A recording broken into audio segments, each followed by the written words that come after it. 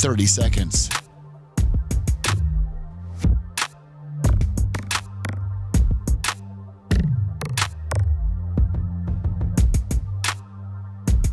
The show will start in 15 seconds, and this is your last audible warning.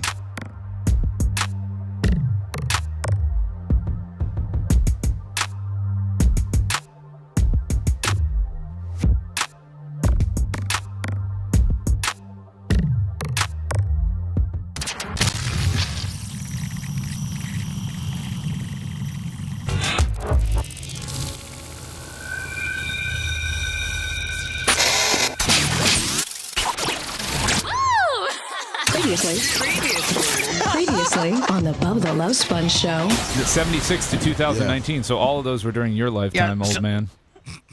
Everybody in this room was born in 76. Oh, really? Yeah, what year were you born in? 82. Oh. Boomer. Lummy was born in 83. 84. 84. Seth was born in 82. You're the only old head in this room.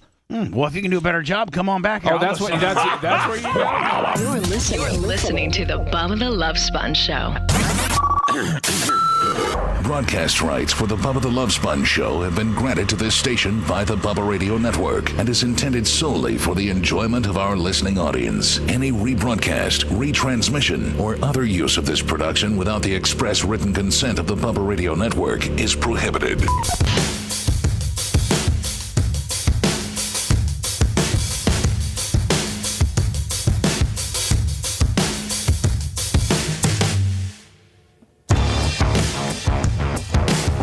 Out of the box, Captain Creamsicle, $100 for the full Lasker effect. That's about it. How about it? The Bubba the Love Sponge Show, Friday, November 14th, 2025. What kind of name is Creamsicle? Creamsicle is actually Is it because of our ice cream truck we had once before? I think Creamsicle was a brand of ice cream. Yeah, it's the orange and the white. It's the Bucks creamsicle. Yeah, uniforms. the creamsicle jerseys. He's the captain, of the Captain Buck, the Buccaneers. So it's Captain Creamsicle. Oh, okay. So it's not really. I don't think it's not an ice cream deal. It's a Bucks uniform deal. Yeah, it's not an ice cream reference. It's a Bucks reference. The old school Bucks uniforms were called the creamsicles. By the way, that's when we never won a game, right? Pretty much. Yes. Bucko Bruce. I think we only had really one successful season under the creamsicle deal, which was in '79, which I think we made it clear to the NFC Championship game versus the Rams and got beat like 9-6 or 9-0 in like a torrential downpour. Like there was water.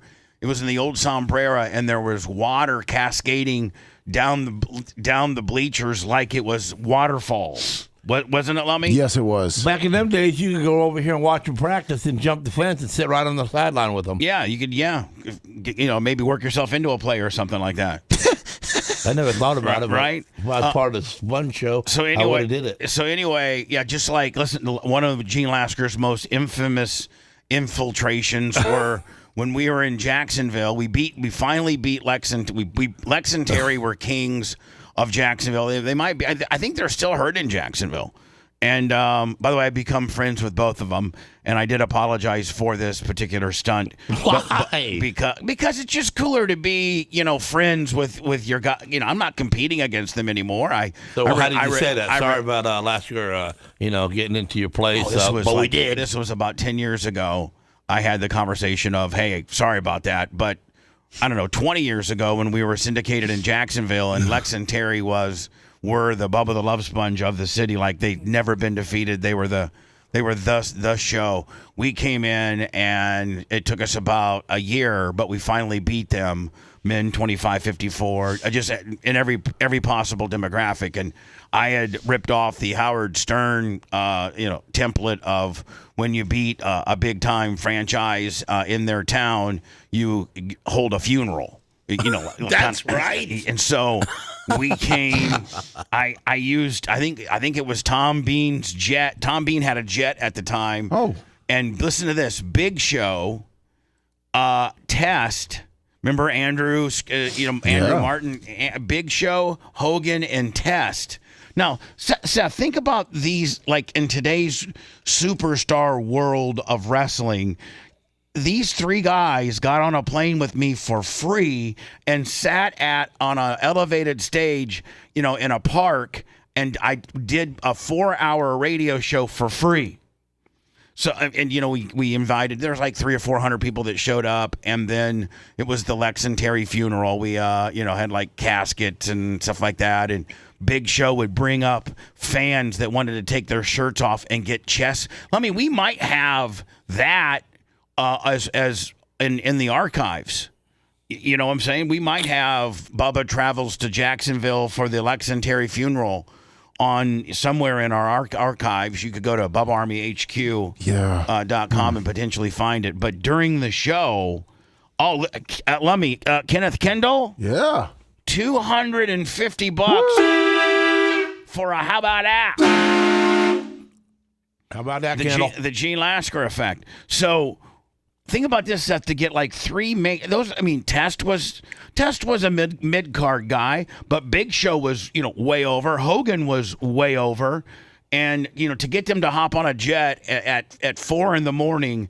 and fly up and do a radio show in the park for free. I mean, nobody could pull that off. I mean, maybe Pat McAfee. Pat McAfee might be able to pull that off. Yeah. Now, yeah, but that's not a lot of guys could. No, you pulled it. I mean, people are still talking about how you pulled it off with the Big Show and Test from back in the day. Thank you. But we were having these fans. Now, you guys have to understand, the Big Show is legitimately 7 foot, and at that time, he was legitimately 500 pounds, and his hands are like the size of a first baseman's glove. I mean, they're just huge. And fans it was like a badge of honor. They would take their shirts off and then let him, you couldn't do this today, so just for liability purposes, but they would walk up on stage and take their shirts off and let him Ric Flair chop them right across the chest. And they have this big red implant that would welt up. He really hit him. No, he 100% really hit him. Didn't Lummy take a chop from Riddle? Yeah. Oh, a big one. Yeah, we had to take it down because the WWE was not happy about that. Yeah, but you know what? Didn't your heart stop for 2 seconds? I felt like it. Can we put it back up? Because the WWE, Riddle has nothing to do with the WWE. Yeah. We need to get that back up. We will. Oh, and he and Seth and Riddle sputted the hell out of he brought it. Lummy. So anyway, in part of our festivities, Lasker goes, "Hey, Lasker's up there. Hey, while you guys are on the air, Lasker drove his motorcycle up there and met us up there.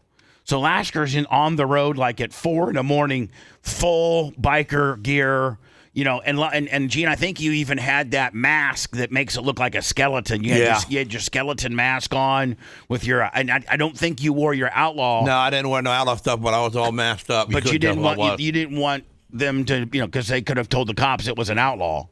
So we're on the air, and Lasker is live from a cell phone, and he's outside the, most radio stations back then, this would have been circa 98, 99. They didn't lock their front door at 9 o'clock. It was much like, Seth, kind of the old, were you ever at the old Gandy on 4002, Gandy? I went there one time, but I never worked there or hung out there. But you saw how you could just walk in the front lobby. Yeah. Yeah. So, you didn't have to go up an elevator or anything. It was ground level. Much like, Is that where you used to get blowies at night? I'd get blowies, yeah. Yeah. You get them during the day, too. Yeah. Sometimes I'd get blowies at 10:05 after my morning show. I'd have them meet me in my office, and I'd get a blowy. That's so cool, man. Yeah, and everybody in the whole building knew I was getting one. Oh, they were probably whacking off thinking about it. Brad Harden, my boss, was 3 doors down, and Spice Boy and Brent, they had to stay. They were in the next office over. I just crank up the music a little bit, and get a blowy. So anyway, Lasker gets on the cell phone and goes, "Hey, how about it? I'm just gonna park my chopper right here at the front door, and I'm just gonna walk in, and I don't know, I'm not gonna ask questions or nothing, but I'm gonna sit down." And Gene knows what a radio station's control room looks like. He knows what they look like. Gene, you at that point, I'll find them, right? And he knew what they looked like, so he just live on the air, Seth. He walks in, "Hey, Gene Lasker, how about it?" And he's walking through the hallways of at that point, it was Cox. It was Cox Communications, and I was with iHeart or Clear Channel at the time. And Lasker's like, "Where's Lex and Terry's studio?" And people are telling him, Yeah. And this is live on the air.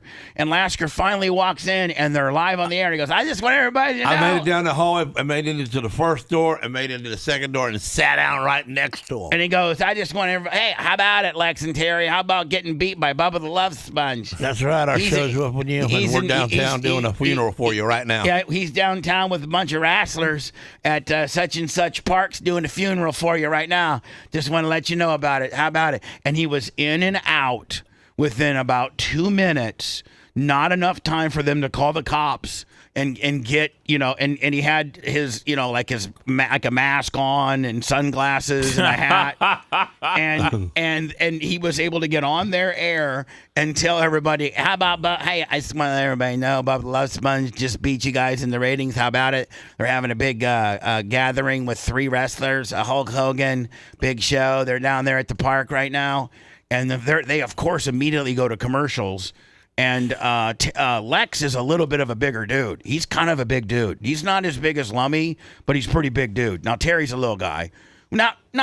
Terry's like 6 foot, 200, but Lex is about 6'2". He's bigger than me. 260, and he gets up, and Lasser goes, "Go ahead and take your shot, big boy." Yeah, it's not gonna work out for you. Take your shot, and then Lummy, when you're a big guy and you got a littler guy that's all masked up, and it tells you to take you don't take that shot. No, you don't. Because you don't know if you're gonna get a shot or not. Yes. And so then Lasker gets back on his chopper. His license plate's turned around. He doesn't have a license plate where they can read it. Jeez, man. And he goes through the city on his chopper, and then by the time he comes back to the park, we're all just going crazy because we tuned in to listen to it, and it was just, oh my God, it was amazing. It was absolutely amazing. Can we send Lasker somewhere today to walk into? It doesn't have to be a radio station, just somewhere he doesn't belong, and just see what happens. Somewhere he doesn't belong. The other Gene Lasker. And so, by the way, did I mention Ty J's bringing breakfast today? All right. Ty J Armstrong, the Ty J Armstrong.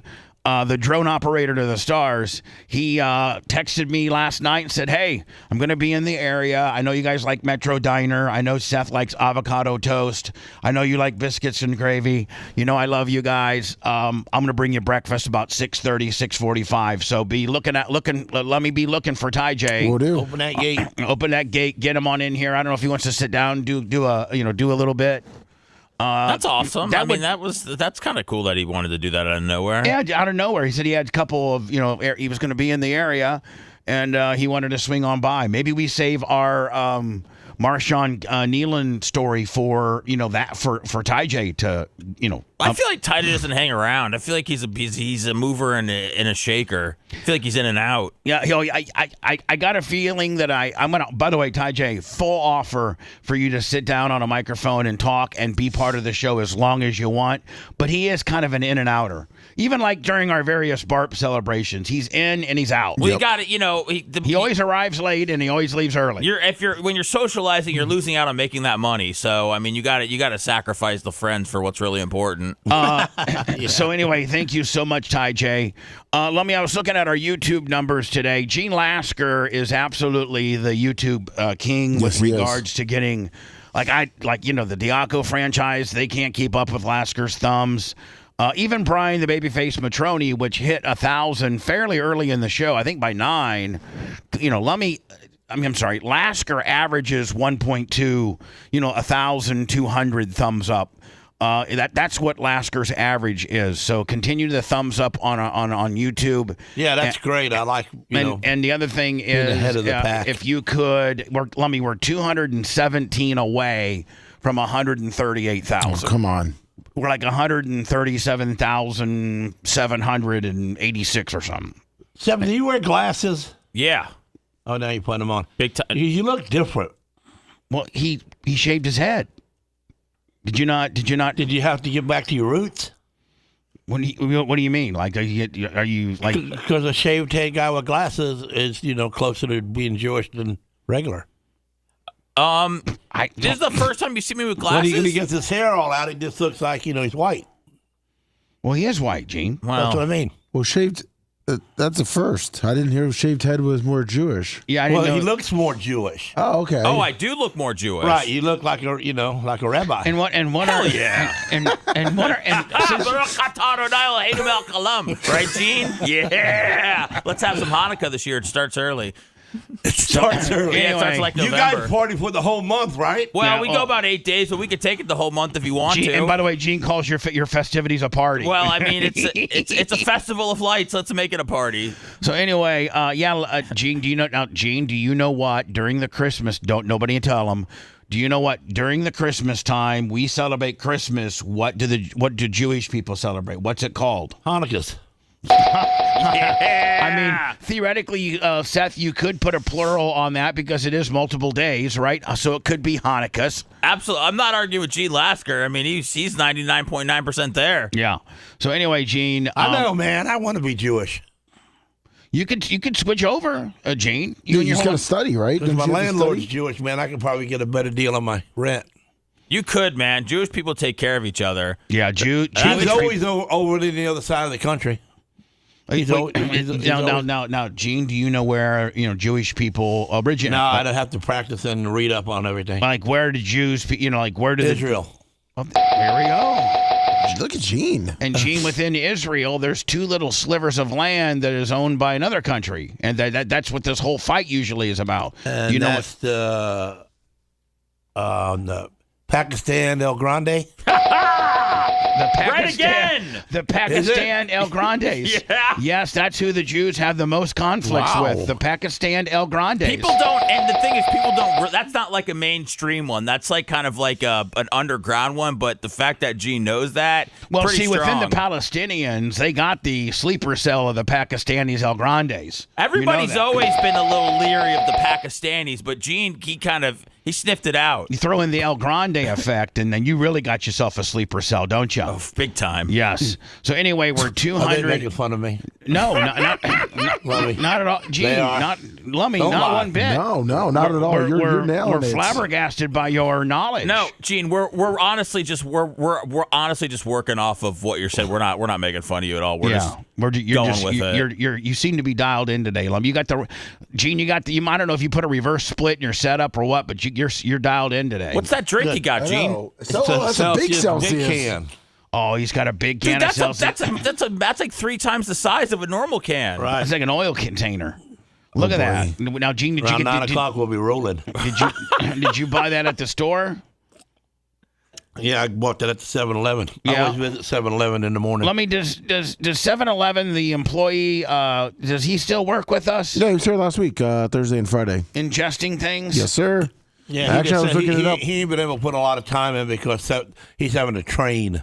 Yeah, he's training okay. guys so that he can have more time to come here. Lummy, Yeah. is it true that we have sent 300 of Joe's tapes back, which means we've ingested 300 of his tapes? Yeah, we've sent. I don't know if it's exactly 300, but yeah, it was a good amount. And I can't listen to it right now, but I was looking at HQ. It's Bubba number 238. It looks like Gene last year going to Lex and Terry.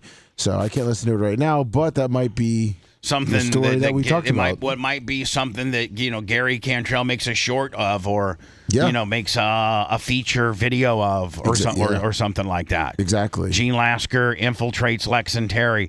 I think it was far more abrasive and way more high spottish than I kind of downplayed it. I think it was really. You left out the cops. Yeah, I think the cops did come, but. Were you there still, or? Yeah, man, they had me jacked up by the neck, slammed me in the door. Remember? Oh, that's right. I wouldn't give them the phone, man, and they were mad about that. Well, you really left out that part of the story. I thought Gene walked out, was riding around town, no problem. I thought that's what happened. Yeah, that's what you said. No, I got Caitlin caught up in there. Lummy, God, she's beautiful today, is she not? Oh, yeah, God. Gene, is it just me, or do you think she? The chick on Channel 10 is just unbelievably hot. The one to my left? Yeah, well, there's no story right now. They went to a major hurricane. You got your glasses on? You need to borrow mine? No, I don't need to borrow any of them. When she comes back, I just want you to tell. Do you have to go through her Instagram? No, I don't have to go through her Instagram. I've already pretty much stalk her Instagram. That's right, Gene. You got a stalker? No, I'm not going to stalk her. What I'm saying is, when I was off to her pics from 3 years ago. When I was talking about your Lex and Terry deal, I thought that maybe there was another time that you went in there and got dipped in and dipped out. Maybe we did. I think we did. There was a different time that I snuck in there. Right. I think the first time the cops got you. Yeah. The second time when we were at the funeral, you were able to get in and get out. Right. And one of the reasons why is because you remembered from the first time where their student had to get in and out of there. There she is to the right. The girl to the right. Oh, yeah. Yeah. So the second time, I don't know if we're going to be able to find her or not, but the second time he was able to dip in and dip out because he'd already almost been arrested from the first time he got in there. That's right. The cops had you pinned down, face first in the dirt. For real? Yeah. Remember outside? I didn't take pictures, but I was talking to you while I was on the phone. They kept trying to take my phone from me. Yeah. So let's see if Gary can whittle that down to something. So anyway, speaking of Gene Lasker and how he moves you got me out of there because the cop talked to you on the phone. Oh, really? And you talked him out of the arrest. Let me that sounds like a must to listen to, like, you know. So anyway, talking about Gene Lasker moving the YouTube needle, we're only 217 people that are, get a notification or follow the channel. It doesn't cost anything to do that, but out of the nearly 1,000 people that are on this early, there's probably 217 that just go to the channel and don't get notifications and aren't following our YouTube channel. So it's you subscribe. Is that what it is? Subscribing to the channel? Yeah. But it doesn't cost anything. No, it does not. A lot of times people associate subscription with cost, and there is no cost to follow our YouTube channel. Of course, youtube.com/The Bubba Army. But it don't cost nothing to subscribe twice.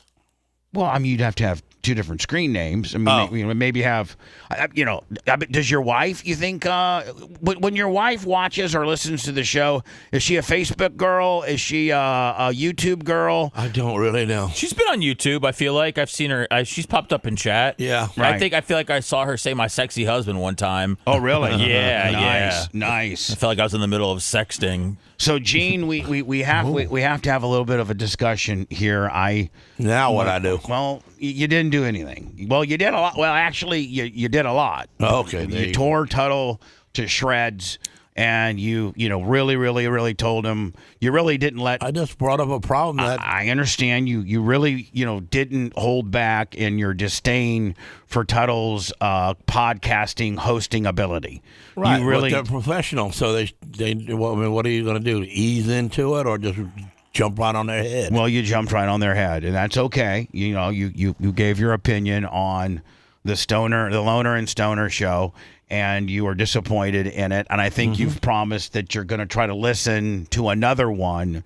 Because admittedly, Lummy, didn't they admit that they had a bad show? Well, no, Tuttle didn't. The fans did. Well, no, on the podcast, Tuttle did say that this is horrible content. Oh, okay. Or one of them said, like Colton might have said it. During the time they were talking. Yeah, they even talked about they suck. It was right after the cat thing. You can't do that. You just got to try to fix it while you're being it. Yeah, they were like these. Yeah, they were like they were telling each other. Yeah, but also, man, you could really for two guys that I know that smoke weed and stuff like that. You could tell really, really high. Colton had mentioned edibles, but you could tell that they were really noticeably slowed down a tick. Yeah. So Gene picked up on that as well. Gene critiqued their podcast, which probably Gene's criticism of their podcast will make this week's podcast bigger than ever. Because people want to see what all the hubbub or all the suckness is all about. Yeah. Well, it really kind of upset Tuttle. It did. It's like, man, Gene can just take shots at me like that? And so he asked Seth and Lummy, is he allowed to defend himself? Is he allowed to physically? Yeah, why not? Not physically, but is he allowed to take shots at your hosting ability or your talent level or the way you sound on the air or are you good? Is he allowed to critique your radio skill set? And I said, yes, but there are 4 things that you cannot, There are 4. Gene Lasker's fair game. He's fair game, except for these 4 areas. And Gene, I think that you have to understand that I'm the ringleader here, trying to manage all you people. I want to get the most out of each and every one of you guys, while maintaining some type of order and not having people quit and not going to areas of criticism that could lead to this. Just not. I feel like relevant to the show. I feel like you embraced inter-show drama more in the past. Well, I feel like now it kind of makes you uncomfortable. And no, it doesn't. But with certain people, it could. And it doesn't. And it's not about me. It's about I don't want any of you to quit. I don't want Tuttle to quit because of Lasker's criticism. And Tuttle brought up a couple. And Tuttle's talking to Seth and Lummy. He brought up a couple things that are kind of irritating him. And one of which is, we always get into the suicide gimmick for whatever reason. It was, more often than not. I do? No, not you. I said we. Me. So he's hating on the whole show now. Well, yeah. I mean, he's tired of hearing. He wants to fight back. First of all, he's tired of hearing about the suicide gimmick. And a lot of times we go there. So I have agreed we won't go there anymore. I can understand. Oh, because he tried it once. Didn't work. At Lummy's house on a ceiling fan. Oh, I didn't. Was that your house? No wonder the black guys fell through your roof. Total broke it. Jeez. That was, yeah. No wonder the black guys fell through your roof. ... Tuttle broke it. Okay. That's not what we're going with, Gene, okay? Okay? Different part of the house, but So I have agreed that we're going to, listen, none of us can really, have any type of firsthand knowledge or even put ourselves in how you feel as a person by attempting suicide, because we've never done that. So a person I don't think I've ever brought it up against them. It's or not nothing. you, Gene. I'm not talking about you right now. I'm talking about me. I'm talking about the show without you. So you laugh at him about it? No, we don't laugh, but we bring it up and we sled through don't want that no more. That tough day. And he would rather us not talk about that anymore. And Lummy, I agreed. I'm Yes. like, I get it. Well, I'm proud that he's away from it. Yeah, there you go.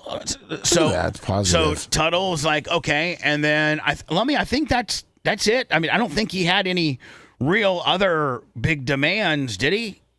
The big thing from talking to Tuttle, and I'm not sure if Tuttle is going to be on or whatever, but Tuttle really wanted to see Gene do a podcast. And Tuttle wanted to critique Gene's podcast. Well, we're going to get there. I mean, we're headed that way. Okay. Yeah. So, Gene, Tuttle has, he would like for you, if you think podcasting is so easy, he would like for you to maybe pick somebody, a friend or somebody like that, and you do a podcast one time. You and, whoever. Like when you used to do that racing podcast. Yeah, man, I got somebody. Okay. To do it right out of my shop. All right, so we got that handled.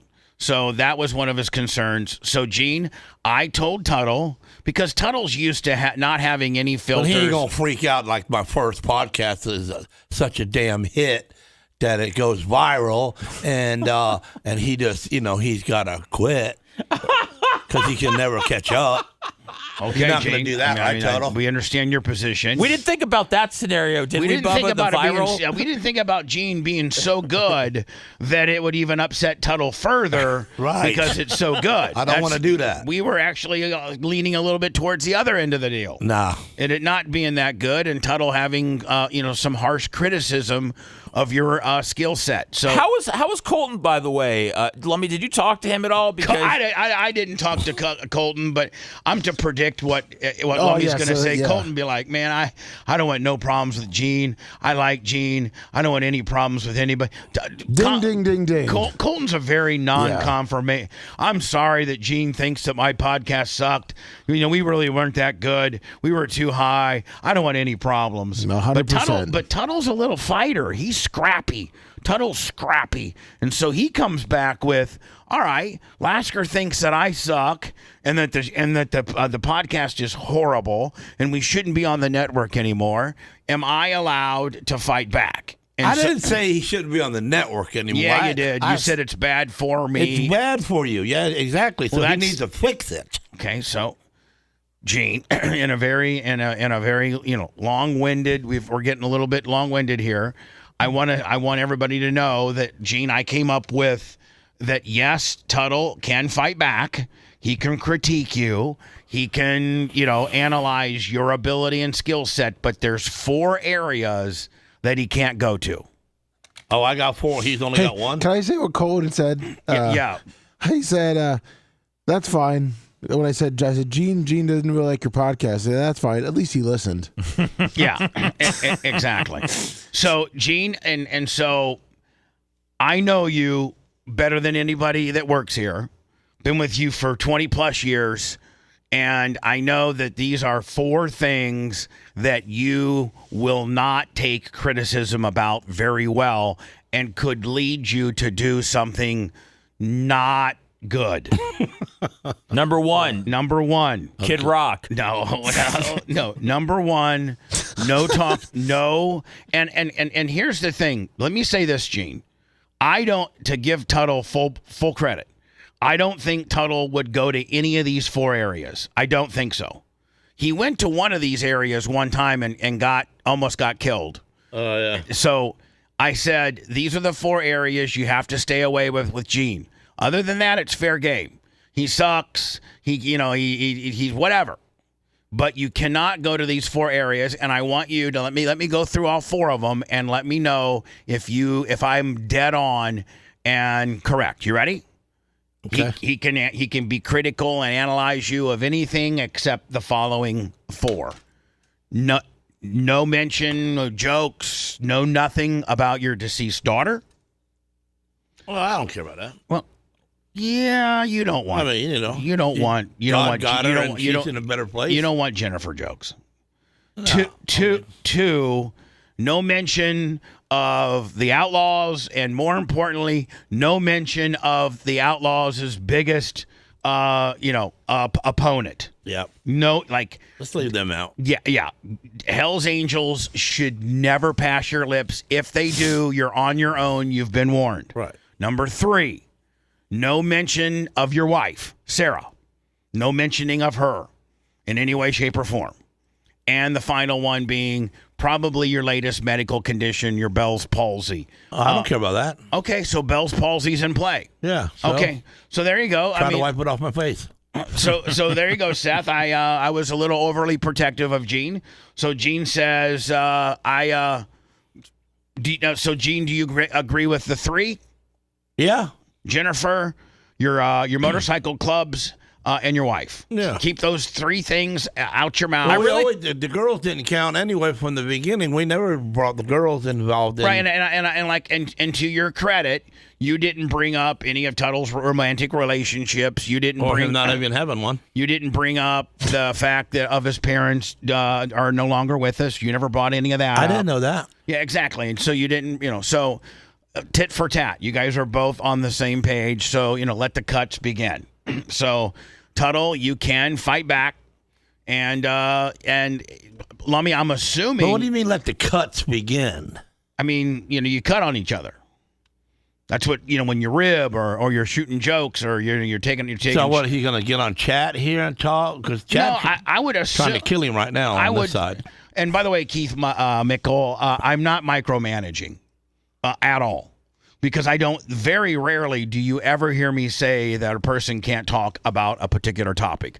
I'm being respectful of Gene's wife and his motorcycle club. That's what I'm being. I think respectful. All the things you mentioned, I think Tuttle would only go to one of those places because he did already run some lines by me. So it's good that you put a little stop to one of those. Right. So, and again, to Gene's credit, he didn't go to Tuttle's deceased parents, and he didn't go to Tuttle's suicide or anything like that. So, he just basically analyzed Tuttle's I wasn't trying just to on-air ability. to pick on the guy and cut on him or nothing. I'm just talking about the show. Yeah. It wasn't personal, though, was it? No, it wasn't personal. It's the show sucked. All of them on the show did. Maria Lamia, Mario Gonzalez, right. 25 for the Lasker effect. Thank you. Nobody helped nobody. Nobody, if Lummy's down in his dump over there and he's not talking much, so we step up and speak for him a little bit. Well, no one did that. Listen, your criticism was completely about what you heard through your speakers. Right, just watching the show. So Tuttle, I know you can write, and I know you can. You're good at a roasting type, cut type deal.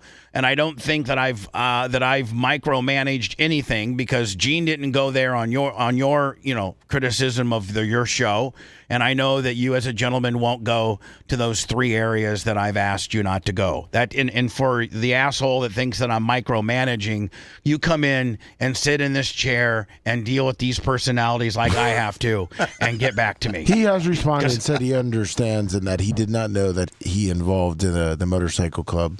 Oh, well, don't you remember? It was Tuttle and Gene was sitting exactly where I had the wiffle bat. Gene was sitting exactly Gene was sitting exactly where Gene sits right now, and Tuttle was like, "Well, I am a big how about the Hells Angels?" Yeah, man, they're doing good, ain't they? And Lasker lost it. I think it's like almost an underwritten rule as an outlaw. If that name is mentioned to you as an outlaw, that you are. I have to. It's in. It's in. What do you have to kill him? I know. I don't think you have to kill him, but you got to throw hands. Wiffle ball bat. You got to fix the problem. You got to shut throw. him up. You got to throw hands. Yep. So, I mean, that's just the way it is. And if you walked up, and if you were in California and you walked up and said... Dude, we was in New York, and I stood up at the table against that one dude that would have killed me. But I had to fight him. Yeah, when we were at the New York Hooters gimmick. When we were sitting there, we was at the stadium or something, signing autographs with That was that badass bodyguard. What was his name? I don't know. Oh, a half-breed? No. Coco? He was a Kimbo Slice? No, he was a bodyguard for the Hollywood Stars guy. Oh, Chuck Zito. Chuck Zito. And that guy would have killed me, broke my neck. And I didn't. I stood up. Remember? Is he a Hell's Angel? Yeah. Yeah. He is. Oh, that's right. And I remember he said someone said something. Is New York a lockout state? No. So New York, both of us are there. See, but people have to realize this: is there are certain lockout states, California and Florida.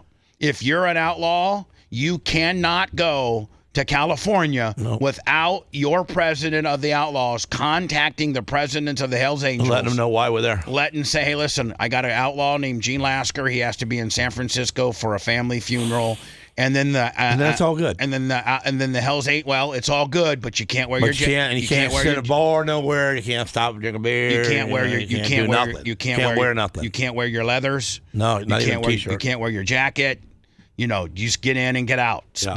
But by the same token, Florida is an outlaw state, and so it's locked. Hells Angels cannot come to Florida without getting prior permission. But you do have every other state that outlaws and Hells Angels coexist. Well, Chuck Zito is a Hells Angel, and Gene's an outlaw, and we're sitting there doing this autograph session, and Chuck, who was part of kind of Howard's, Howard. In fact, I think Chuck had a few shows on Howard 101. Yeah, he did. He walked in. And Lasker's got his outlaw gimmick on. Well, I'd had a belt on because I wasn't wearing outlaw stuff because we were doing the show. And he said something smart like, "Are you wearing anything? Or do I got something on to prove I was an outlaw?" So I pulled my shirt up and showed him my buckle, and I stood up out of my chair and started headed that way. Bubba grabbing me. "He's gonna kill you. He will kill you." That's all right, but I'll fight him. But you don't think Gene would have whipped Zito? No. Come on, man. He was getting old. Even Gene will tell you. But Gino would have punched him in the neck. I would have tried. Listen. Lasker would die trying. I would have died trying. He would die trying, but Chuck Zito is a badass. He's and too I mean, bad. he's Yeah, an he's an amateur boxer. Now, Gene, man. does there come Gene's an amateur killer. Now, Gene, does there come a point? Gene didn't have. You can't have a gun in New York. I didn't have Gene, no weapons. and nothing. I mean, a Hooter spork maybe. But I was headed. I was headed his way. He knew that I was real. I know, but like, here's the deal. I think he respectfully. Yeah, he did. He's like, listen, I appreciate you identifying who you are. I know you're with Bubba. Out of respect to Bubba and Howard, let's just stay on opposite sides of the room, and you do your thing, I'll do mine. And I said, yes, sir. And Gene goes, yes, sir. Yes, sir. And he goes, and if I remember right, you guys kind of dapped up Knuckles, like, okay, we're good. Yeah. We're good. Yep. And Gene literally never got any closer to him than that. No way. Out of respect.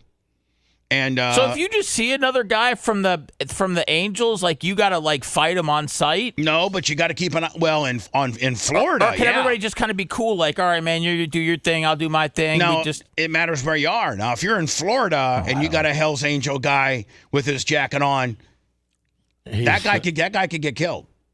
That's the rules. because you're not supposed to be here. You're not supposed to. you're What be if you're allowed. visiting a sick relative? Then you've had. But you're supposed to tell your boss, and your boss tells our boss, and then we get told that you're going to be here. But he still can't wear his jacket. He can't No. wear his jacket. No, he So if won't, you see a ever. Hell's Angels jacket in Florida, Call Gene. that dude's bold. I'll call you, Gene. He's bold. He's bold, all right. He sure is. What if I see a Sons of Anarchy jacket? Then you're a wannabe. Yeah. Let me go to words. Let's be looking for Ty J. Let me check my cell to make sure that Ty J hasn't texted. I don't want to be late for him. He's catering 6:45ish. He said. Oh, okay. So that's great. Let's go into some words. And hopefully Ty J will be here soon. He's catering in breakfast from the Metro Diner, including Seth's avocado toast.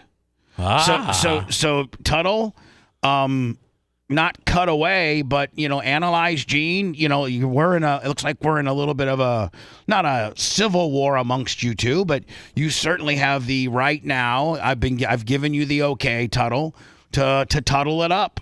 You know the areas to stay away from. Gene even dropped one of the areas and said, if you want to make fun of his Bell's palsy, go right ahead. And he really said, Jennifer being dead, that's not really a big deal. So She ain't no, gonna roll around in her so grave or now nothing. just keep his motorcycle club and his wife out of it. I don't think that's too much to ask. No. I think there you go. So back. I'm sorry, you don't have a club or a wife. Too bad. Oh no. You're listening to the Bubba the Love Sponge Show. If you want 24/7 on-demand Bubba and the crew, go to BubbaArmyHQ.com. The Bubba the Love Sponge Show will be back after this.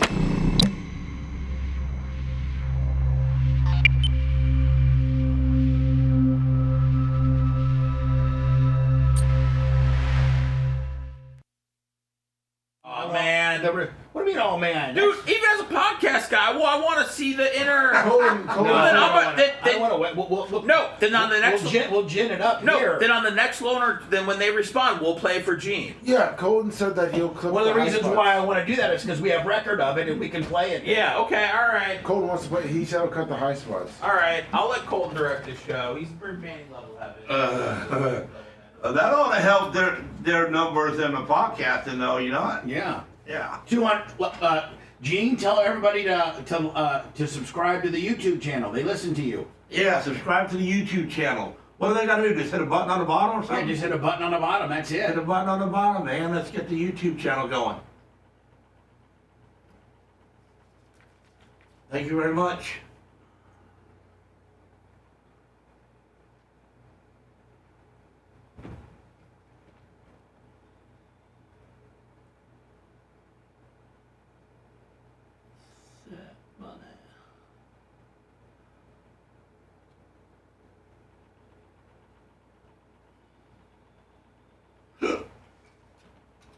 Oh, that's nothing but all about it. Tuttle and them on the chat now. And it's good radio. It's good radio. It's good.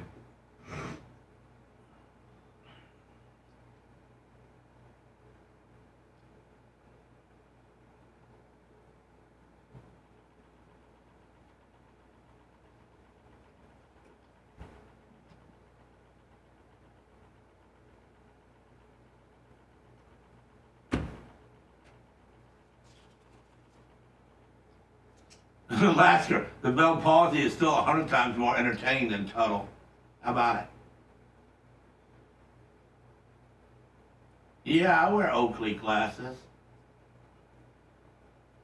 I'm not wearing Oakleys right now. These are fat man's, fat heads. They're called fat heads, Bubba? Yeah, fat heads. They're better than Oakleys, truthfully. They lay on your face better. I got Oakleys in my truck. I had Oakleys on last week, but these are more comfortable.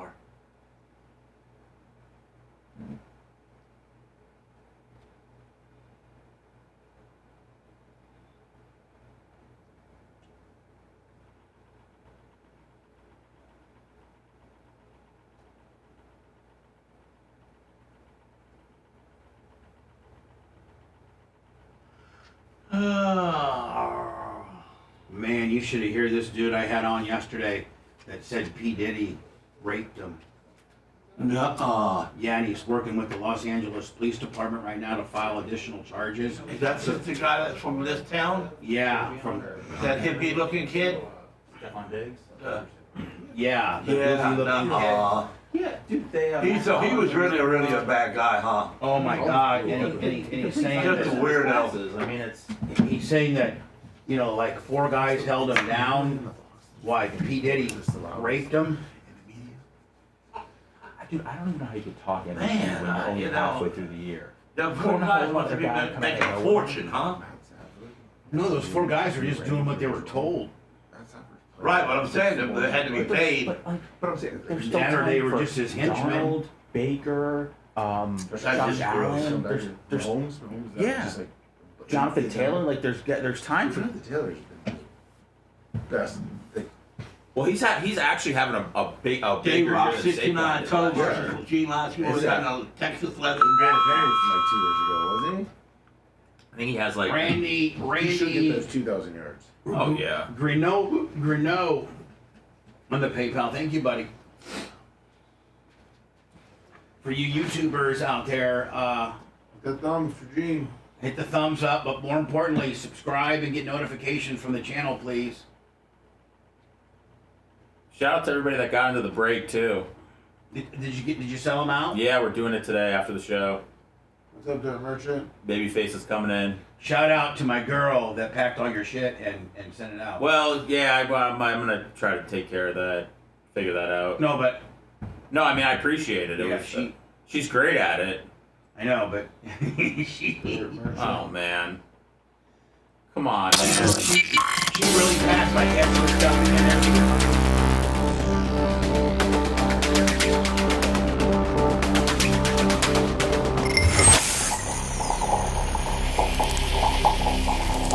You know, sometimes you just need a good electrician. Whether you're remodeling your home's electrical system looks like a bird's nest. When things aren't working properly, you need to find an electrician who will complete the work efficiently and correctly. E&E Electrical Services LLC serves Brooksville, Spring Hill, and all of Hernando and Citrus counties. With 14 years of experience, they know how to handle your electrical needs. Also fully licensed and insured. More information, call E&E Electric now. 352-631-0867. E&E Electrical Services LLC. That's E&E Electrical Services LLC.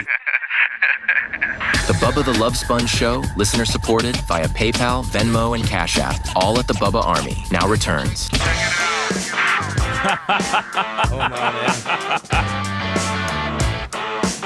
Thank you to Randy Greeno on the PayPal, Venmo, Cash App, and Lasker brings in the money. Well, I didn't see a glow bug today. Well, no, I didn't see a glow bug. She must be getting. I don't know.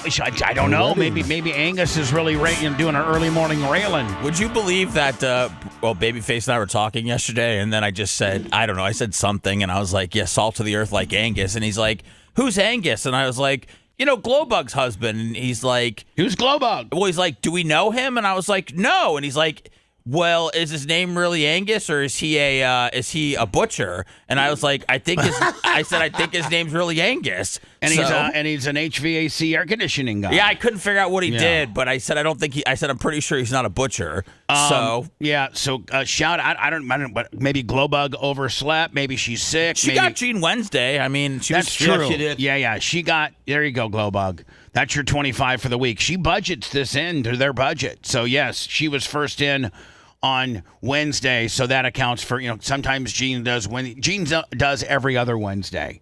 So her Wednesday contribution would be, for today. Right, Lummy? Yes. And Captain Creamsicle was first in today at 100. Yeah, thank you. PayPal, Venmo, Cash App at the Bubba Army. I really have to be careful on how I talk about this, but like my schmonly schmans, Lummy, yes. The OF. You can go to, How many MILFs you got, big boy? Big boy. I think I got 9 MILFs. 9. But I've kind of taken a little bit of a hiatus from working it hard because of there's a reason, and I'll be able to start marketing it like I did. Let me remember when for the 2 weeks that I was able to market it and really, really get some good traction and find 10 hot MILFs that are part of the Bubba Army MILF Mania gimmick. But I've had for. It's about the podcast you're about to go on. Yeah, I'm going to go on this podcast. In the beginning, it was 4 or 5. It's all you needed. Now you had 10. I got 9 or 10. So after that podcast, Seth, then I can talk a little bit. I just don't want to, like the MILFs are kind of in hibernation, but man, as soon hibernation. Yeah, but they're going to come out and they're going to be hornier than ever. I gotta, give me 2 weeks and I'll fire that really, really strong OF promotion up. I did put a couple pictures of candy up on our account. It's OF only. It's schmonlyschmans.com /the Bubba Army. And I also, Lummy, found a couple like 3 or 4 different segments, each about 5 minutes of Janessa Brazil doing the vagina pumping, where you pump up your vagina. Yeah. Oh my! Then you pump it up and it kind of gets so big and puffy it looks like a baboon's ass. Yes. Do you like that? No, I don't necessarily like it, but I think there's people that do. Gloria said, by the way, she sent in at 5:47 to be exact on PayPal. Oh, she did? Yes. So there, big man. So okay, hold on. Hold on. Somebody else sent us $1 so we can see if PayPal's actually working. Let me see. Someone sent $2. Dirt Merchant. Yeah, Dirt Merchant. He's up to 10 now. He's $2 Willie. He's a $2 Willie. Yes, he is. See here. He gets on there a lot. Yes, he does. Good man. Maybe I need to reset. So is Angus not laying it out or what? No, Angus is probably on his 3rd air conditioning job by now. No, and Angus. Hey, when are they getting married? I'm going to the wedding. Oh, you really are? Yes. Let me my. I know you said you had the wedding blues where you don't go to them. Jay Yandel, $20. Thank you. Let me. My PayPal's. Oh no, it's not working. It's working. I just got a $2 gimmick from Mario Gonzalez, but it's not giving. At $2? Well, Gene said send us $2 to see if it's working. That's funny. So and then that's always a joke that we'd say, people, just so you guys know. Yeah. So yes, you know what? There it is. Glowbug, 557. Thank you so much, Glowbug. Yep. Glowbug is getting married on the 23rd, which is the Sunday before Thanksgiving. And I actually was talking to the merch crick, picking out my suit or Mushroom Mitch, let me 25 for Gene Lasker. PayPal working great. Thank you. So what is it about the wedding that makes you want to go and not that Elvis concert with your mom and Gene? I don't like to dress up. I don't like to dress up. I hate wearing suits and things like that. Mario Gonzalez, let me, here you go, another 25 on the PayPal, Venmo, Cash App at the Bubba Army. So talking to my people at the Elvis. The Elvis I thing, sent you a which is picture tonight. of the I stage. saw it. I saw it. I'm trying to convince my mom to go. I'm 50-50 on going. Okay. Well, you don't got to go. I mean, it's not a big deal. I don't want you mad at But me. let me tell you, you're going to be mad at me. I'm not. I don't care. I have more seats. See, you won't be bumping that into is me. the Gene Lasker that I love. The I think Sarah has really taken you to that level of, because before the old Gene Lasker would be so mad at me if I didn't make it tonight. You would be Why? You would have. Well, you're just missing out on something cool. But the new Gene Lasker, it's like, I don't care. I'll just, more seats for me. Right. But so there's a Prevost going to be rolling up in there at 11 o'clock on Saturday, and he won't tell me who it is. But this dude is such good friends with this Elvis dude that he ain't going to get to see him because he's going from here to, he's going to be leaving from here, going to Russia, and he's going to be on that side of the world for a year. Who Elvis is? Elvis. And the guy in the Prevost might be Kid Rock. Oh. But that's on Saturday, and that's after that. That's after the event. No, that's at the event. It's Saturday. At 11 o'clock in the morning, the Prevost is going to show up there. Oh. And he says, now I don't know if it's exactly that's who it is, but it's a very, very big star is what Grant's telling me. But his dudes that work for him on the race cars, they're slipping some action to me on the side. Ty J is here. Let me. So somebody. I think the merch crick might be letting him in or something like that. But any which way you look at it, whoever's in that bus is going to do a 20-minute concert. Also, really? Yeah. So you're saying go ahead and stay home. So you're saying that we could get Elvis and his only North American tour stop and a Kid Rock performance at a private house on a dead end street at a race shop. And now, this guy, how does it get any better than that? This guy doesn't want to go. No bunch of fans, nobody bugging you. It's not anything. It's not anything to do with that. So what is it? It's my mom traveled last weekend, and she's exhausted and doesn't know if she wants to go clear to Lakeland. Lakeland is 25 minutes away from. I've been trying, Gene, because I know how important it is to you. So I've been trying. Well, it's not that important to me. I just figured she would love it. She does. Could she ride on the back of the chopper with you, Gene? No, I mean that'd be exhausting. Okay. Well, isn't that highly illegal to put another girl in the back of an outlaw chopper? No. Oh, it's not. No. I thought that's Sarah's real estate. Yeah, well, that's her real estate, but I'm sure she would give it up for Mom. Right. So anyway, I'm 50-50 on being able to go. And I need to get the address from you when you can give it to me, or you can text it to me. Yeah. Hello, who's this? Hey, good morning, Gene. It's Mike from Lithia.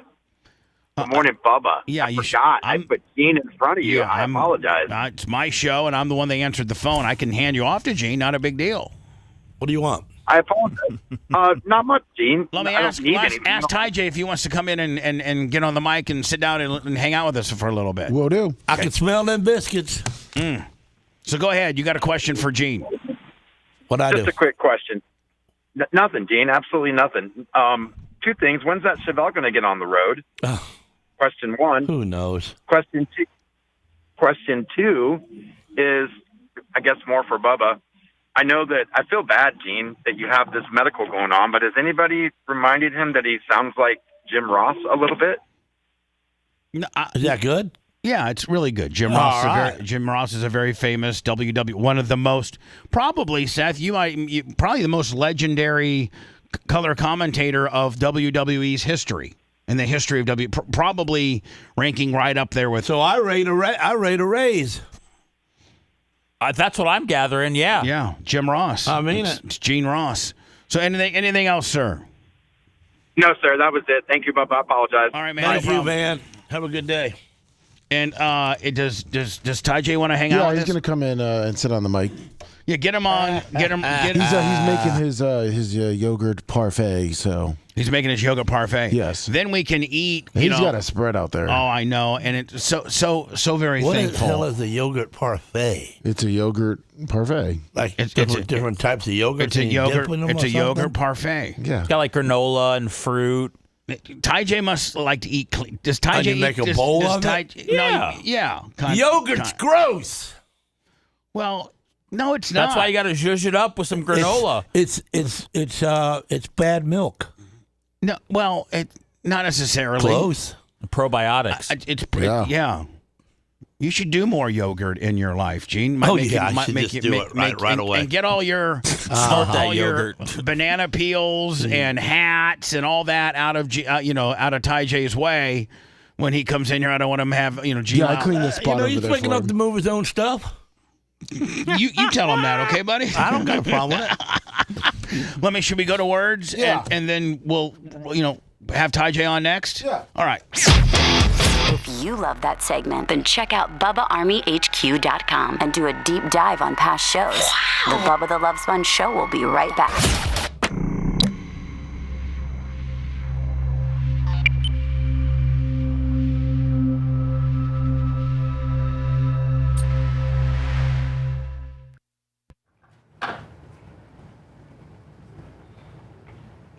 $789.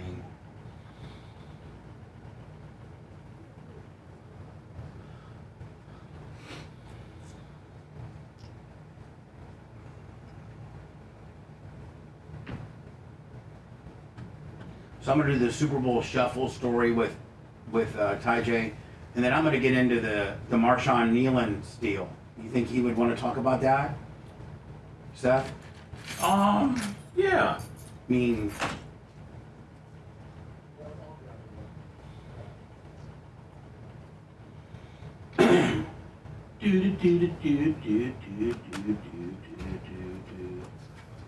All right, man. More thumbs ups. More thumbs ups. And then Antonio Brown. YouTube.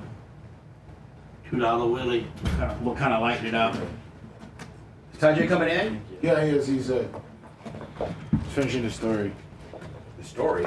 He's talking to Eric about something. We'll tell him we got 4 minutes to get in here. You got 4 minutes. Gene, you want your meats? What's that? Gene wanted meats.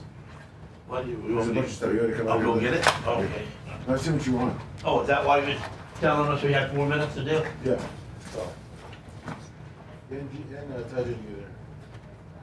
That doesn't really look all that Oh, really do you want a good. pancake? No. No. You want to try Kind some? of looks weird. It's a little weird. Smells good.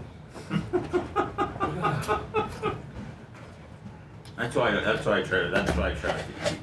I don't think that's micromanaging at all. Do you, Seth? This podcast thing? No, not talking about his wife or outlaws. No, you're just trying to save somebody from quitting the show.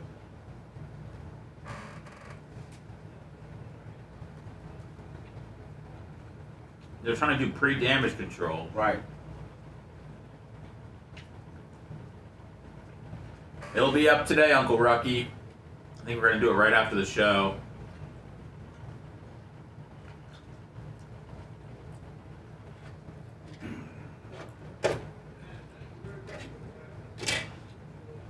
I just want to know how those guys got so high.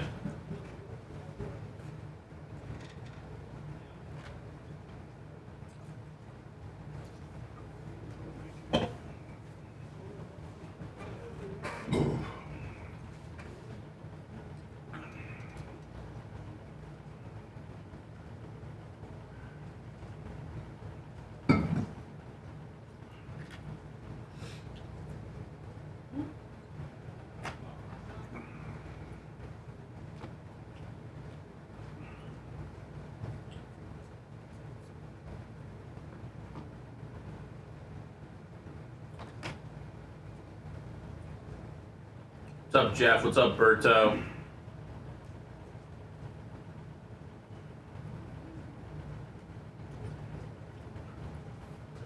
What's up, Dirt Merchant?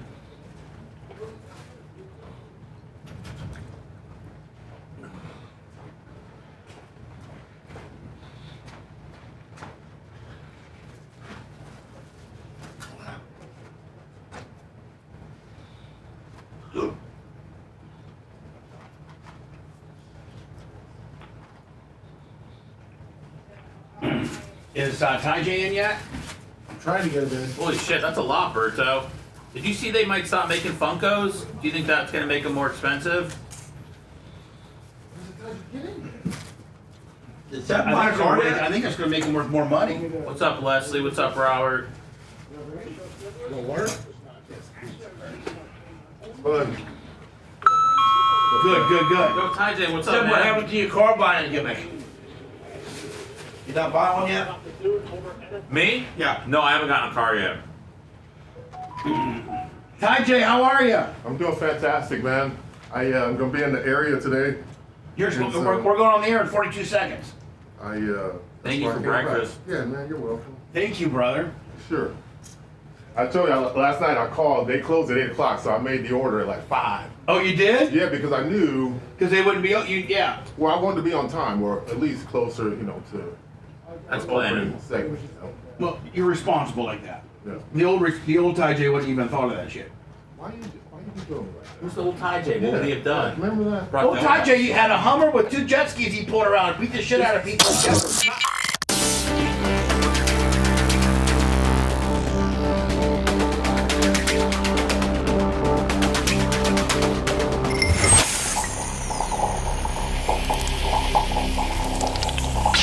The Bubba the Love Sponge Show. Listener supported via PayPal, Venmo, Cash App, all of the Bubba Army. Now returns.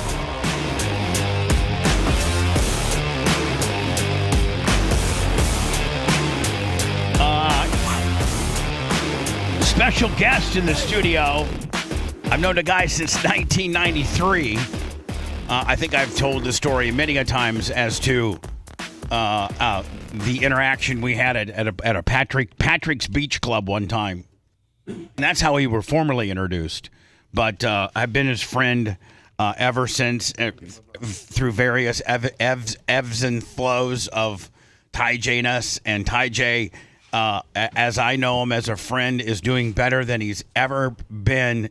I think you're at the top of your game in life. Not necessarily in pay or anything like that, but in life, as far as being happy, not having to look over your shoulder, not having to worry about, bitches blowing up your phone. You are at the top of your life game right now, at peace with yourself. Would you not? I am very happy. Yes, I am. I am very happy. When I'm seeing Instagrams of you and Ian Beckles catching fish in kayaks, that's a very peaceful Ty J right there. Well, like I told you earlier, man, it's it calms me to stay active, stay healthy, and to keep my mind on positive things. It's been rough, man, since I got out of the league, and a lot of things have happened to me personally that I try to put in a positive manner that way that nothing negative will come out of my daily adventures. Former Buccaneer, former Dallas Cowboy, former St. Louis Ram. St. Louis, yeah. St. Louis. St. Louis, yeah. Played with St. Louis. Now, where did you stay when you were in St. Louis? Because is that out of all the cities, Ty J? Right under the arches, I think he slept. Right. That's the biggest asshole of all of them, isn't it? It was. Well, I really didn't hang out there that much. I don't remember where I lived.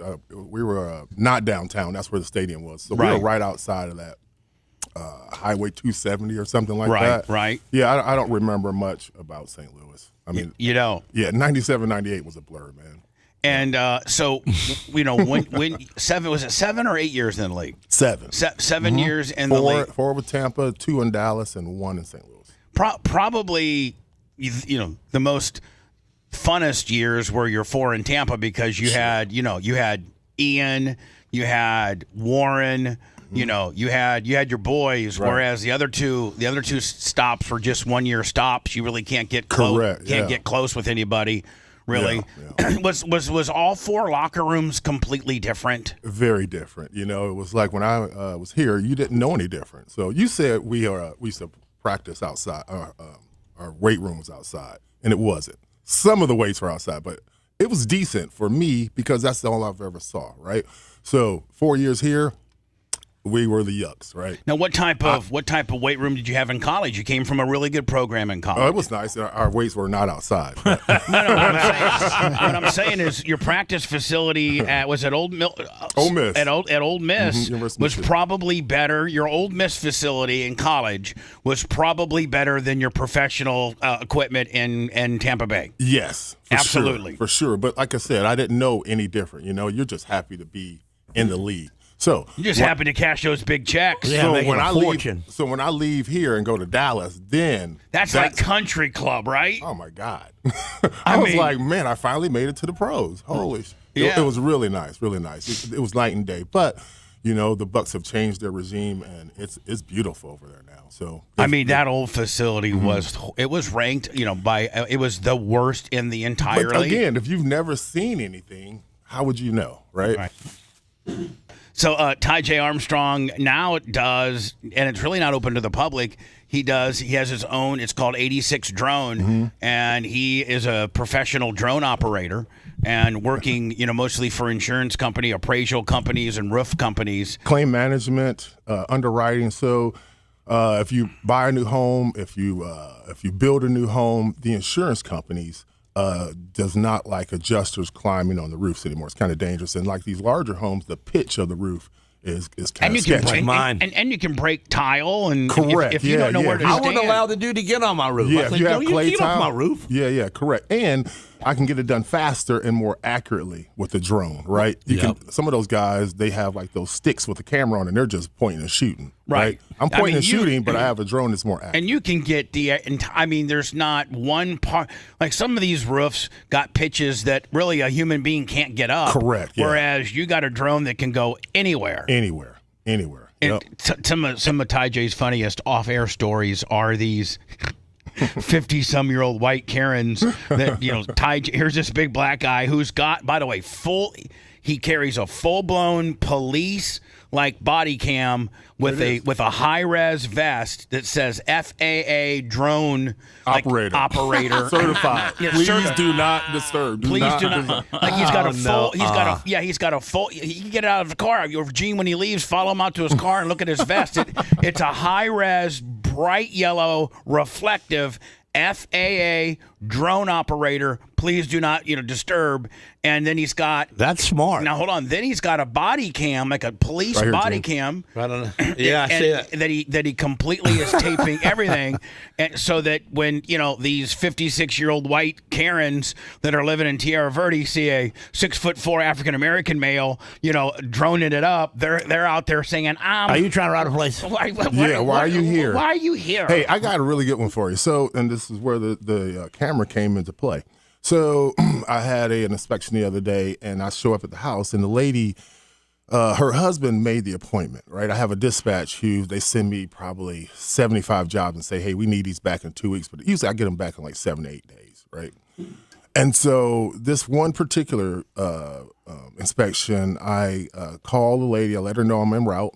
I get there, she does not know why I'm there, right? So I'm explaining to her what I need, and I'm going through her house and I'm grabbing all this information, and she is upset. She's throwing a fit, right? She got her baby on her hip, and she's asking me, am I with the bank? And I'm not with the bank. I have no idea about her insurance. I'm a drone pilot, right? I collect the information. They might be a couple payments behind. She's a little sketched out. I don't know about that, but she didn't know what was going on. So she's stumping around the house, and she's pissed off because I'm taking pictures of damn near everything in the house, right? Because that's what the adjuster needs. Yeah, you're just doing what exactly what they ask you to do. I'm verifying. Sometimes it's just an outside deal. Sometimes it's a full. Correct. It's a full Monty. Right, and so what I'm doing, I'm verifying the information.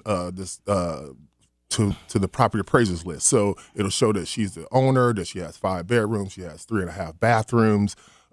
It's a tile roof versus a clay roof. Right. So I got to verify all this information. So she did not get the memo. Her husband had it, but she did not get it. So she's upset. So she's stumping around the house, and I'm being very cordial and nice. Yes, ma'am. I understand, and explaining to her the whole process. And right at the very end, I was like, okay, ma'am, thank you for everything. I got everything I need. Everything else is outside. I'll be circling around your property. I got a drone up top to capture photos of your roof, and then I'll be out of here. You have a nice day. Okay, take it easy. Well, they rate us once they get their report. And she gets her report, and she sends me a 0.5 star out of 5 back. What? And it says I'm unprofessional, and I was rude, and this, and this everything she lied about, right? But meanwhile, you got a body cam of it all. Exactly, Bubba. And so the dispatcher said, hey, Todd, you need to write an email to the insurance company and let them know what happened, because she called her carrier and said, that I was all this stuff that I did not do. And I made sure. Which at the end of the day, if the insurance company would be like, man, if indeed what she said you had done, I'm done. I mean, that insurance company's like, we're not giving this guy any more business. Yeah, right? Exactly. Yeah. So I mean, done. you're like you have to be able to show this insurance company that this is completely not the way it went professional, punctual, or you're going to lose money. Man, big done. business. And Jerome Pies a dime a dozen. I mean, right. It wasn't easy getting this position, put it that way. Right. And I'm very thankful and humble for the opportunities that I have. So do you send the insurance company, be like, listen. No, I didn't have that. I had to send to the dispatch, right? And so I said, hey, I got this video I want to send you guys. Sorry about that. Do you have WhatsApp? WhatsApp, you can send like these large files. So my recorder tapes in 5-minute intervals. And I taped the whole thing. And so right before I left, I'm like, all right, ma'am. Take it easy. I really appreciate your time. You have a nice day. And she's like, okay, thank you. Yeah. Now, that didn't seem like somebody said, get this son of a bitch out of my house. Yeah, that was not anyone who was intimidated or scared or mad, anything like that or anything like that. So they did not get back with me on that.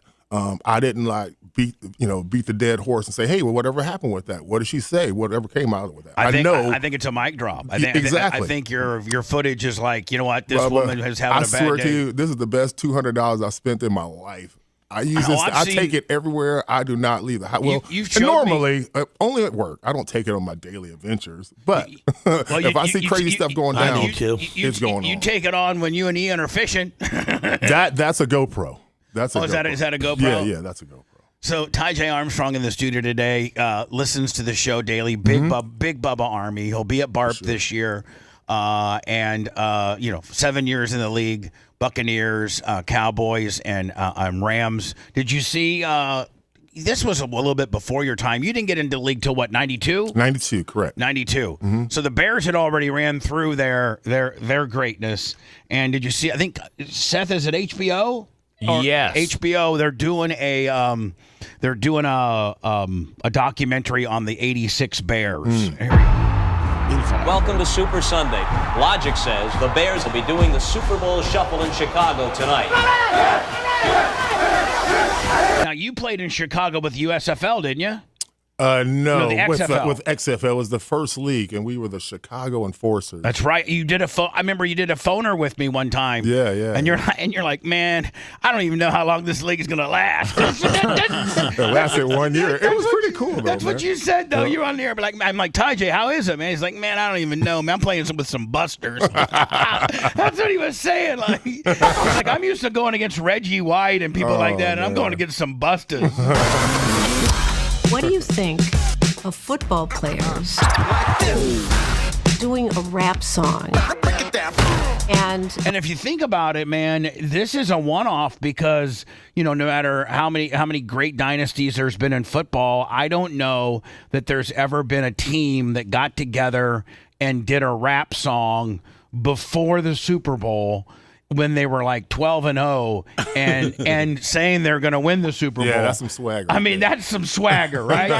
Those guys at that time brought a lot of people to football. Well, it was really commercially good for the league, right? At that point, and people don't realize, man, they are one of. Ty J would probably agree. One of the best teams ever assembled in football. And think about it, at this time, there was no free agency, so they kept all those guys for the whole time. And then Buddy Ryan's real revolutionary 4-6 defense. Yeah. That nobody had ever seen before. Correct. And it's still good to this day. Yeah. Really? Is that 4 down linemen and then 6 linebackers? Correct. And so as a no, 6 down linemen and 4 backers. Oh, okay. 6 down linemen, 4 backers. Correct. Mm-hmm. With 2 stacked over the tight end. Looking for trouble. There's Mike Singletary, man. Did you ever have to? Ty J, was he still in the league when? Yes, he was. Yeah, I think he probably got a league in like '93 or '94 was his last time. I heard he wasn't that tall, but he was just solid. Yeah, mean as hell. Mean too, huh? Richard Dent. Richard Dan Hampton. Refrigerator. Yeah, Dan Hampton. Yeah, man. That was my first Hold on, year. Steve McMichael, Mongo. Yeah. What the heck have we gotten ourselves into? I think, you know what, one of the things I think that Singletary got railroaded out of San Fran. I never think they gave him a good shot. You know, and he was kind of bringing old school coaching back to kind of when these new players came out. Man, I swear I could never coach. Because I grew up in that era, and I remember you would do something bad, jump off sides, and they would be all up in your grill and shaking your helmet, and grab you by the face mask. If you did that now, you'd be fired. Right. You may even go to jail. Do you remember, Ty J, do you remember watching a Notre Dame game and Lou Holtz would grab a guy's... Oh, for sure, man. That was normal. Lou Holtz would have the guy's right. And if the coach didn't grab your helmet, then there was something wrong. If they weren't on your ass, then really they didn't really... At Ole Miss, who was your coaches at Ole Miss? Billy Brewer. And would he get up in that ass? Would he be like, no, we had when you're talking about that, you got specialty coaches. You got position coaches who do all that. Yeah. But who was your position coach? His name was T. Thomas. He's passed now, but he was a really good coach. He had me, had Wesley Walls, and a couple other guys. But he was a great tight end coach.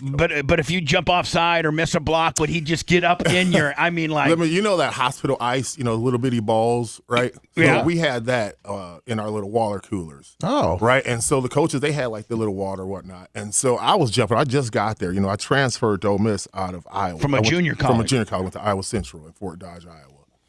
And man, you were probably big man on campus there. I mean, you were probably the monster, were you not? I don't know. Come on, Ty. Okay, yeah. You went to junior college just because of your grades. Well, yes. But that's your last shot. If you don't make it there, then you go on. I know, but at that time they called it Prop 46. Right? I don't really remember. But you were Prop 46. You had to go do a year in the minors. 2 years. 2 years. 2 years in the minors to be able to show them that you're not, that you can do this. Right. And then it becomes kind of a recruiting bidding war where but we were limited because I wanted to go into the Big Ten. I was looking at Michigan State, Michigan, and they weren't taking junior college players at the time, and so SEC was full bore, with anyone, So that's why I ended up there.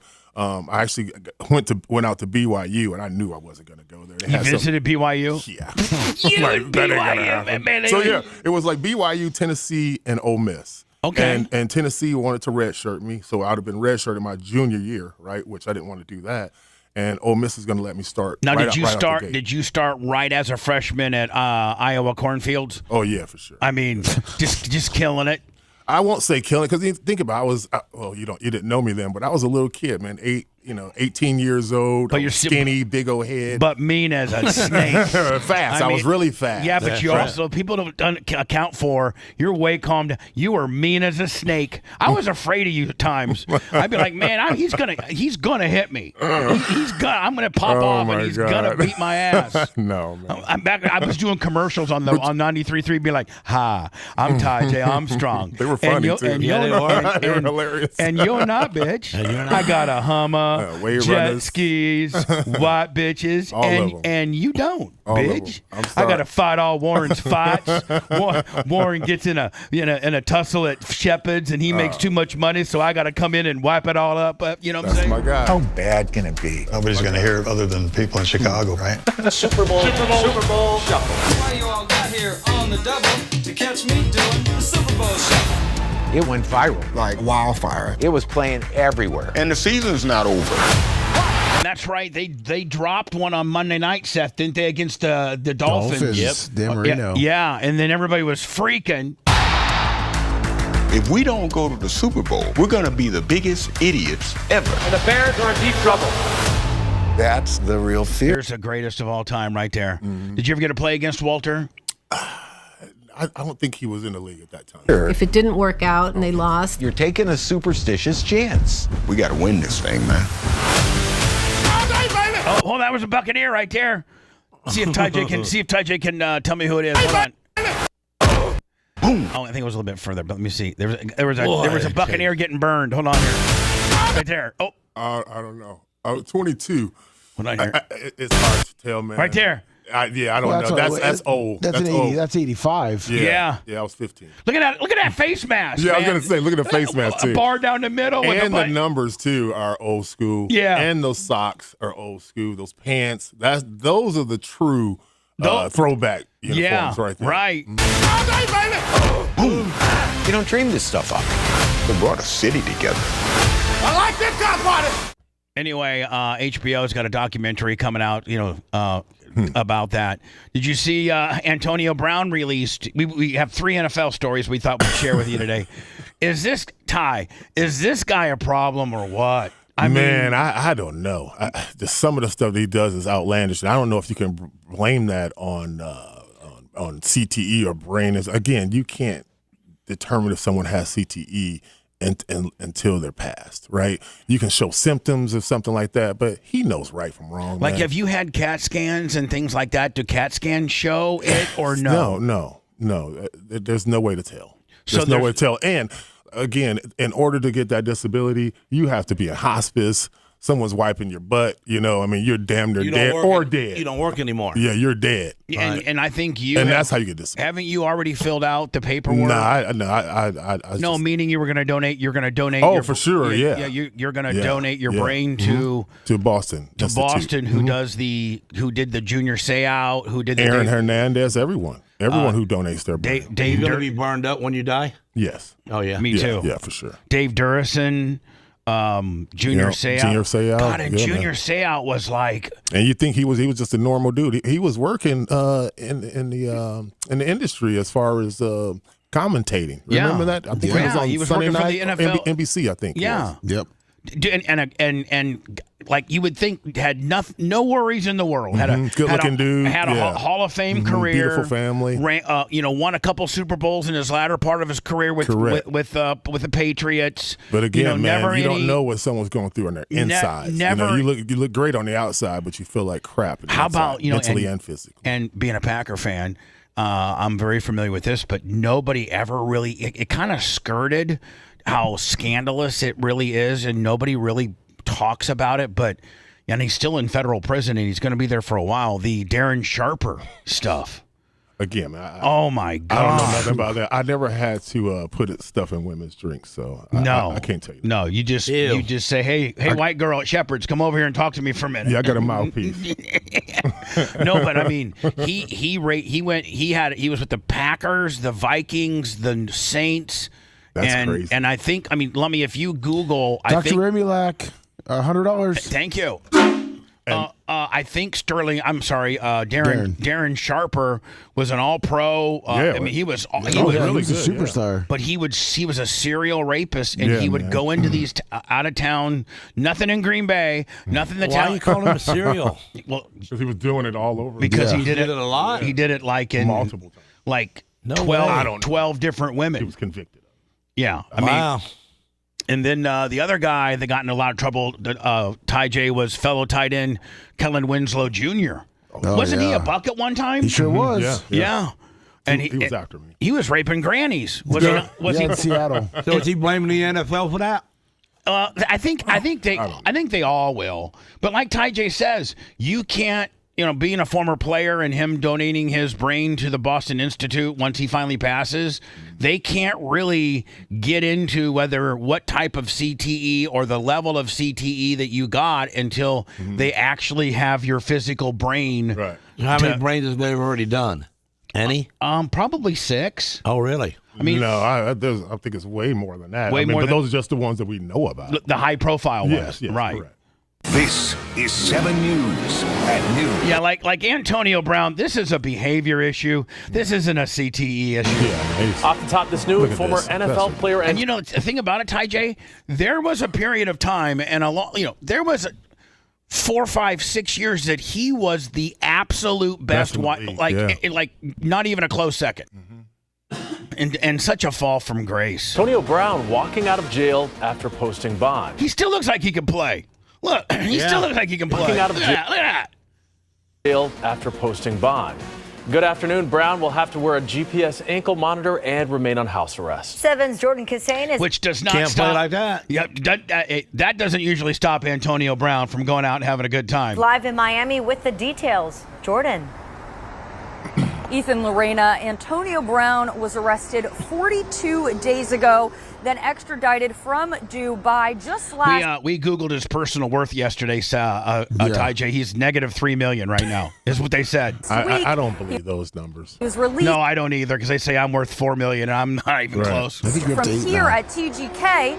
I'm up to 8? Yeah. Oh, nice. Just a few moments ago. What's up, dog? Damn. Ex-NFL star Antonio Brown tasting freedom Thursday morning. Got an old school Adidas tracksuit on point. That's a onesie, ain't it? That's a onesie. Grabbing a conch salad on his walk out of the Turner Guilford Knight Correctional Facility after 42 days. I guarantee you give that guy 2 months to get in shape, he could still play. Is that a food truck right outside prison? I think so. Yeah. I think so. He's behind bars. We're extremely grateful that he's out after over 40 days of incarceration. He's extremely Was he in for 40 days? Yeah. eager to rejoin his family, who he loves dearly.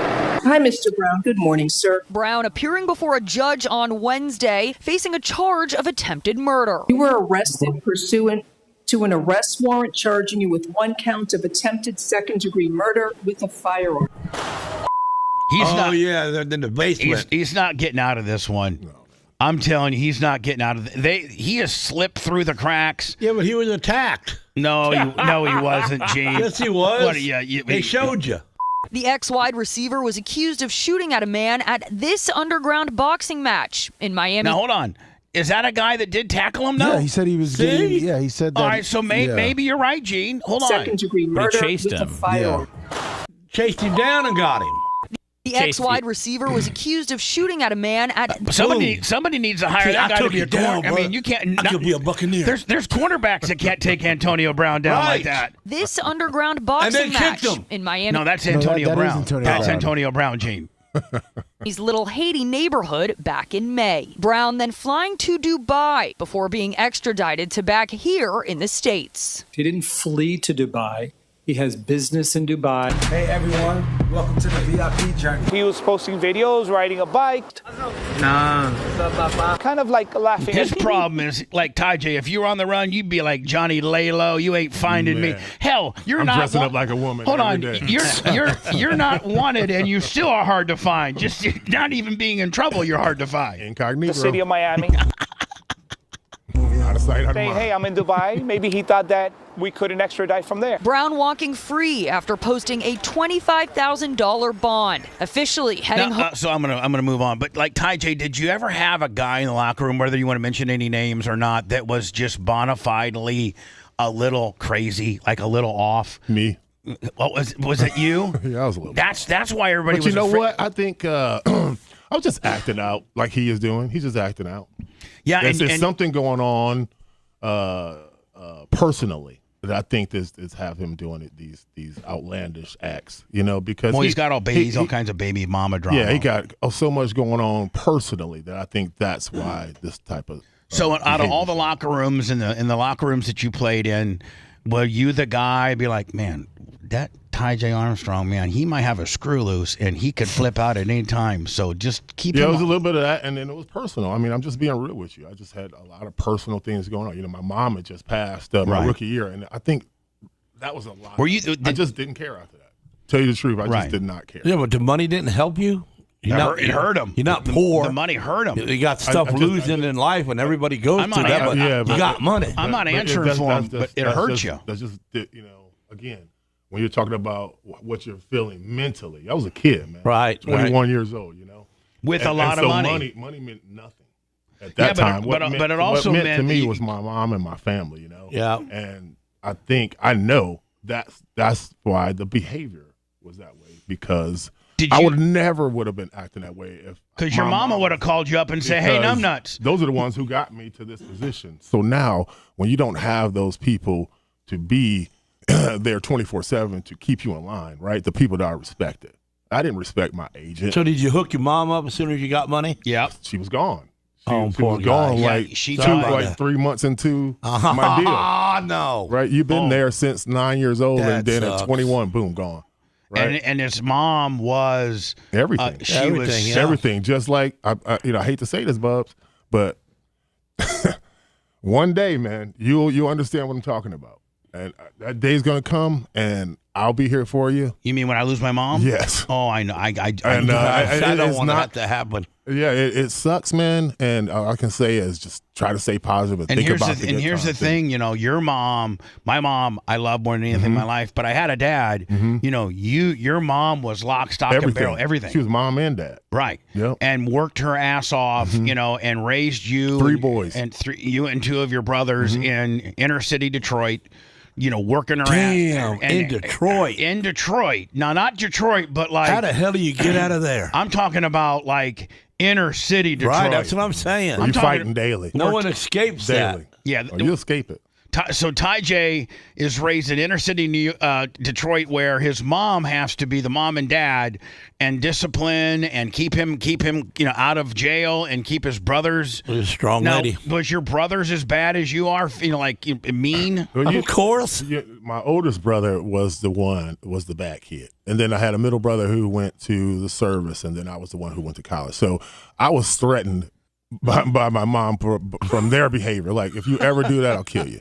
If you do this, I'll kill you. Now, would your big brother would your big brother whip that ass sometime? Oh, yeah. He was like my dad for sure. Yeah. Yep. Don't do this. He was the one that was out there doing all the bad stuff. How big was he? He was short. He was short. But he had you beat in mental. Because he was the older brother. Yeah. Now, when I come back from college, it was a different story.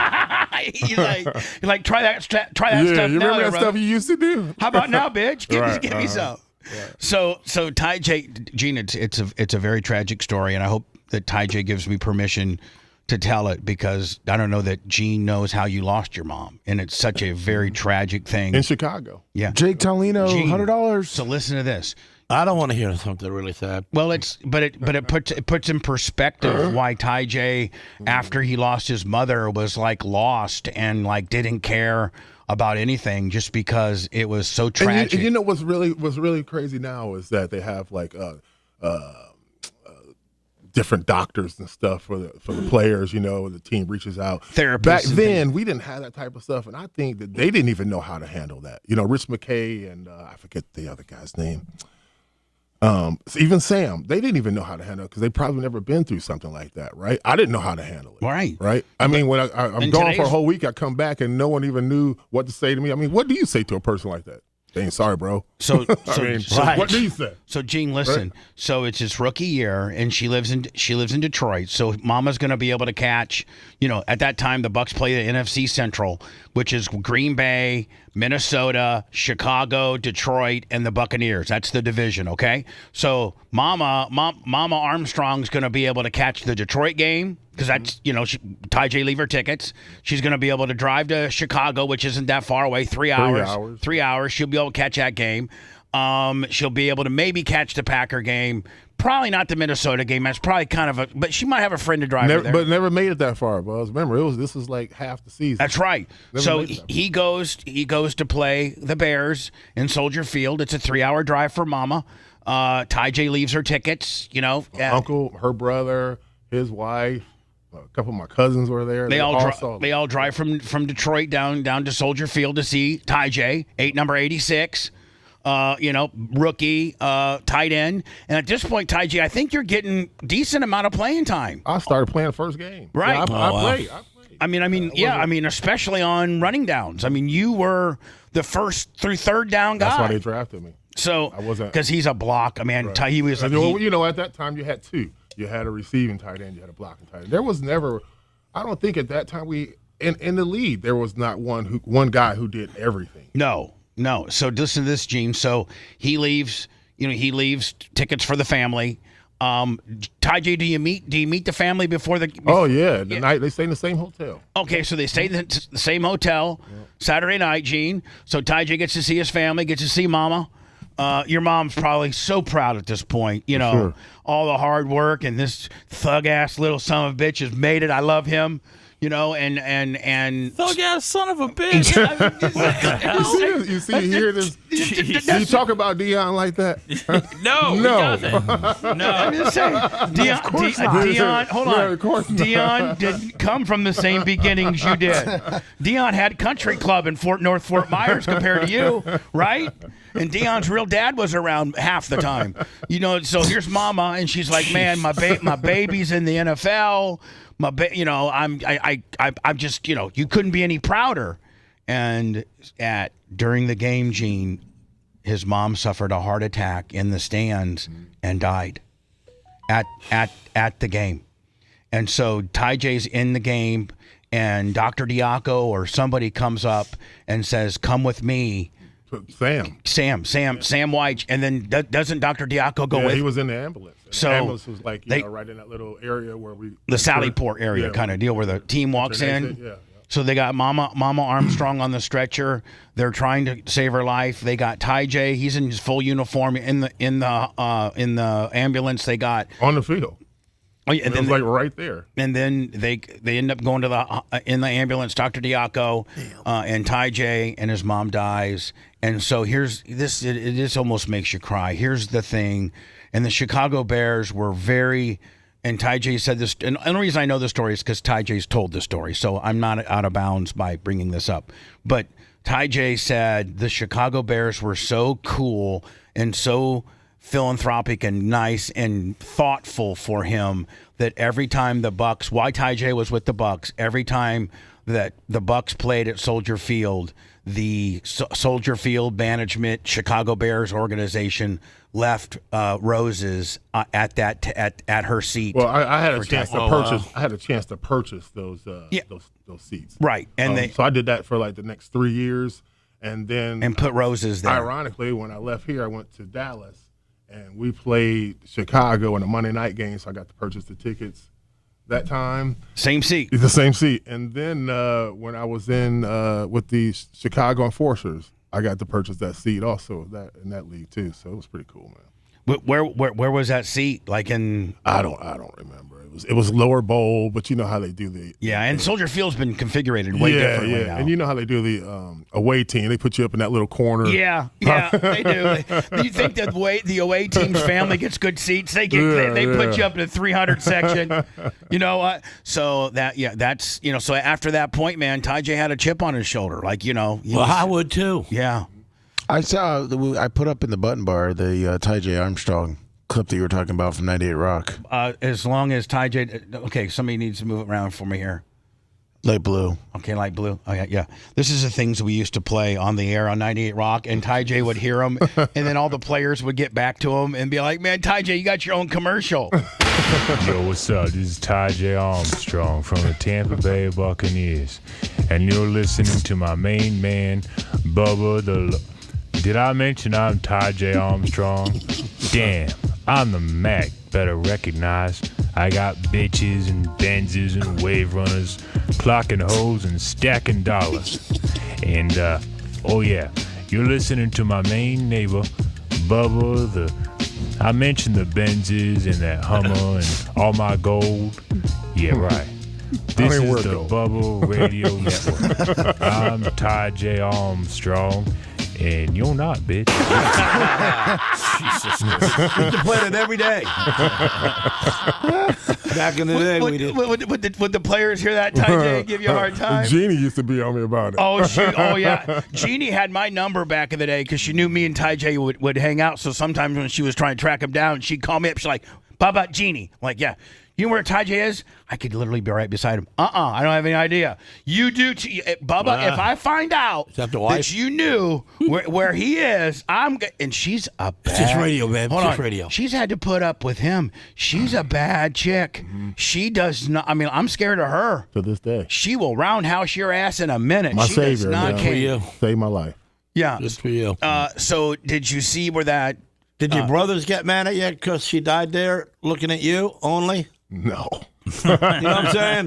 No. I'm be actually selfish. I actually don't know why they weren't at the game. I know my one brother was in the service, but my other brother, he was going through some episodes. The drug trade, right? And so that's back in the crack days. Yeah. And so he was doing his I kind of like them days. You like those days? Yeah. Late NFL player Marshawn Kneeland's family blamed the police for his death, and they're saying that something's not right here. I don't know what the police had to do with it. I mean, I know they were in a pursuit, that he was in a pursuit, and I later saw an article where the head of security for the Dallas Cowboys actually alerted the police to do a wellness check on him because he had sent a mass text to a lot of people that work for the Cowboys saying, "I'm not going to prison." And I think what happened is he got into a car pursuit and then got out of the car and was on foot, and the cops couldn't catch him.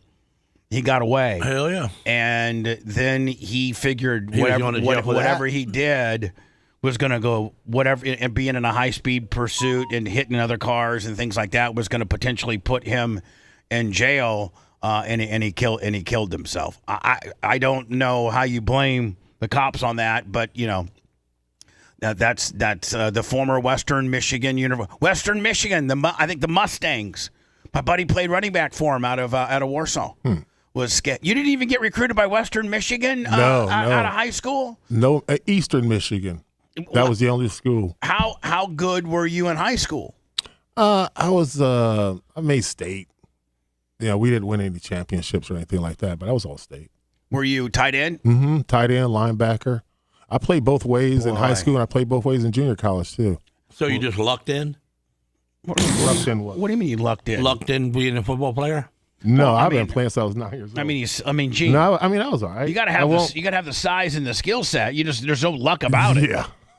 Gene, you just don't get lucky to make to even make a high school football team. You don't get lucky. There's so many people that are probably good that don't really get to make it. Yeah, they're not that good. But they're not that good. I mean, the NFL system's got so many ways it's separated when you're talking about the best of the best in high school. Then you go to college. Now you're talking about the best of the best in college. Right. Then you go from that level, the best of the best from those guys. Those are weeded out till you get to the pros. And then some of those guys who are the badasses in college, they get cut. They get cut too. As soon as a new rookie comes in and is a little bit better. Just because you're a first-round draft pick doesn't mean you're going to be a Hall. You were third, were you not? Third-round draft pick. Oh, wow, that's cool. So Ty J, what was the biggest difference? Everybody always says speed, but what was the biggest difference from college, SEC to pros? Speed? I would say technique, right? You can be fast, but if you don't know how to use your feet and your hands, right, and different pad levels, head levels, how to place your face on certain sides of the opponent. That's what I saw. Your technique. Everyone's fast, but your technique takes you to another Wasn't that Warren's special attribute? And that Warren was kind of an undersized defensive lineman, only about 6 foot, 6'1", 300. But his hands, he had the most incredible hand technique. And technique and quickness. And off the ball. So but you can be quick, but if you don't know how to use your hands, what's the point? He was all a hands guy. I mean, not all. I'm not saying that, but he was a bad son of a bitch. The dude would grab people from behind, and he was going forward. Mm-hmm. Yeah, he was a bad dude. What do you think's wrong? What do you think Deion and him are facing in Colorado right now? Just a turnover of the of the portal, the loss of 3 NFL guys, 4 if you count Jimmy Horn.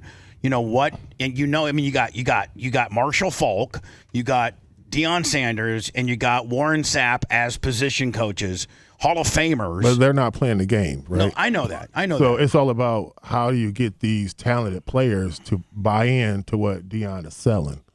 That's the thing I see now in college football. Do you think Deion might be just a tad too old school for some of these softer kids that have been coddled? All 3 of them. I think that what he's selling is kind of wearing out now, and the money is just these guys can play one school one year and go to another school next year and another school next year. So they really don't have to listen to that. They have the power now. The players have the power. I saw actually a little of I think on Deion's Instagram or X where he was talking about when he played and Marshall played and Warren played, you'd play your ass off and maybe a little booster would give you a little something. And he actually took out a couple dollars and handed it to a kid. Yeah, nice little handshake, right? Yeah. And you put that in your pocket, you keep stepping. Right. You don't say nothing about it. And he was like, that's because they knew you had already gone out there and showed them what you could do. Mm-hmm. And then he said, but in today's world, we now give you this money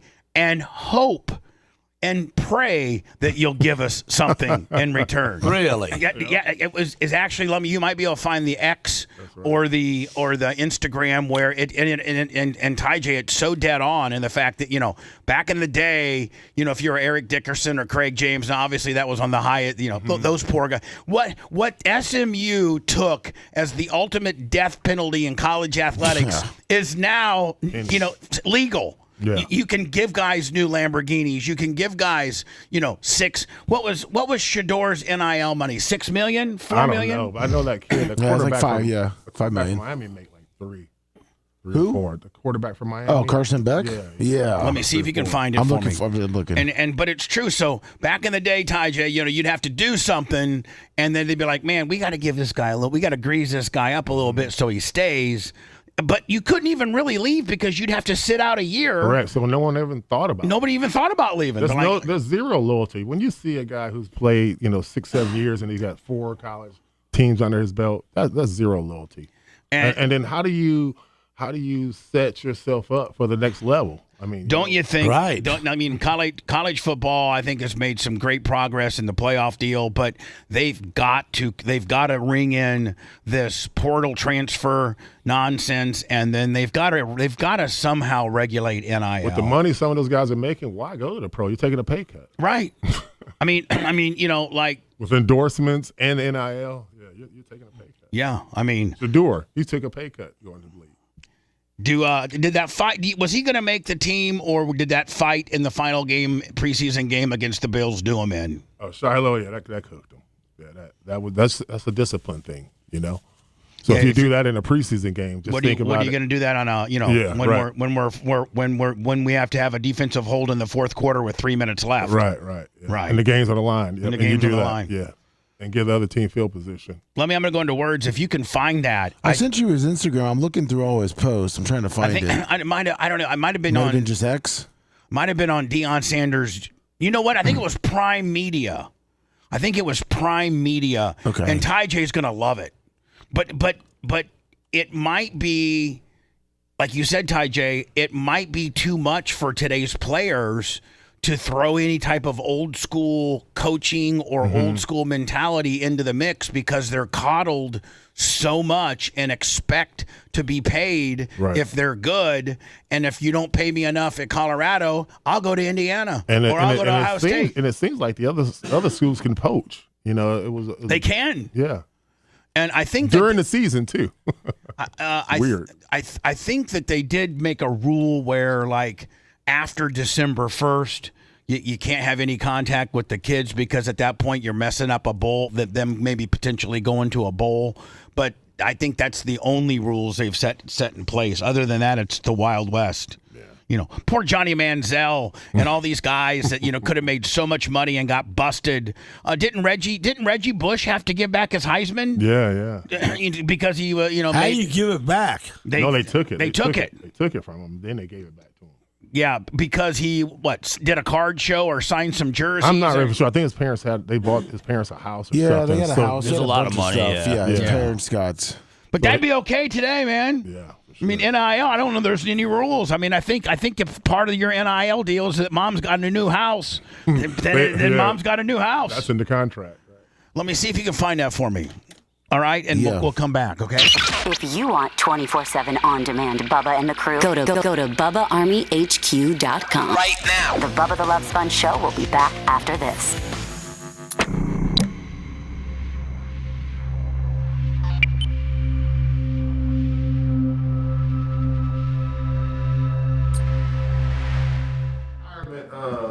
Installment. You did? Yeah. Was it good? Yeah, man.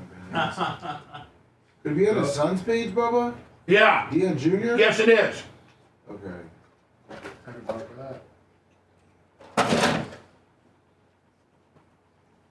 Man, Ty, thank you for breakfast.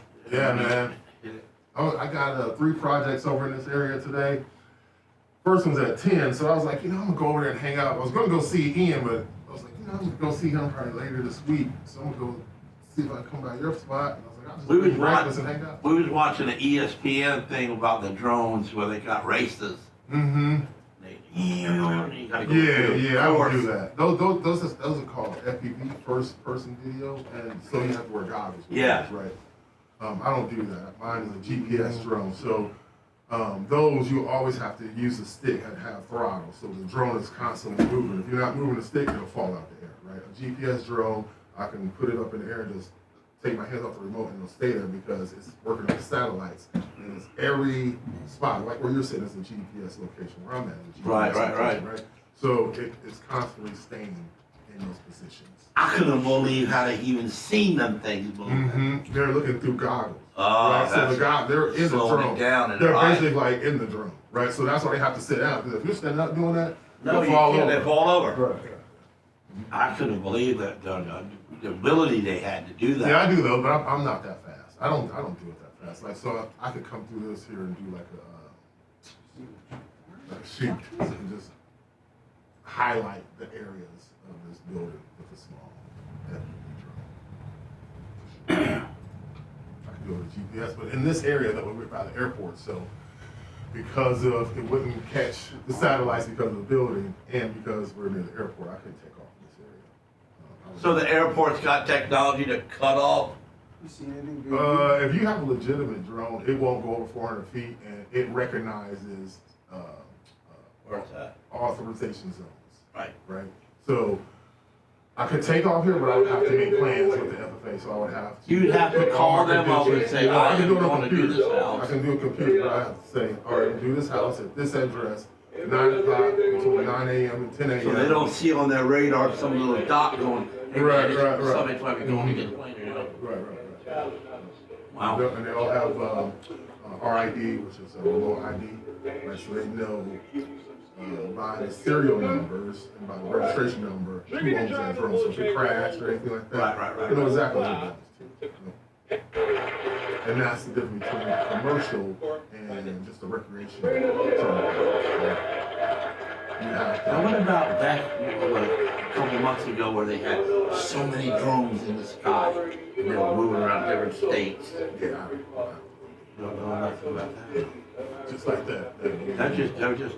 The people were saying that the drone was flying over New York. That was probably some man-made stuff. It probably was Army, right? Yeah, government drones, right? So they're not going to tell us. No, they're not. If it was something bad, it would have been all over. They'd have smoked it out of the sky. But they're not going to tell you. Why can't they fly through them? Right, like the assassinations on the president. Yeah. There'll probably be tons of them, but they're not going to tell you that. No. Oh, did you find it? I sent you his YouTube. Yeah, man, I was going to tell you, bro, is what I do with my face, I do massages around like this. Wow, this is kind of cool. Love, you didn't find that, did you? No, it's just to massage. I'm a lot better. I was really bad for a while. Videos. I'm trying to scroll through. But I can tell if I just blow air in my mouth. Something though? Yeah, I sent you their YouTube page. I sent you the Instagram page too. If you recognize it. And the other thing, I listened to. Oh, my eye was real bad too, man. That's when I looked stupid. Now it's back up and feeling good. I did the acupuncture. I did a whole bunch of other stuff, but it just didn't work for me. Acupuncture didn't work for me, man. I fell asleep doing it. It's been 10 years. Not an hour. April 1st was April Fool's Day. They say you don't really. Most people don't get it twice. You can if you catch it in time, you can recover from it. A couple of guys bonding over Bell's palsy.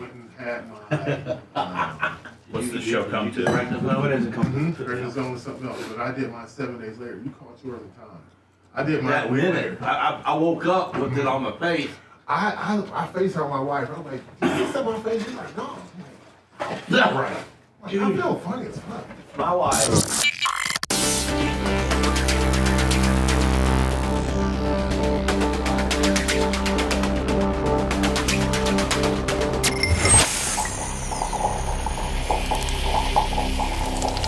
This holiday season, give your home an upgrade that pays for itself. Morgan Exteriors installs energy-efficient windows that help make your home more comfortable and lowers energy bills year-round. Want extra protection from Mother Nature? Ask about our impact-rated options built for Florida homes. For a limited time, get 35% off your entire project. Don't wait. Visit MorganExteriorsInc.com today to schedule your free consultation and lock in your 35% off savings. Morgan Exteriors, making Florida homes stronger and more energy efficient for over 30 years. The Bubba the Love Sponge Show, listener supported via PayPal, Venmo, and Cash App, all at the Bubba Army, now returns. So, Ty J. Armstrong sitting in for a little bit. He's always welcomed. Had a couple jobs in this area, and so he's hanging out with us until he's got to do that job. Might go say hi to his boy Ian. So, I did this podcast yesterday with a guy named Jonathan Hay. And he's a local guy now. He was originally born in Leesburg, Florida, right outside of Orlando. And then after, I forget how, like after 11 days, his real mom and dad adopted him out. And he ended up spending the majority of his life in Louisville, Kentucky, and then kind of got into the music promotional business, dealing with everybody from Jay-Z to... obviously P. Diddy, to a couple rock bands, and just was either a producer or a publicist for a lot of different, famous people in the rap industry. Drake, he did some stuff with Drake and what have you. And it was a Channel 13 story last week, Lummy, where a guy that's listed as Jane Doe that filed a civil and criminal lawsuit against P. Diddy has been identified as a guy that lives in Largo, Florida now. Yep. And his name's Jonathan Hay, and I had him on. And I think Gary Cantrell is cutting the podcast up as much as he can right now. We might have a little teaser for you by the end of the day. We're going to drop it on Monday. Yeah, he was working on it all night. We're going to actually drop the podcast on Monday. But we might have a teaser today, and if it's the civil, the criminal aspect of what he alleges is currently at the Los Angeles District Attorney's office, whether they're going to and they're contemplating and discussing as to whether they're going to file more additional criminal charges against P. Diddy. And after all of this, you should, and I don't want to give it away, but you should hear. Well, I believe it. I believe it, but why didn't he speak up when it should have been spoken? Well, I mean, he needed. First of all, what P. Diddy just went through and what he alleged to have done brings credibility to this guy's claim. This guy, he had the. I'll just tell you, P. Diddy raped him. P. Diddy raped him as a man, and why is that so funny? Yeah. Well, picture this. Just picture this. Type no, it. I don't want to picture hold on. Let me just. We can all laugh. Gene, but hold on. Jake's laughing. No, but hear me out. Hear me out, Gene. You think you're all that, and you're tough. No, you're tough, and you're tough and everything. Not getting raped. But let me tell you something. I know, right? If you, I bet you. Yes, you will. No, I won't. If you had 8 guys the size of Ty J that were holding you down, I'll fight with a hood over your face. There's nothing you can do. Yeah, there is. No, what? What? An inch move here, an inch move there, and it's gonna keep you out of there. I'm just telling you. You know what? No. I'm not getting raped. I'm telling you. I promise you. I'm the guy that don't make it. Yeah, I'm telling you. He'll rape a corpse. You. That's exactly right. This guy. I mean, Andy Dufresne tried to fight off people in prison. I mean, I feel like Gene could definitely do it. Yeah, Gene, it wouldn't even take 8 guys Ty J's size. It'd take 2. To take down Gene? Yeah, Gene's old. I mean, look how old he's old and past his prime. But he would have protection. Yeah, Gene would. Yeah. This guy. We're not talking about prison life. We're talking about real life, where the guys come and pick this dude up. He's supposed to meet P. Diddy for at a situation. Party and everybody's high. You think them high guys are strong? Listen, they're not at a party. So I'm not going to argue with you over this podcast, you idiot. you weren't there. You run your mouth over stuff that you don't even know about. It's just way late. I mean, the poor Diddy's already got Diddy'd up. And you know what, Diddy? All of what Diddy went through, this guy needed that evidence to show a pattern that this is what P. Diddy did to validate his claims. The Los Angeles District Attorney wouldn't have picked it up criminally if there wasn't some real. And here's the thing: all 8 guys that held him down are going to say, "No, we didn't do it." But where P. Diddy is in trouble is in order to plan a rape of a man, and you have 8 of your bodyguards and whatever have to help implement this plan. There is texting, there's phone calls. And all of that data has already been collected. The feds already have all the texts, So, the 8 guys can be like, no, we didn't hold that guy down. Well, you know what? I got, 37 texts of you guys planning this event. And, so this guy has some outrageous stories. P. Diddy violated him 2 times. And then he goes on and he knows a lot about the urban and the rap community. He goes on and implicates that do you know who he says the next one to go down is? Who? Ja Rule? Jay-Z. Ja Rule. He says Jay-Z. Uh-oh. He said Jay-Z will be the next to go down. Jay-Z was raping guys? Well, I don't know. I think Jay-Z was he one of the 8 holding him down? He was trafficking. I think Jay-Z was trafficking. Started with Rihanna. And so anyway, the podcast is just absolutely riveting on what this guy's gone through. And, it's some pretty heavy allegations. Yeah. I think stuff that will really catch on and maybe go viral. Truthfully, not a lie to be found in that podcast? What's that? Not a lie to be found? Who am I to say what's a lie and what's not a lie? You know things. I think that what he says, you hear it in people's voice. I think there's some speculation that may not come to fruition. Like maybe Jay-Z's not the next to go down, R. Kelly, P. Diddy style. Yeah, but with the story that happened to him, you believe? Absolutely, 100%. Okay, absolutely. The same firm that represented Casey, or is it Cassie? Cassie is representing him. And they're the ones that have taken all the forensic data, cell phone data, it's already at the Los Angeles District Attorney's office. So the Largo PD worked with the LAPD, and they've now given all the information to the Los Angeles County District Attorney's office. So, I mean, if it's that far down the line, where there's smoke, there's fire. And so you said in rape situations, it could go on. You can bring it to court forever. I think there are some sexual battery. There's no time limit. There's some that are so egregious that I think the statute of limitations, there is none. I think that they've So did they wait for Diddy to get out and then they bust him again? Well, this happened only in 2021. This happened in 2021. Oh, just the other day. And he had 2024 is when he started talking about it. So he only had 2 years. Yeah. 2 years. And here's the deal. I mean, and by the way, Biggie Smalls, which is his name, Biggie Smalls' real name was Christopher Wallace. His son, Chris Wallace Jr., was in on it as well.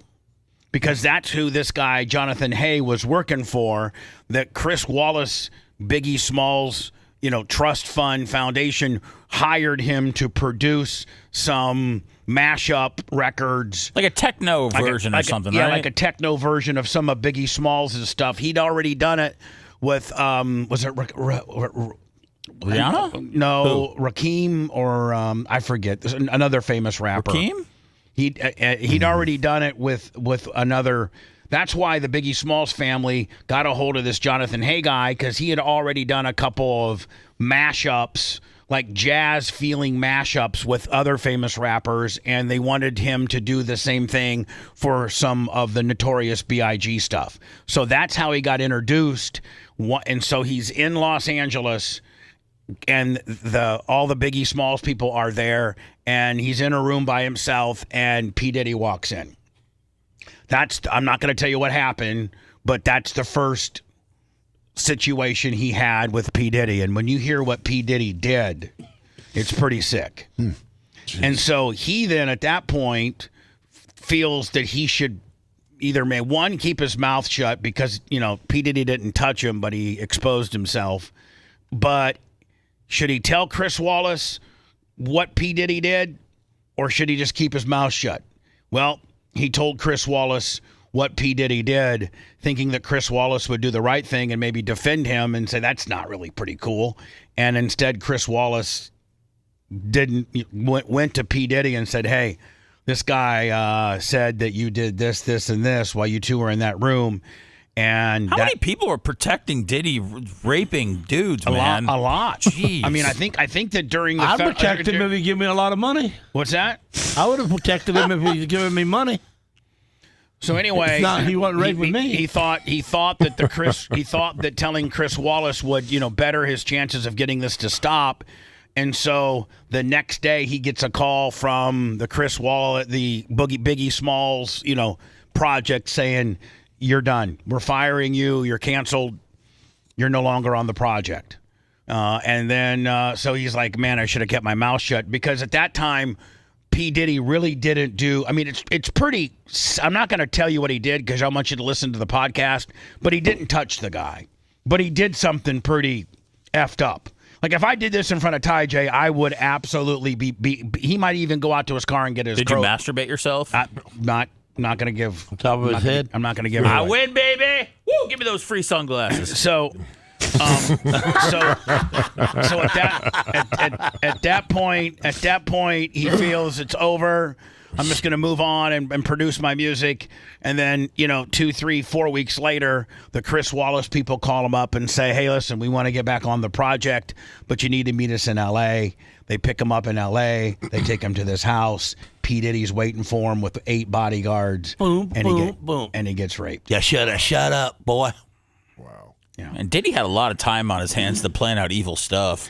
Yeah, he did. He did. Yeah, so $80 million. I did find this, Ty J, and as much as we were talking about Dion, might be too old school with some of these kids, and maybe with the roster turnovers and the NIL, and just any kid. If you tell a kid to give me, hey, you jumped off. I mean, when we played ball, you jump off sides.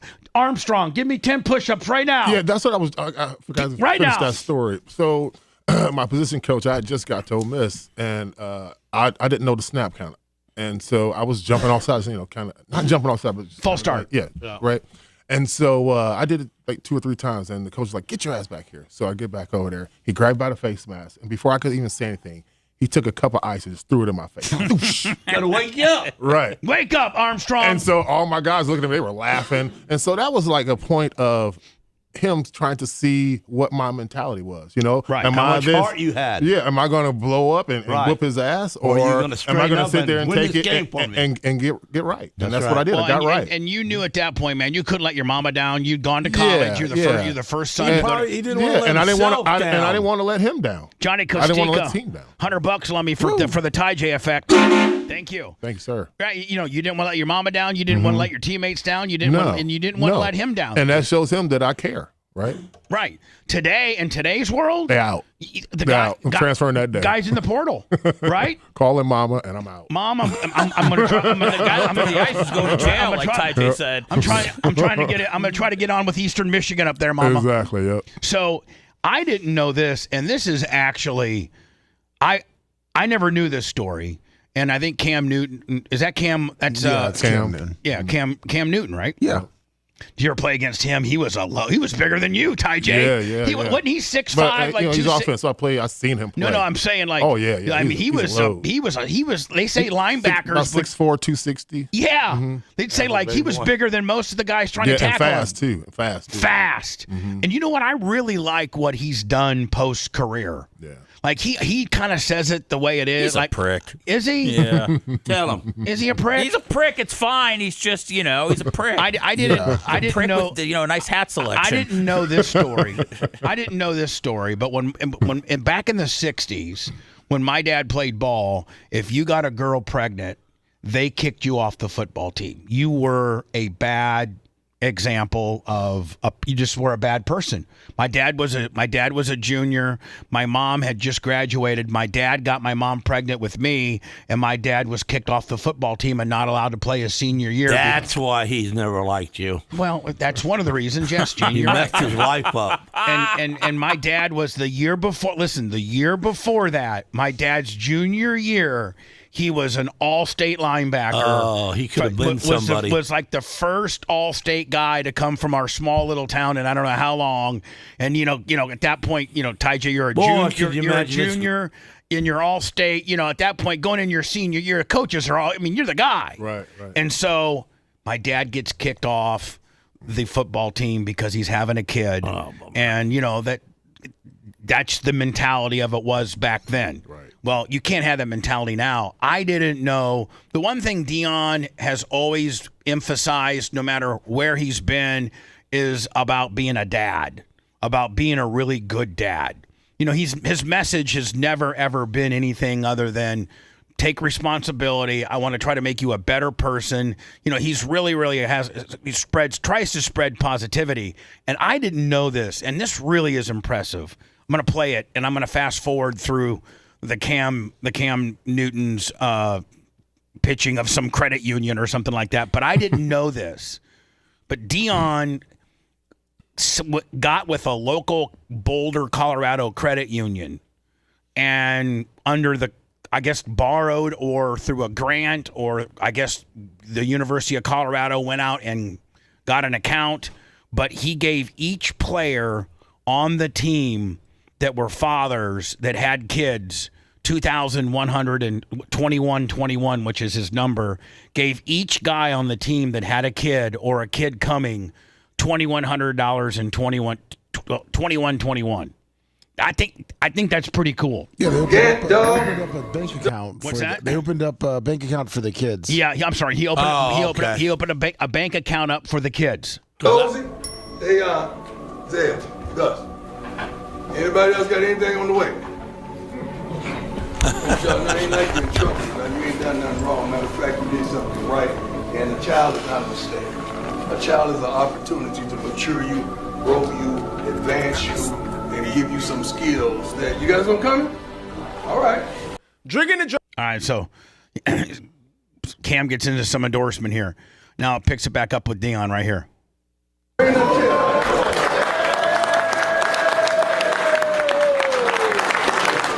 Y'all know how I am about fathering, and I would not hire a coach unless he's a great father.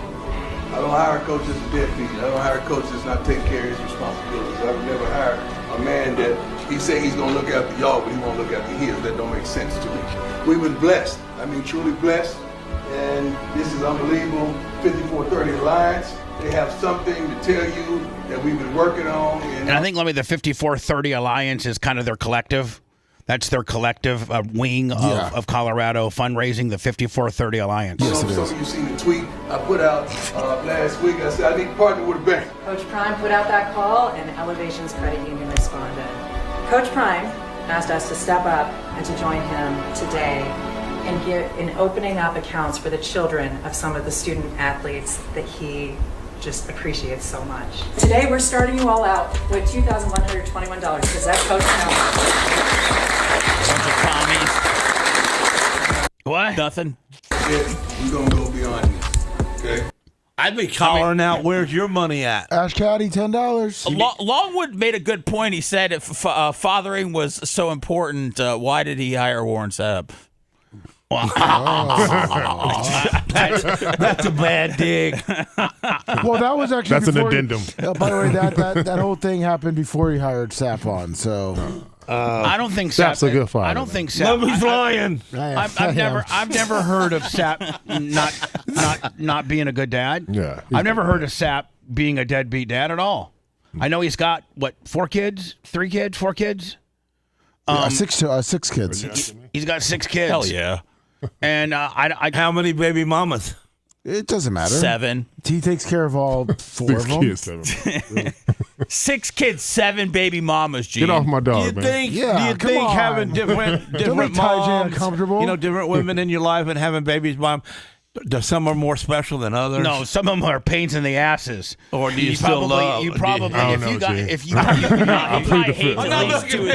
Ty J says, I'm gonna answer for Ty J. Ty J says, let me tell you something. I'm in the Ty J Armstrong business, and I got one baby mama and one beautiful child and one beautiful wife, not multiple. I can't answer that question for Warren. Am I correct, Ty J? I concur. Yeah. I mean, Ty J ain't got baby mama drama. He's got one beautiful daughter who went on, I think, to play volleyball at Ole Miss for a while. Yeah, for 1 year, and then she transferred. She actually graduated from USF. Well, she must have some nice legs. Holy hell. Gene, you got more balls than I do right now, my friend. Not great. Just a true volleyball player, women, right? Yeah, but, man, you're talking to about a man's daughter right beside him who could whip your ass, man. We're teammates. Me and Gene are teammates. I will tell you this. I've seen her, and she's gorgeous. Now it's getting weird. No. She's 32 years old. I think I can say that she's a pretty woman. And I'm not saying it disrespectfully, but she is in shape, and she has, she got her mom and dad's genes. Don't think that Jeannie ain't got athletic genes. Old girl can ride a pole. I mean, she's like Gene, I'm not talking about that kind of pole. I'm talking about she legitimately does pole dancing exercises. She owns she's a professional pole dancer. And so pretty good too. She's got those skill set. Obviously her dad is a 1% athlete. What's the percentage of, if you were to take the amount of high school kids that play football and make the percentage of who makes it into the league, it's probably less than 1%. Yeah, less than 1. Yeah. So you got a guy that's the less than 1%er, not the same kind of 1%er you are, Gene. And so that's probably a pretty good mixture of a in shape, athletic girl. I don't know when my high school started, but we only had 2 guys who made it pro football. I think we had a guy who went to the NBA. But that was after me. But it was I was first, and then Tyrone Wheatley, who played for the Giants. He was good too. Mm-hmm. Yeah, he was our running back. I was a senior. He was a freshman. My high school has never had anybody. My high school has never had anybody go pro. Now in the area, we have tons of guys. But from my high school. And Detroit's probably a hot. Oh God, yeah. That's probably where all the dogs, like all the defensive linemen, come from. Jerome Bettis is from Detroit.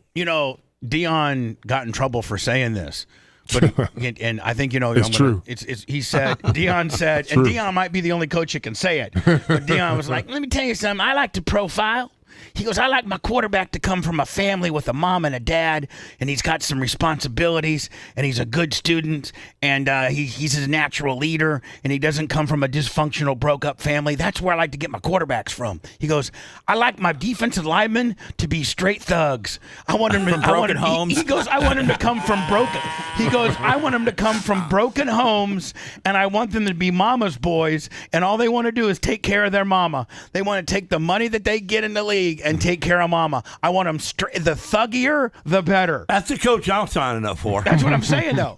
I mean, Nick Saban can't say that, right? Dion. Remember Jimmy the Greek back in the day? Yeah. Oh, my God. Take a big black mama and a big black daddy, and you get a big black baby. And I mean, he's not wrong, right? I mean, you take a big African American woman, you take a big African American man, and you're gonna have a big African American kid, right? Yeah. That's not what got Jimmy and Greek in trouble. He got in trouble for something else. He was racist though, right? No, no. But he said racist things. He said a racial thing. He just didn't know how to articulate it. Right. That's what it was. And make it people laugh about it. And then remember Howard Cosell? Now Howard Cosell, and they went. What saved him was there was a lot of tape of him calling his grandchildren monkeys. He was like, I played with my little monkeys this weekend. Like he would call his grandkids his little monkeys.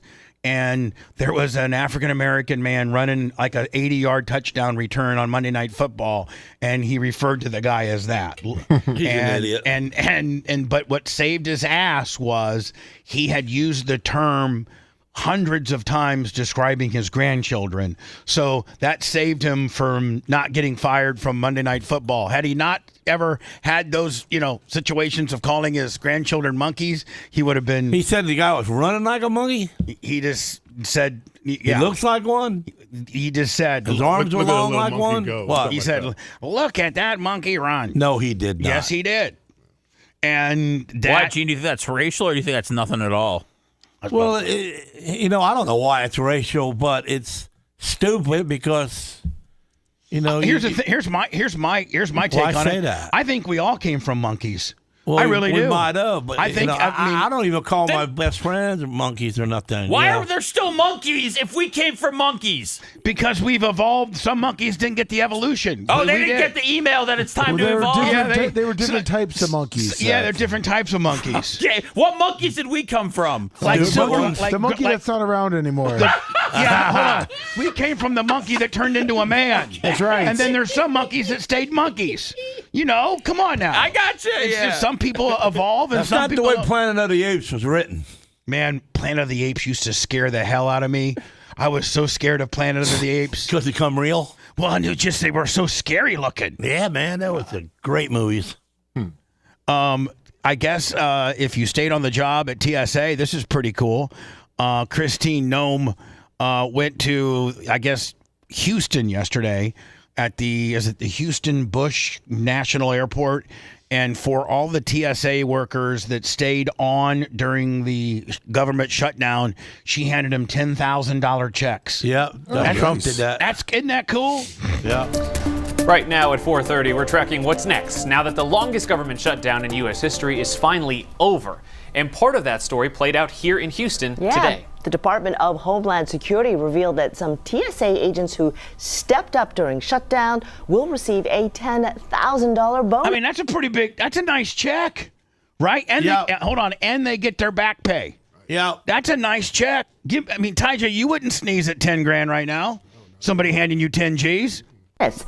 KHOU 11's Stephen Goen was there and has the details. Tyja, I hate to be too personal, but what was the biggest check you ever got?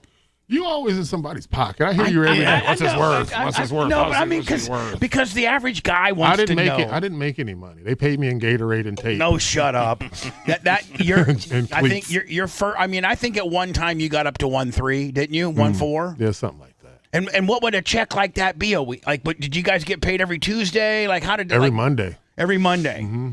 And you can get it over 17, or you can get it over 12 months. It just depends on how you want it. Right. Mm-hmm. So how did you elect to get yours? 17. Come on. What, 17 weeks? To give it all to me. 17 weeks. Yes, sir. So how about for those other 40-some weeks, man? You got to make it work. You better make that shit work. So, what would, on those latter years, what would a weekly check be? Take home?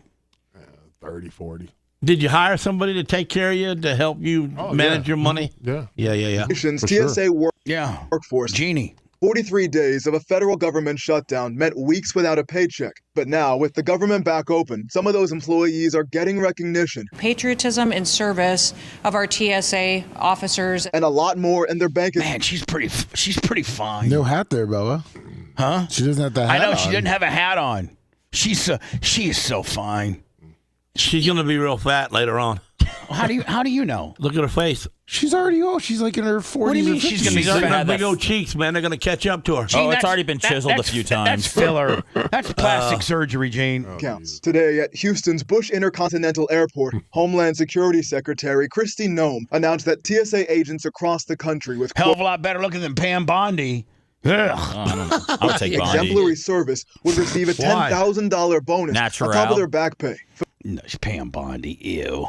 Fulfilling a recommendation made by President Trump on Monday. They're going to get a bonus check for stepping up, taking on extra shifts, for showing up each and every day, for serving the American people. Nome personally handing out checks to about 24 Houston TSA agents. Now, when we asked Secretary Nome if certain TSA agents would be disqualified from getting these checks, like those who might have called out sick because they couldn't afford childcare. She shuts it right on down. She's like, nope, they weren't here. Here's what she had to say. That's not necessarily the parameters. We're going to look at every individual that did exceptional service during this period of time when there were so many hardships. I like to see her do a Playboy shoot. Man. Those hardships playing out at airports nationwide, from delays and long security lines and limited flights. Travelers we spoke to today said they believe TSA agents earned that bonus after dealing with the disruptions. $10K, man. What's your reaction? I think it's great because they've worked pretty hard over the past month and change. Well, they go 40 days with no check? Yeah. They went 40 days with no check. So help kind of ease some of the stress of the past month. It's a big amount. It is a big amount. I'm wondering where that money's coming from. But see, the black guy, he's happy for him, but the white bitch, the white bitch, Karen, the same bitch that Ty J's got to worry about out there in Tierra Verde. She wants to know where the hell money's coming from. God forbid my property taxes go up 2 cents. I think they certainly do deserve it. In Houston, Stephen Golan, KHOU 11 News. She saved face by saying they certainly do deserve it. When we return, here's my opinion on this. Transgender members of the Air Force are suing the government for losing their retirement pay because Trump has now made it you cannot be transgender and be in the military, which makes sense. But I feel that they should, if it was allowed while you served, whatever money you made towards your pension or your retirement while it was legal, you should be able to keep So that. do they have to work a certain amount of time, or as soon as you get the job, you're eligible for retirement? No, they've had to serve. It says the lawsuit filed in federal court Monday comes several months after the Air Force confirmed that it would deny all transgender service members who have served between 15 and 18 years the option to retire early, and would instead separate them without benefits. See, so if they've not fired you or said you can't be transgender for 15 to 18 years, and they're going to make you, and then they're going to pull that out from underneath you. Wrong. Now, I can see moving forward from this day now, we're not going to match your benefits, or you're not going to be part of the Just whatever. pay them to shut up. But you can't pull the rug from out from under them when it was legal for them to do that. That's bullcrap. That's putting in some time, 15, 18 years. Yeah. 15 to 18 years being transgender in the military, that's heavy lifting right there. Want to listen to the show on demand and on the go? Enlist today at BubbaArmyHQ.com. Sign up and start listening. The Bubba the Love Sponge Show will be back after this.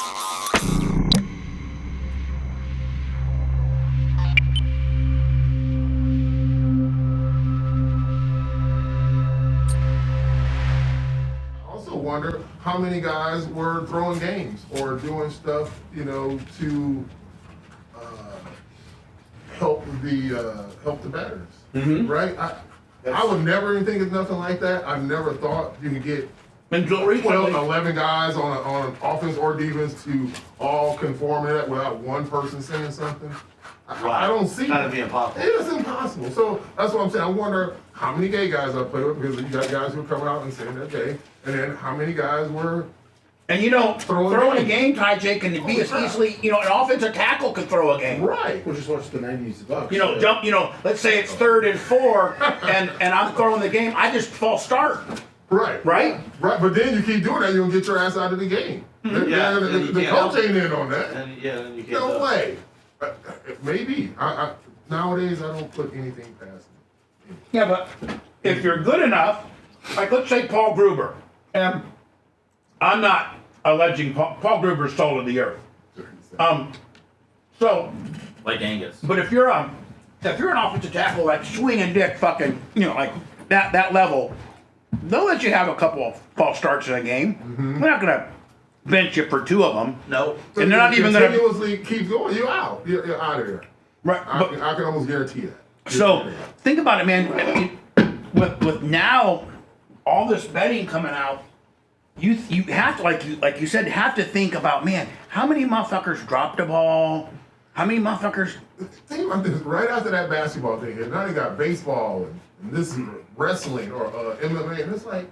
Yeah, MMA. And sports that you wouldn't even think of. Right. And hold on, they're going as deep as like your third pitch has to be below 95. Like on these parlay They're bets. finding the exact games, those baseball players. But Finding the exact games where they were cheating. so you're having to take a beating if you want to be the loser of that, throw the game. Correct. You have to take hits.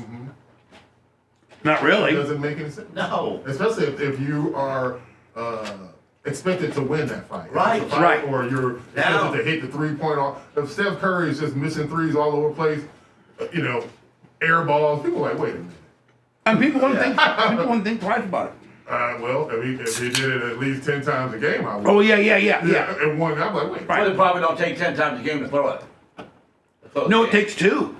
Yeah. I mean, if you're an offensive tackle, let's say you're an offensive tackle, and you're in a 1 field goal game, and you're left tackle, and your team's driving, and you're on the 40, there's a minute left, and it's fucking it's 4th and 1, I just false start, now we're 4th and 6, it probably just fucking cost us the game, Now, that could be an honest mistake, but if you just keep doing it, right, and it's a pattern, then that's where, suspicion comes into play.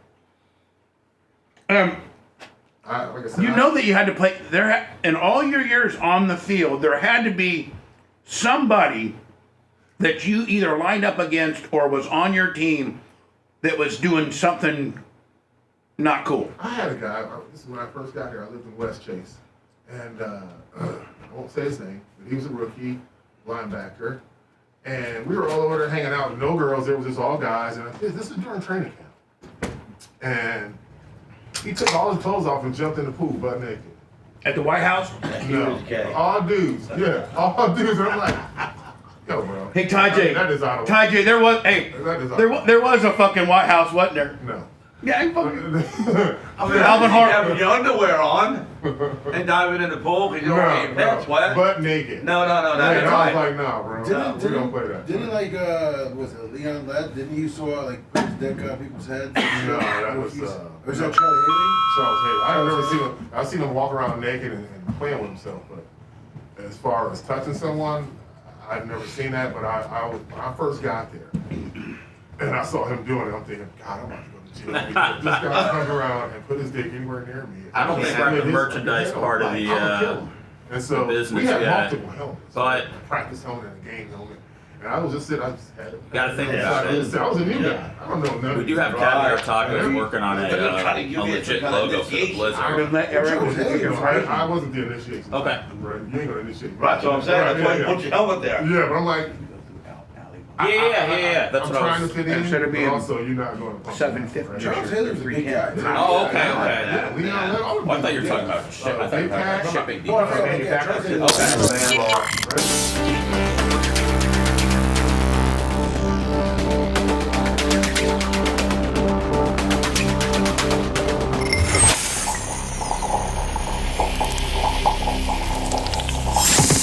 The Bubba the Love Sponge Show, listener supported via PayPal, Venmo, and Cash App. All at the Bubba Army now returns.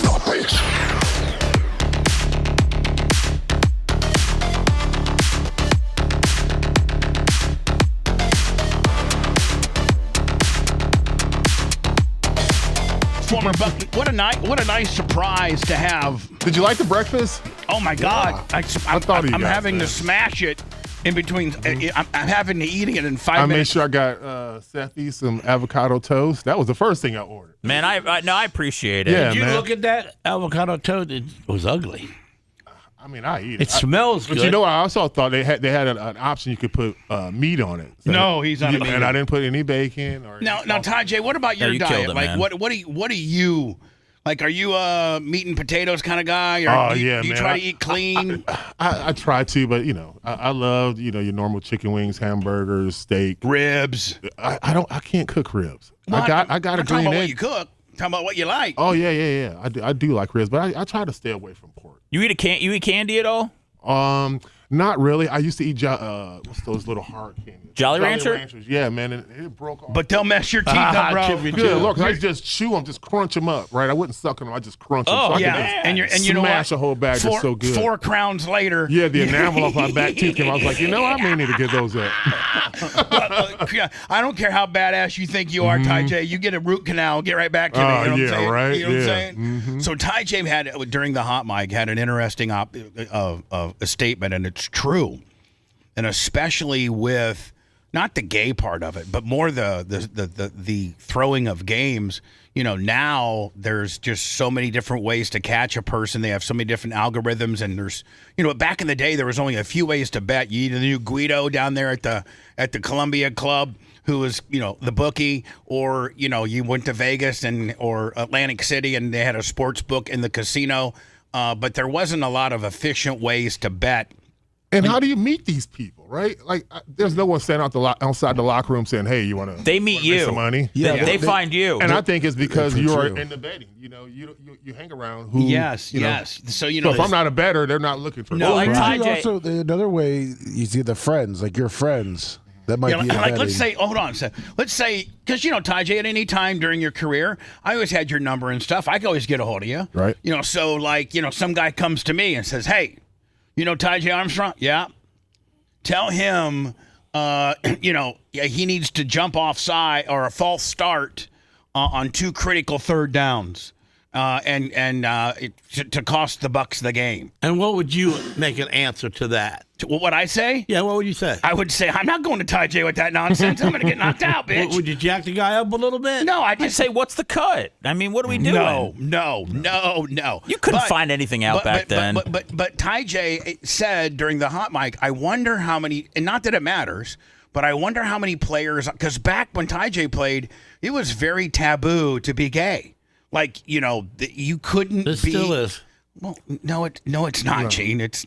I'm sure it's far more acceptive. Yeah, we had a guy on our team. What was that? The white guy. He would play with the Raiders, and then we picked him up. And he was pretty good. Yeah, Carl Nasbitt. Yeah, and he came out. And then there was a guy on the Packers who went on to play for the Broncos, and he sang the national anthem. He was one of the very first ones to come out as gay. Was Michael Sam one of the big? Yeah, but he never made it. Mm-hmm. He was Missouri Valley. I mean, he was. Well, the story University of Missouri. The story was that the NFL begged the Rams that were in St. Louis at the time to take him. Yeah. So anyway, Ty J said, "I wonder how many players I played with over the years, the 7 or 8 years I was in the league. I wonder how many were gay, and I wonder how many guys I lined up against or I played with that were on betting."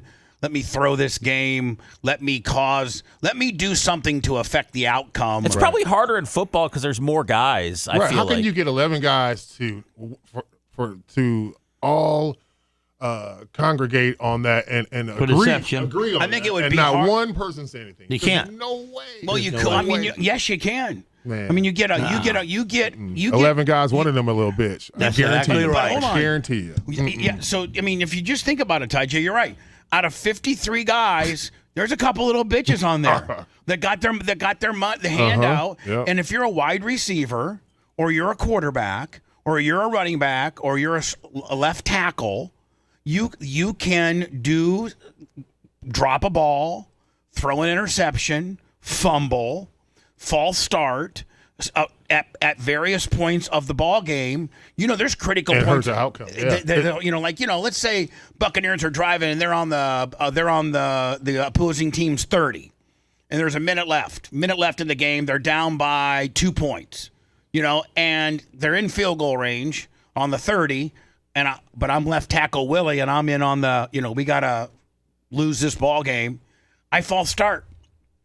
Now we're back 5. Asirio Toloa was the gay player you're talking about singing the national anthem. Ty J had to play against him though because he was with the Packers and the and he was a defensive end. He was. You probably what was his name again? Asira Tualoa. Yeah, Asira Tualoa. Yeah, I don't remember the name. Yeah, Ty J never knew the guy's name until I remember a game he smashed you. I remember that game. Yeah, Ty as long as he didn't remember- touch my butt, I'm good. I'm good. He smashed it cool. Don't touch my ass. Ty J remembers talking smack to Reggie White, and Reggie White, God blessed him before he made he said, God bless you. And then he went and made Ty J. He I made chopped Ty J his ass. I chopped like, yeah, Reggie, I got you. Because he took the play off, right? I was on the backside, so the play was going. So Ty J talk all this smack like, I got you 92. You ain't nothing, bitch. I got you 92. And he goes, God bless you, my son. 86. God bless you. I was like, what? Screw you. And then he gave Ty J the hump move and then the swing move. Look, and then Ian had to go against him every play. And Ian was like, look, man, don't be talking crap to him because I got to block that. I got to block him. Yeah, what are you doing? He said, I was like, man, screw him. I play like 30 plays a game. Ian playing 70. Right. So you got to see him every play. Yeah, and Ty J was like, man, after I cussed him, he found like a whole nother gear, and he was just unstoppable. You couldn't stop him. Was he the strong? He was country strong, bro. You know, you got some people. Brett Favre said when we had him on that Reggie never was in the weight room. He was just dense. You could just touch some people. Just like, man, that dude is strong. And that that just dude, hard all over. Yeah, he was the best, and you couldn't stop that hump move. Nope. No one could. He get that. No He get that momentum. I don't know going who against. they were playing. That was a Super Bowl. They were playing against the Patriots? The Patriots. Yeah, the Patriots. And you remember how he was doing that left tackle? Yep. Killing him. Yeah, I mean, that dude was good. He was a big man, too. Oh, yeah, he was all pro. Throwing him around like he was a little kid. And Reggie also knew, because you just said he took a play. He knew when it was third When and it was go 7. time. Yeah. First and 10, Reggie might, second and 8, But it's third and 9. Yep. Reggie's bringing that hump move all day. I think he had the hump. He was good against the run, too. Was he? Mm-hmm. And he bull rush. He had all the moves. That's why he's number one. I don't think he's the number one sack leader anymore, but at one time he was, right? I don't know. A while. Who's the number one sack leader now, Ty? Lummy? The white guy from Minnesota. He just Jared Allen. Yeah, All right, white guys are on top. Shut up. You never get to be on top. I'll tell you the podcast, Lasker and Ty J. Yeah, we call it the Palsy Boys. The Yeah. Palsy Boys. The Palsy Boys. Our daily. The Palsy Boys. What we do on a daily basis. Yeah, how to play things. Yeah. So Bruce Smith has the most of all time. Okay. He was a bad. What about Strahan? And he has. Strahan's number 10. He's 6. He's Reggie White, 6. Yeah, Reggie White is number 2. Who's the Bucks all-time sack leader? Warren. Warren, and then I think maybe Leroy Selma. Well, Simeon Rice is on the list. Yeah, Simeon is up there. Why didn't people make a bigger deal about Simeon Rice? He was so good, but it's like, I don't know, was he just not? He just walked back to the tunnel real quick I don't and think he didn't was make it. here very long. I mean, he was great while he was here, but he didn't have the tenure. Yeah, he was like only, 3 years? 4 years. Yeah, I think it was 4 years. But his big thing is the first couple years when he was with the team. Actually, it looks like he was here for 6. But he couldn't stop the run. Society redneck, $50. He couldn't stop the run? No, he didn't. They said he didn't. Ty like J, to what was tackle. Hardy like? Was he a hard ass? Oh yeah. Nickerson. Much respect for Hardy. Yeah, he was good. Not a hard ass in a bad way. He was. He was a player that you knew that you could go to battle. He with. retired. And if anything went down, you knew he was going to be there. He retired a Packer. I think. And there's a lot of guys on our team that didn't get the recognition, but you knew that you could go to battle with them. Was he hard like you? Like mean hard?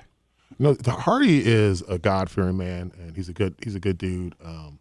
We used to go at it in practice, and we made each other better, because I had to go against the linebackers. Oh, yeah. And you practice how you play, and so if you're bull crapping in practice, you're going to play the same way, right? That's what Deion says. Practice hard, play hard. I went hard all the time, not to try and hurt anyone, but I'm gonna get that first jab in to let you know I know what I'm doing. You can trust me.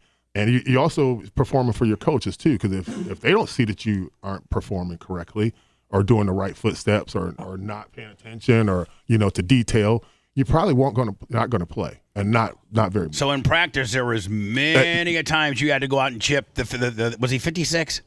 No, Hardy was inside. He was a middle linebacker, so he was in the inside. He was very seldom on the outside. But he was. His number was 56. Yes, he was 56. Correct. But was there ever a time when that was your direct guy? Oh yeah.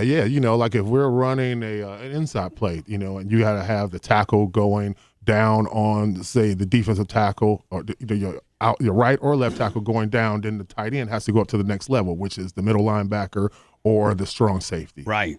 And it more often, usually, unless the strong safety's cheating up, it's that middle linebacker. Correct. Or strong safety. They could, strong safety definitely on the strong side, which is where the tight end goes, which is right or left. And so out of all the linebackers you ever had to go out and chip or go get, who was did you ever go against LT?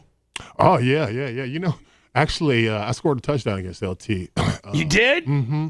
It was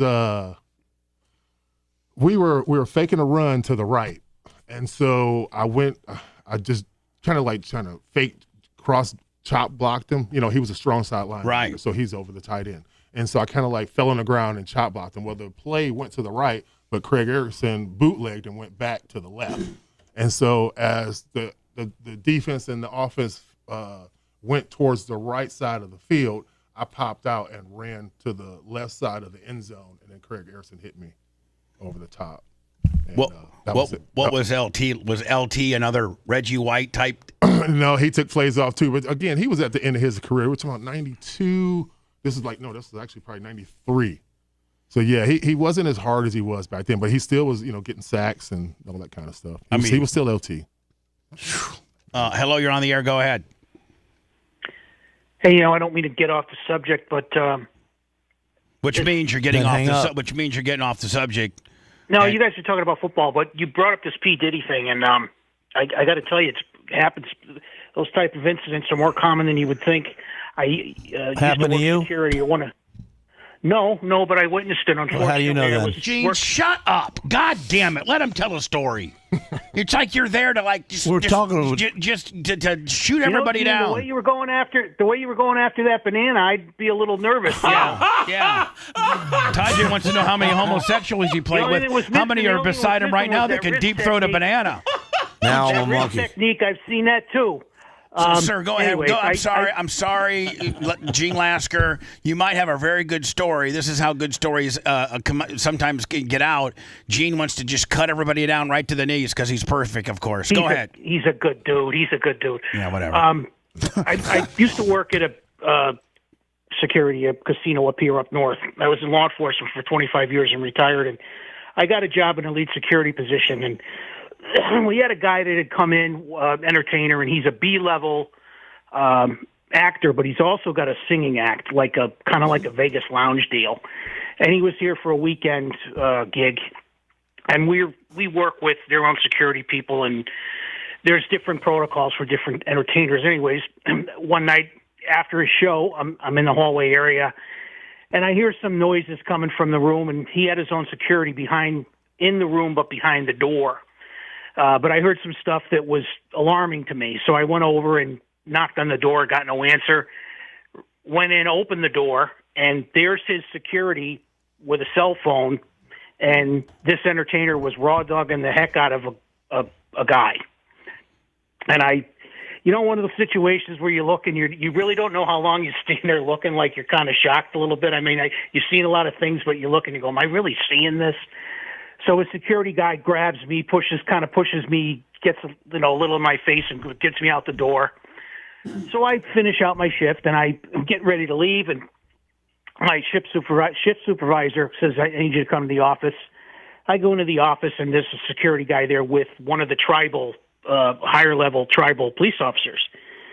And he says, look, I don't know what you think you saw, but, we'd appreciate your discretion. This guy's got a really good relationship with a casino and this and that and the other thing. And I says, look, I know what I saw, but I says, if you're telling me that everything is cool, I says, I'll leave it be. I says, but I got to tell you, I says, it didn't appear to me that the guy was enjoying himself.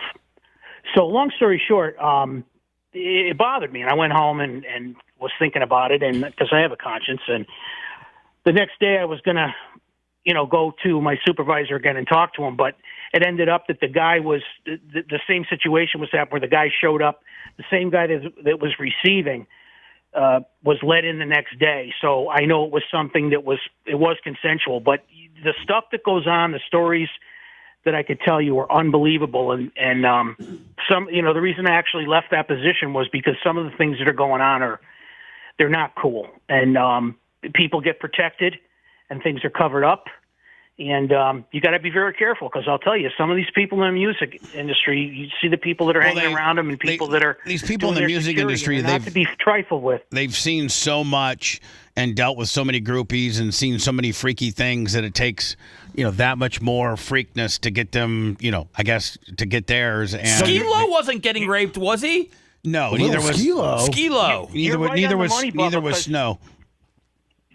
You're right on the money because there was a situation where there was another entertainer one time, and a real good guy. I don't want to say his name, but some of these guys are cool and they get around people, and then some of them enjoy talking and spending time. This guy was not a partier, and we were getting and talking and so on and so forth. He was married, and he was telling me about his past, and he said to me, it's no wonder that things get crazy because he says you sleep with one woman, then you sleep with two, then it gets into crazy stuff, then you start swapping, then you start doing this. I mean, he goes, how far, do people need to go before they get satiated? He says some people get pretty crazy. I mean, I don't want to get into some of the things that he told me about friends of his, but again, I don't want to condone it, but I can actually understand it because these people aren't normal.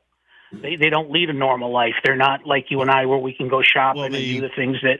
The podcast with Jonathan Hay, who makes some unbelievable allegations and statements, and his story in itself Does he name names with you, Bubba? Oh, yeah. Okay. Rage. Yes, absolutely. So anyway, man, sir, thank you for your insight. Sorry, Gene was trying to be a dick to you. No, Gene was fine, but just make sure you black out the screen when he's doing that because there might be some people that are watching that might think the wrong thing. Right, exactly. Yeah, he's got some good. I will tell you this: Gene's banana eating skills are second to none. I'll just tell you that right now. Have they gone to another level since the bells, or I don't know, man? But he can peel it and eat it with the best of them. I don't even know what's happening. I really feel like I wished I just eat a damn banana. Bubba, I don't know if you just because after that caller, but I did find Ty J's first touchdown. Oh, you did against the Rams. I just didn't know. Was this the long one? Yeah. Was this the like the? So you made a touchdown? He made three of them. Three. You made a touchdown. 34. Well, usually 34, linemen don't make 33. touchdowns, right? What, 34-33? Yeah, 34-33 is pre-snap. Here we go. Hold on. I hope Ty J's not mad. Is there Ty J right there? No. He was 86. Yeah, it looks just like me. No. I'm going like that. Ty J. It's a black dude, and I can't see his face, First of all, I okay? wouldn't wear that type of face mask. Okay. My jersey would be a lot tighter around the arms. All right. Yeah. Oh, yeah. I would have a neck roll. Okay, all right. I got you. Yeah, it's coming up. It's, That's George Thomas, the backup wide receiver, who's called for the penalty. Todd Kitchen, number 81, makes a little move at the line of scrimmage like a wide receiver has to get downfield. Talk about offensive interference. Did you see the guy push? Yeah. Keeps going. That was a little blocked late. Once, twice, Nice hit. 3 times, getting pushed. Fights off and just doesn't quit. That's the key. Wow, that's a hell of a rap right there. Man, special teams makes me horny. You just can't ever. The third part of the game, right, Seth? Third phase, baby. Todd Kitchen was a really good receiver. And that was a for hell of a LSU. tackler. Yeah. Great hustle by Kitchen. Here it is. And I've So watched this strong probably right. 10 times. All right, strong right. Strong right. So actually, you know what? Call the play. I don't remember what it was actually called. Was it But I'm play down on action? the bottom. Is play action, and So is this what I'm looking is this for? Eric Rett? No, that is. I think that's Anthony McDowell. Okay, and quarterbacks under center. Vinny and Reggie Cobb. Yep. Okay. Anthony McDowell, Reggie Cobb, probably Courtney Hawkins. Receiver. And where are you here? Are you right here? Yes. Yep. So Ty J, Gene, right here. This is Ty J.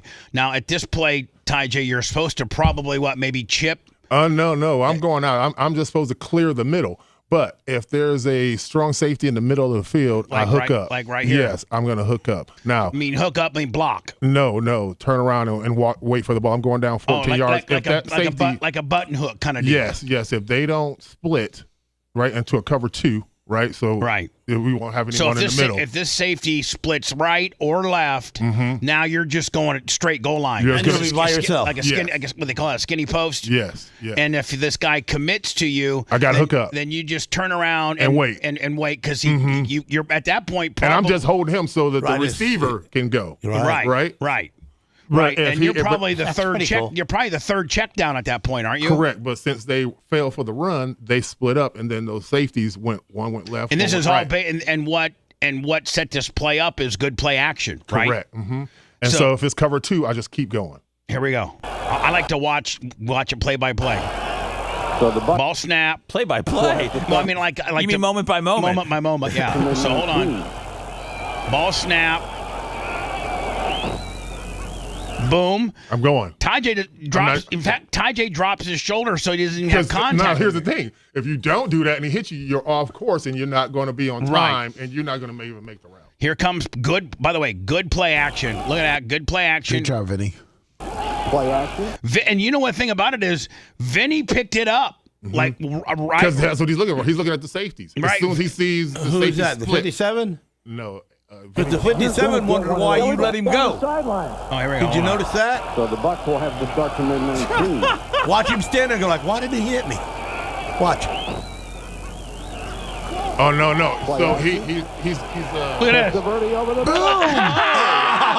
Pinball wizard, bitch. I'm glad you guys are bouncing now, off let me each tell other. you something. Let me tell you something about this. When that happened, they jarred my stomach up so bad. So I didn't really feel it because, the adrenaline. Right. Like, holy shit. Excuse me. It's all right. Holy smokes, I'm about to go score, right? Yeah. But when I get to the sideline, you'll see I puked. Hold on. Yeah. And Vinny, man, he's got to be. He's already seen what that safety's going to do. He knows you're wide open. Yeah, he knows because that safety. Where'd that safety go? Did he bite right or left? They both went right and left. There was a strong safety and the free safety. Right. So that's why the middle open. They left the middle of the field open. And look at Bubba Gruden up in here. So then when they saw the ball coming, now you see how they both came from the right and to the left. By that time, I was already gone. And Vinny, I will tell you, man, Vinny put it in there, did he not? Yes, he did. I mean, look at this. Little bit had to not quite lead, and you had to come back for it. And then two old boys, they decided to go in and try to get on either hip. And this time, this is 19. I was a rookie here. This is probably the best shape of my life. Oh, you should have been smashed. He should have been. They weren't tackling though; they just hit him with their shoulders. I was probably 10% body. Hey, look at this guy bouncing off. Yeah, look at that. That's a great the black still. granite, busting off the black granite. Bam! Get off me, bitch. And fast. This one is going to go all the way with TyJ Armstrong. Touchdown, 81 yards. 81 for a tight end. Still holds up. 81 for a tight end. Tight end. Really? Good for you. Get off me, bro. I'm going to puke. But you know the thing about it, man. Sam White, man. This didn't even make best plays because we lost. We were winning 28-0 at half. They came back and beat us 35. Oh, I remember that. And I played for the Rams, and that guy there, his name's Roman Pfeiffer. Roman Pfeiffer. Yeah, he's great. He was on the team when I went to the Rams. He was like, man, we all got a game ball, the whole team, because we came back and beat you. The whole team got a game ball. I was like, damn. So thank you, TyJ. So that touchdown was for nothing. Right? Look at that, Coach. Yeah. How in the hell does 87 get that goddamn wide open, son? Buddy? How did two of my boys not take him to the Look at that. Hold ground? on. Now, TyJ's got him a badass mask. He's got that one which it goes so clear up to your And you way see back. the neck roll because I'm a blocker. Right. Wow. You know, regular You can't even guys who get block to you. don't By have the way, it. hold on. Extended Got his sleeves shortened and tied off so those biceps pop. Right? How come they don't use the neck rolls anymore? I don't know. They're not even. Because you they never are see them at all. because Maybe they do a work. fullback. They have like those little stinger deals that it Yeah. has like a little collar. But I don't see many neck rolls. Because they do help. They do. Yeah, you remember Bosworth used to have one, but his really wasn't working because it was all flared out and it was just on the shoulder. They still have them. They're just not as obnoxious anymore. As prominent. Yeah. There's Dawsey. Third-round draft choice out of Mississippi. It's his second catch of the year. Look at the big ass shoulder pads. Now today's mentality, TyJ, is to get the smallest shoulder pads you can get, Right. and glue your jersey onto them. But I can tell you what, you got them small shoulder pads and you go on and trying to block someone, you're going to break your shoulder. Yeah, too. but back in the day when we played, you wanted to get as big a shoulder pads as you get. Yeah, remember? exactly. TyJ, did you feel like you were going to be? There's Ian. There's Ian. That's my Beckham. boy, dog. Yeah. That's my boy. Did you feel like after you caught this touchdown that you were on your way to being the greatest tight end of all time? No. Okay. You're like, move over my I wasn't even a starter. It was Ron Hall was a starter. Right. You heard of it. That was my second catch of the year. I got neck roll. I got my neck roll. I got my bike helmet. That's a bike pump-up helmet. You know it. Sam Weiss couldn't find enough guys to go out and congratulate. He was one of the Let me go puke, bitch. I gotta go puke. down the sidelines. All right, Steve DeBerg, get off All right, the guy. now watch this. Let it keep going, and then they're gonna come back to me right before the commercial and watch my head. Disgusting. Here you go. Watch this. Oh, here we go. Here we go. Oh, man. Oh. right on the ground. Yes, he was. Look at the trailer. I hope that camera was not on me. Look at that profile. That is a mean-ass brother right there. That is a brother with an That's attitude. my boy Reggie Cobb, rest his soul. He died, man. He did? Yeah, he had a heart attack at 50. He was a running back here. He went to the Jets. He played at Tennessee. And he was a scout for the Bucs for a really long time. And then he went out to San Francisco and was a professional scout out there. He died, man, like 4 years ago. 4 or 5 years ago. Look at you, badass. Everybody's afraid of you because you got a screw loose. That's why they drafted me, because I had a screw loose. Ain't nobody running in and blocking people like that. I mean, there ain't nobody tried you in the locker room, is there? No, I won't say that. But when we had this one play, it was a wham. It's called a wham block, where the tight end is off. They give us an instant replay, Ty J. Hold on. Be quiet. Good play action fake. Nice play action fake. Linebacker bites. Look at Ian. I see you, big dog. Ian's up in there. Charles McCray. Look at it. I mean, you're wide open. I'm telling you right now, my short little T-Rex arms could probably get that one to you. Look at this. Oh, I know. You had to have some skill. Right to over get, his head, too. Yeah. Vinny was pretty good, wasn't he? Mm-hmm. Yep. Everybody say he was colorblind. I don't believe that. Get him down. Whatever. Yeah, they're saying that he's colorblind. Why he threw somebody. You're an old school hater if you feel Now that. look at that. But hold on. Now watch these two. No, I'm not. These Keystone cops try to catch you. Ready? Nice touch. And neither. They didn't do nothing. They didn't rap, man. If they would have rapped, Because they thought I was soft. you're going to think a shoulder's going to take this brother from Detroit down. But if you you were soft. the left arrow on your keyboard, What's that? It rewinds at 5 seconds. What does? The left arrow on your keyboard, Yeah. it rewinds at 5 right there. Oh, that why didn't you? God, you should have told me that 7 years ago. I mean, my God, Lummy, please. Hey, every day you learn something new. Hold on. So these two busters think that they're going to shoulder the Ty J. Bitch, there ain't nobody shouldering And let me tell you, him. Roman Pfeiffer is fast. You see 58 right there? And he's big. Mm-hmm. And he's big. He's about as big as you are. Yeah, he's the one that ran you down. He ran out of steam, though, it looked like. Hold on, ready? Throw, nice touch throw. Talk about power. There's two safeties. Look at them legs, boy. Look at 58. Yeah. 58's full stride and trying to get you. No, sir. Now, are you looking at yourself on the Jumbotron at this point? No. Yes, you are. I've seen you look up. Oh, you didn't have one? You had to take the angle, though. We only had one Jumbotron that was at the other end. Think about it. This is Look no at the point. sombrero. Oh, look how close he was to nipping he was you. right there. Yeah, but if he would have nipped him, he still would have fell in. And you know what? I learned this at college. If you're going straight like that, everyone's fast. So if you're going to a straight point, If you you need to angle it, curve. you gotta angle You it. got to give a root. That gives them more So that's distance. They why gotta I bent catch it to up. the left, right? Yeah. That's why you got to cut it back, or they will he'd have catch caught you. me. He'd have caught me, and that would have sucked getting tackled at the Get one. caught at the 3. I mean, you could never live that down. We wouldn't have anything to play if you got caught at the 3. When I told you, I can't play best ofs that you got caught at the 3, buddy. Okay.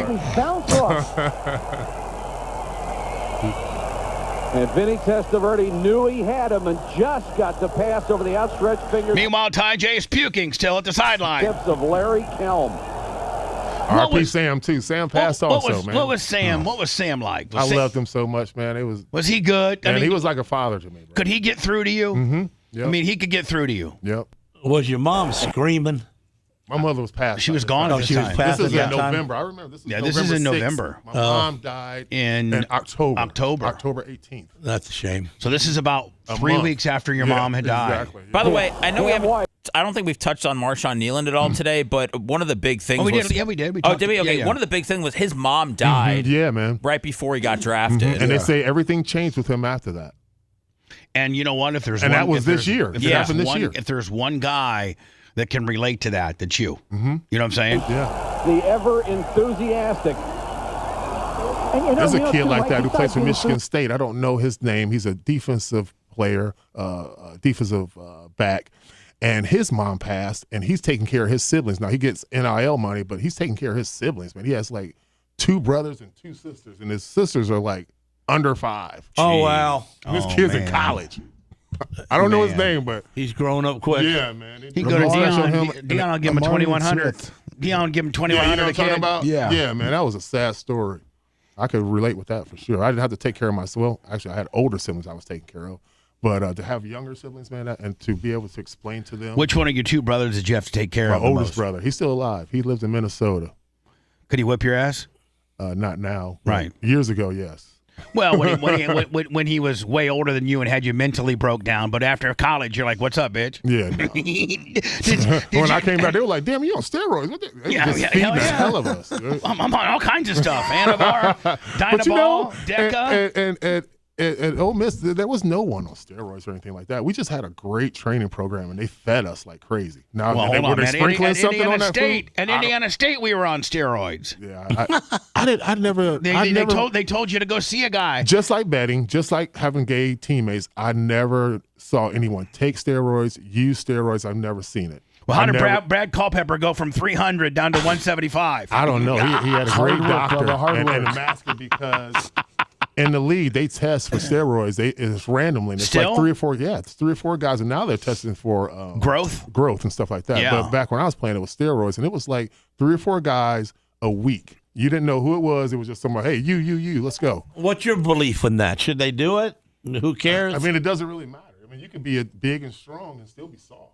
Right. You know what I mean? If you don't have not the be technique, smart and if you make don't, the right move if you anyway. don't have the mental, if you don't got the capacity dog, to do it. if you don't got the dog in yeah, you, man, and you can't. Steroids can't teach make that. you a dog. You can't teach that. Steroids can't make you a dog. When I returned, man, you see the Deltona dad? He punched a cop. I think it was a female. Was it a female school resource officer? I think dropped her, and they only gave him 45 days. And she probably started it. Jeez. God. Well, it had to be a reason. Are you, Gene? Are you really are you this way in life, or are you just?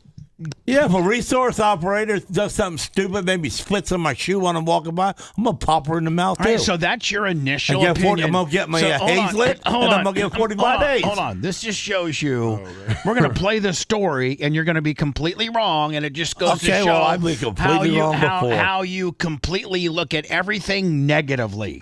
Everything sucks. Everybody sucks. If you look at it negatively, then it gets right. You're happy. If you liked that segment, then you'll definitely like the new redesigned BubbaArmyHQ.com. We'll be back to the Bubba the Love Sponge show after this.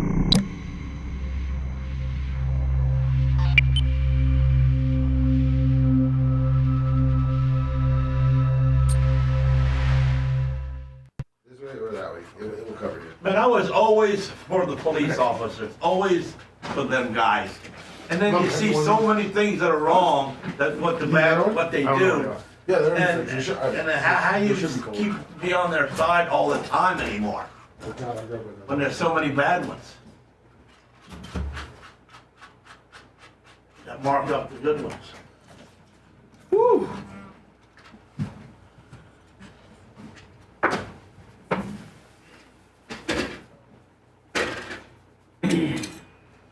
I can't wait for Gene to be drastically wrong on this. I'm looking forward to the Gene podcast. The Belsey brothers. Oh.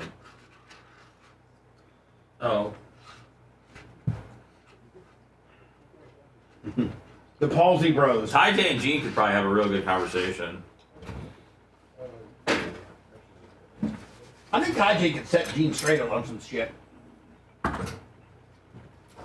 Honestly, it'd probably be the next big thing. Yeah. Ebony and Ivory. The real one.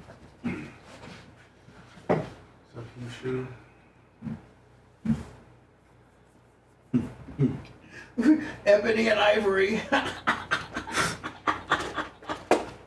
I mean, I'm sure there's a few pods named that, but Not with a former NFL and an outlaw biker. Yeah. I know, man. That's something. Where you sign that script? No, but you can't replicate that nowhere. That's a real titillating combo. Tajay, you think you and Gene need to do a new podcast called Ebony and Ivory? and so think about this. There's probably people that are doing that, but how many have a former NFL guy and an outlaw biker as the just tell stories? Yeah, just tell stories. That's funny. I think it's the next big thing. Ebony and Ivory. Be a lot of learning about each other. Palsy boys, man. Palsy boys. That's right. Is it your left or your right? Your left. Yeah. You know, women get it when they're having babies. My friend's wife did, and it's never left her. Oh, no. Yeah. I cry for her every time I see her, man. I get tears in my eyes. Before I even got it, I cried for her because. Wow. Did you reach out to her and tell her you got it? Yeah, she reached out to me first to see me on the show, and she's crying for me, crying for herself too. But beautiful girl, you know, marries her beautiful man. He's a great guy, and works hard. And then her second baby. Yes. Why are we proud to have a second baby? Look, Do you feel? It says we're trending. Yeah, no, that's me. But it's me. Well, somebody named Bubba's trying to foster kid that had nothing. And the last words I said to my grandmother before she died. Bill Maher. Only woman. So should I click Bubba? I promise you. Looks like you gotta be logged in. And she says, "Let me tell you something, Gene. You work too hard, and you work. So should I log in? Feed me, and you take care of me and you, and I want you to have a good life. Let me tell you when you're going to be rich. It's not letting me do it. And then just stay there. Maybe you go to it. Whenever you can. Click on sign in as the Bubba Army in the Google. Whenever you want to eat it. Just click on stay that there. part there. And have a good time in life. I promised her I would, but I got to kill her business. Work hard. But you know, man, you can enjoy the fruits of your labor if you sit. But now I'm not trending. I told my doctor, I said I talked to my doctor. I said, I do, man. I leave early from work. I pick up my son, adopted son, 14, 15 now, just about to turn 15. I pick him up just as he gets off the bus. So I'm with him from the time he gets off the bus. And if we're Now we're not trending. I bring him to the bus, me and him sit and talk. So we get that morning, truthfully, it's hard to tell a lie at 7 o'clock in the morning. After he just woke up, you know what I'm saying? He's not going to tell me a lie. He's going to tell me the truth, We talk and I take him up and we're together. And I spend my weekend with my family and my dogs. I don't feel like I stress, but Bubba's trending because that's what Bill Clinton is referred to in Epstein emails. Oh, okay. All right. I think for my future. Perfect. I figured I mean, I was in this tower business, man, and just traveling all over. I did it for 10 years. This is probably good not to be trending on this one. Make sure the company's making money, make sure my guys are making money.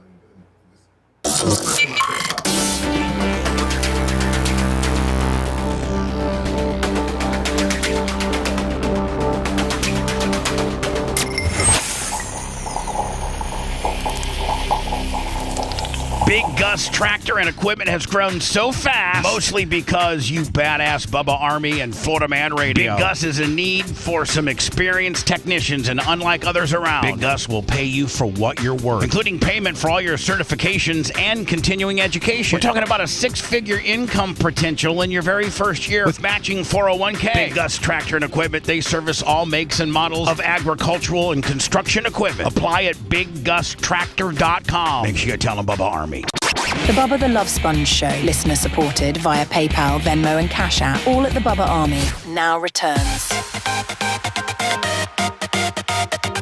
I'm excited to run this next story. By the way, Tajay Armstrong sitting in today. Thanks for having me, buddy. Thanks for being here, and thank you for breakfast. Yes, sir. It's refreshing to keep. It's actually refreshing to have somebody somewhat help me police Gene. I'm nervous of this guy. You should be. He got a long reach too, man. He's got a long ass He can reach over and grab it anymore. And he's just he's strong as hell. And he's a bad, he's a bad dude. He tries to act like he's not bad. I'm a lover, not a fighter. Okay, whatever. So, Gene, I can't wait to play this story because I previewed it by saying, some stupid ass dad in the community's up in arms and he only got 45. Oh, look at this being sapped. See it in the screen? I guess we just missed it. I previewed the story by saying that the community's up in arms and stuff because this dad supposedly dropped a school resource officer, a deputy sheriff, and hit them. And I thought it might have been a female, and only got 45 days. And the community's like, and the sheriff and everybody, they're all like, "Are you kidding me? Only 45 days to drop a deputy?" And Lasker's like, "Well, let me just tell you something. She probably put her hands on somebody. She probably deserved it." How else would it be? Nobody else pre-scored this story. And everybody else is going to wait and see how it plays out, but not Johnny Negative over there. Well, Johnny Negative, I'm taking the judge's defense. If he gave him 45 days, it must have been something to it. Well, let's see it then, Johnny Negative. In fact, that might be his new name. Johnny Negative? Johnny Negative. All right. Johnny Negative. Will now spend 45 days in jail after. Now, Gene, is Johnny Negative capable of saying, "Okay, let me tell you something. I might have been wrong on that one"? Yeah. Is Johnny Negative? Are you capable of doing that? But they don't keep me from speaking up. Well, no, I don't want to stop you from speaking up, but I want you to, if you're wrong, if I'm wrong, then the judge is an idiot. Now spend 45 days in jail after this interaction with a school resource officer that ended with him punching her in the face. All right, so it's a woman. Shoes Spencer Tracy talked with the sheriff this afternoon, who said this sentence was a slap in the face. Do you feel this proud that you are this worthless? A packed courtroom on Wednesday filled with Volusia Sheriff deputies watched as a Deltona father awaited his fate. How do you feel about when you watch that video? How do you feel about your actions? I feel ashamed. I feel remorseful. Body camera video shows Here you go, Gene. The moment Jorge Rivera punched school resource deputy Julia Curtin at Deltona Middle School last November. The state says he then snatched her taser from her hand after a heated argument over his son's discipline. The defense described Rivera as a decorated combat veteran living with PTSD and depression, saying he acted out of anger and has since shown remorse. I want to apologize to Deputy Curtin. Every single uniform that is right here. Yourself, my family, my wife. I'm sorry. Deputy Curtin also took the stand, describing how the I want to see the footage. Encounter left her both physically and emotionally shaken, saying that she was simply trying to keep the situation under control. He made the choice to become violent in a school, in front of staff, and in the presence of children. Sheriff Mike Chitwood tells me he was furious that the judge told the court that his deputy needed more training. He's calling this a slap in the face to law enforcement. What that judge just did in that courtroom was she sent a message to Volusia County, all law enforcement, you wear a uniform, okay? If somebody attacks you after they point at you or whatever it is, it's your fault. Rivera was facing multiple third-degree felonies, including battery on a law enforcement officer. Prosecutors called the video complete chaos and asked for 10 years in prison, followed by 10 years of probation. Man, talk about a swing. 10 years to 45 days? It's a hell of an attorney. The defense asked for a non-prison sentence.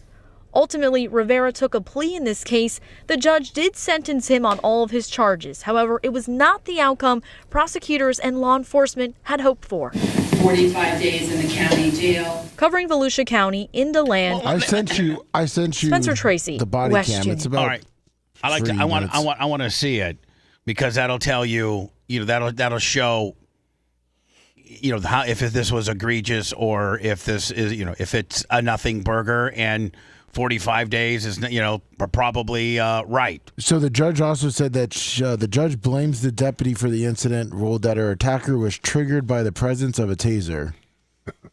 Yeah, so instead of de-escalating by talking, the way you're supposed to, they're going to whip out a weapon. Let's say. Well, you whip out a weapon right out of the box. We're going for it. Okay, I understand, Gene. Some of us are going to take it from you. Gene, we don't know that happened yet. Are you Johnny Predictor now, no, too? I'm just telling you what Let me just said. That's what the judge said. That's what the judge said. So let's see what we see on the body cam. Maybe the presence of a taser is just having one on your gun belt. But the presence of a taser at the wrong moment is escalating the problem. I understand the frustration of the whole situation. No idea. I'm sorry. You have no idea. Okay, well, let's continue. Let's forget about the I'm sorry here, I'm sorry there. Let's go and take care of what we have to take care of. What you can do is, like I was just explaining, when this process goes through court, you can explain your side of the story to the judge. It's ultimately going to be up to the judge what is going to happen from here on out. What I made a determination on is probable cause alone, which just means that he was the primary aggressor, being that the primary aggressor. I think they're talking about their son. Kids. Yeah. Their son was the primary aggressor. That's what the cop has determined. It wasn't an argument. Yelling at him. Okay, And that's I'm gonna finish this Okay, so conversation. you fail a kid. Okay, that's okay. You are failing kids right here. We're not talking about us, because believe me, if it were about the adults, we can solve this at all different levels. So we are talking about a kid that I'm if you wanna fooling. speak Now with I'm my telling you, I'm you're not talking gonna raise to your you. voice at me. Okay, You're not yes, gonna I raise am going to do. Guess Okay. what? Because I You pay you guys are going to salary. leave. Okay, what You guys happened can to leave. you? You can leave. Okay, why are you so can't have- worthless? Do you have a feel? conversation, Do you so you have feel? to leave. I think this is a Hispanic Gene Lasker is what I think it is. Oh man. Why he automatically threw an assault. Why are you so worthless?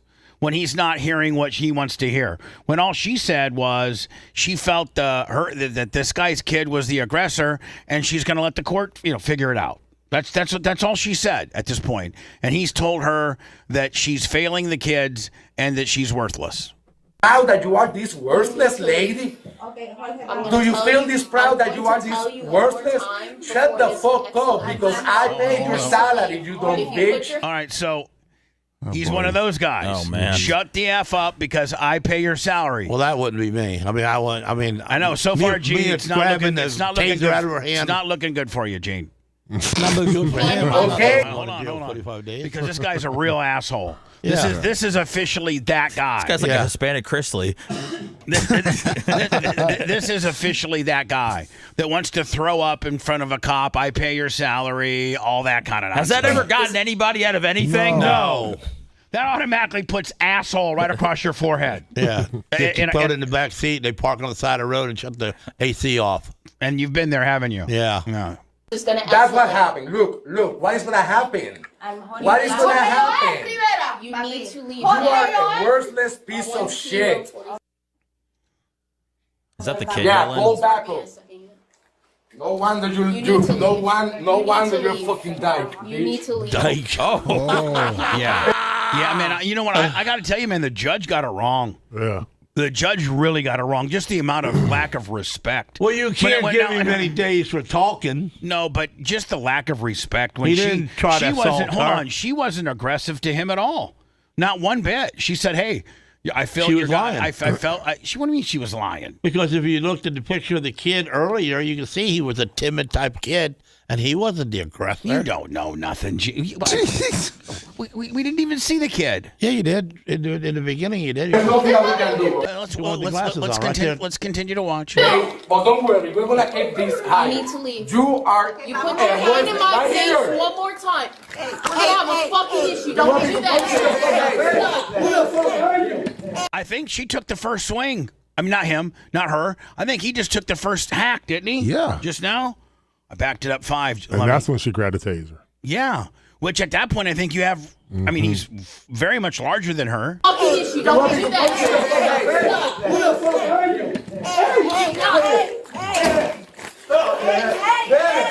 Now she's, there's like 2 or 3 people between Yeah, you can't tell what's going on now. Him and the cop, and there's these, the mom and other people are trying to keep him. He's aggressively pursuing the cop. Would we at least all agree to that? Mm-hmm. That's, I mean, yeah. Now she pulled the taser. Now at this point, I think she has every right to pull a taser. He's not being compliant, or I mean he's a big dude too.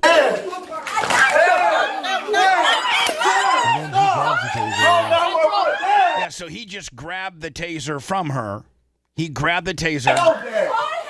Is that where he knocked her down right here, Lummy? Is this where? Yeah, we knocked her down when she pulled the taser out. He charged her. Dude, Right you got to be unhinged to do this in front of your kid. Look at this. Hold on. Right there. Now I'm thinking the kid was the He aggressor. he punched her. So he punched her, and now she's down on the ground. Put it down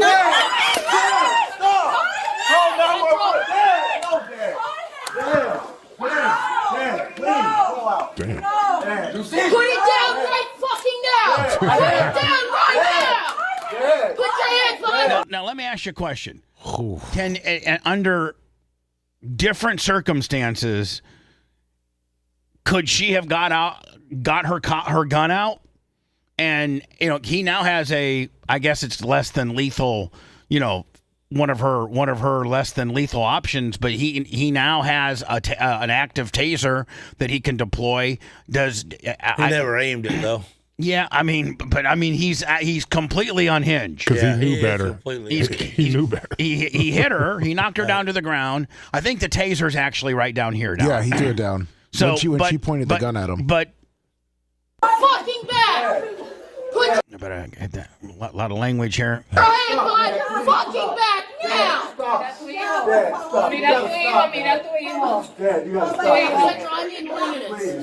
Put your hands on it! Fucking back now! Yeah, please, thank you. Dad. Central Kilo 47. So, man, to me, that guy deserves more than 45 days in prison, and for the judge to have deemed that the police officer was at fault here. And he had zero remorse. Yeah, none. Even when he was being sentenced. Yeah, you saw he was flailing his arms and his hands and shit. California's Gene, they've been deporting nicer guys than that. Gene. You know what I'm saying? Yeah, they are. They're deporting. They're deporting roofers that are out making a living, doing manual labor. They're sending them back to Venezuela at alarming rates. And we're going to keep this guy. And we're going to keep this guy. So, Gene, I think you might have got it wrong. Yeah, well, I got it wrong. If you want a deep dive into the Bubba the Love Sponge show from the past, go to BubbaArmyHQ.com. We'll be back after these words.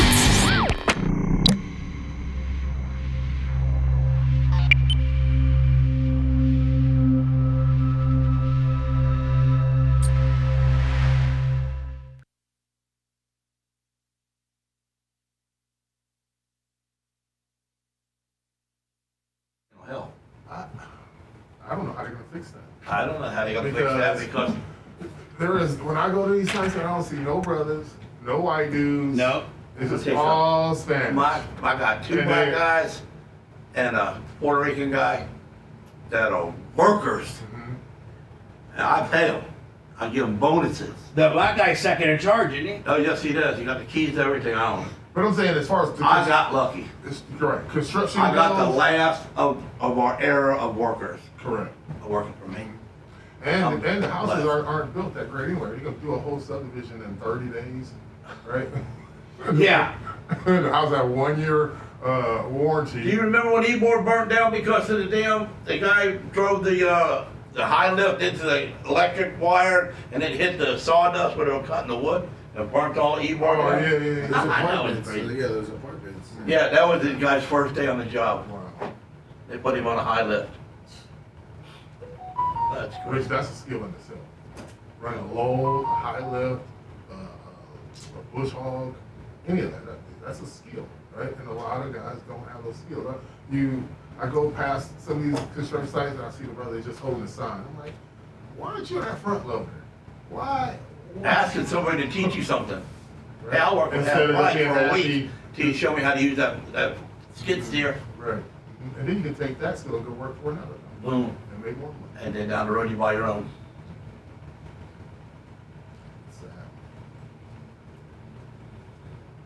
Yeah, I don't know how he only got 45 days. Yeah, that's bullshit. That was me. I only got 20 years. You got 10 years. That was me. I'd have got a bullet.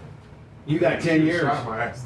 Man, Tajay would have got shot as soon as he was grabbed wrong the taser. pigmentation. Let's just keep it real. If he was black, oof. Well, You'd have got it. He would have got it. Come on. I don't know. Nowadays, the black guy's above the white guy. I don't know, man. Hey, don't put that guy in the white guy category. That guy was Spanish. I know. He's in a bad category. Oh, no problem. He's the big asshole in the country right now. Did you get the oatmeal? I ate bacon and eggs, and I had half a pancake for Eric. All right, well, You yeah, had a pancake? Yeah, I had a pancake. I got that oatmeal for Macho Man is not slimming down. Thank you, brother. Appreciate you. He ate a pancake. Did he? he ate the pancakes? That's what he I said. think there's one pancake left, Bubba. Save it for me. Yeah, I'll put it in the fridge. Yeah, I tried Macho Man, he don't eat nothing. Yeah, and I got there, man. I like I said, I ordered it last night, and the girl, she was so nice. I left her a $50 tip. She Damn, she cuz. had everything ready for me right there. Everything was perfect, right? Everything was hot, just like I thought it was gonna be, you know. So she did really good. And I thought about it last night, and I was like, I wonder if they're still open right now. They close it at 8, so I was like, I better open now because if I order in the morning, I'm gonna be sitting around that day. Johnny Castica, we said 100 to him. Bubba first got on the show, got the meal on the show from them guys, and they were bragging about that pancake. And I told my wife to order me some food and send it to their shop the next day. Send me one of them Bubba pancakes, you know? From that place. Tajay, have you had one yet? Yeah, I did. You're fucking. I couldn't eat the whole thing. Yeah. You know. So sugary. And it was so sugary. Oh, man. You can't. I can only eat one of the two. Bro, I like half of it. Yeah, see, I ate half the top one, and that was all I could go. Well, on this order, I only got one. You could get the two or the one. Or the one. Yeah. The one that's real spiced up, and the other one's plain, right? Yeah. Yeah. Well, they put that. Well, when I ate the spiced up one, half of it, and I was like, oh man, I can't believe I ate that. It was like, then I realized the bottom was plain. I said, man, I should have pulled it out. Right. And then they serve syrup with that too. Yeah, that's wicked. That's a hell of a lot of sugar.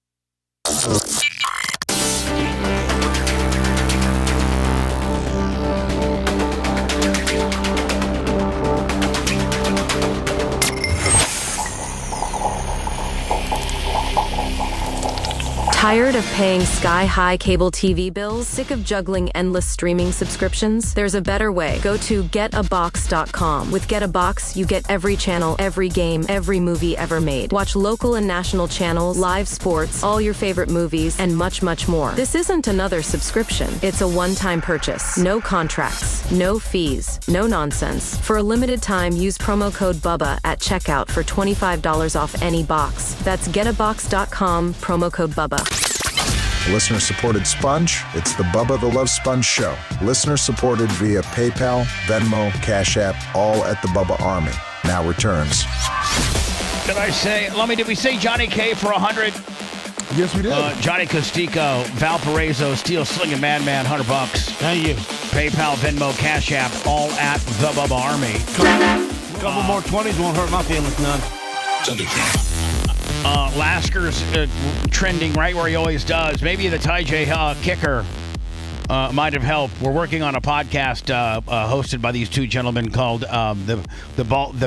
What do we call them? The Palsy Brothers. The Palsy Brothers. The Palsy. Hey, so tell me something. Can I get with my Palsy brother and hook up my week 11 on the pick sheet?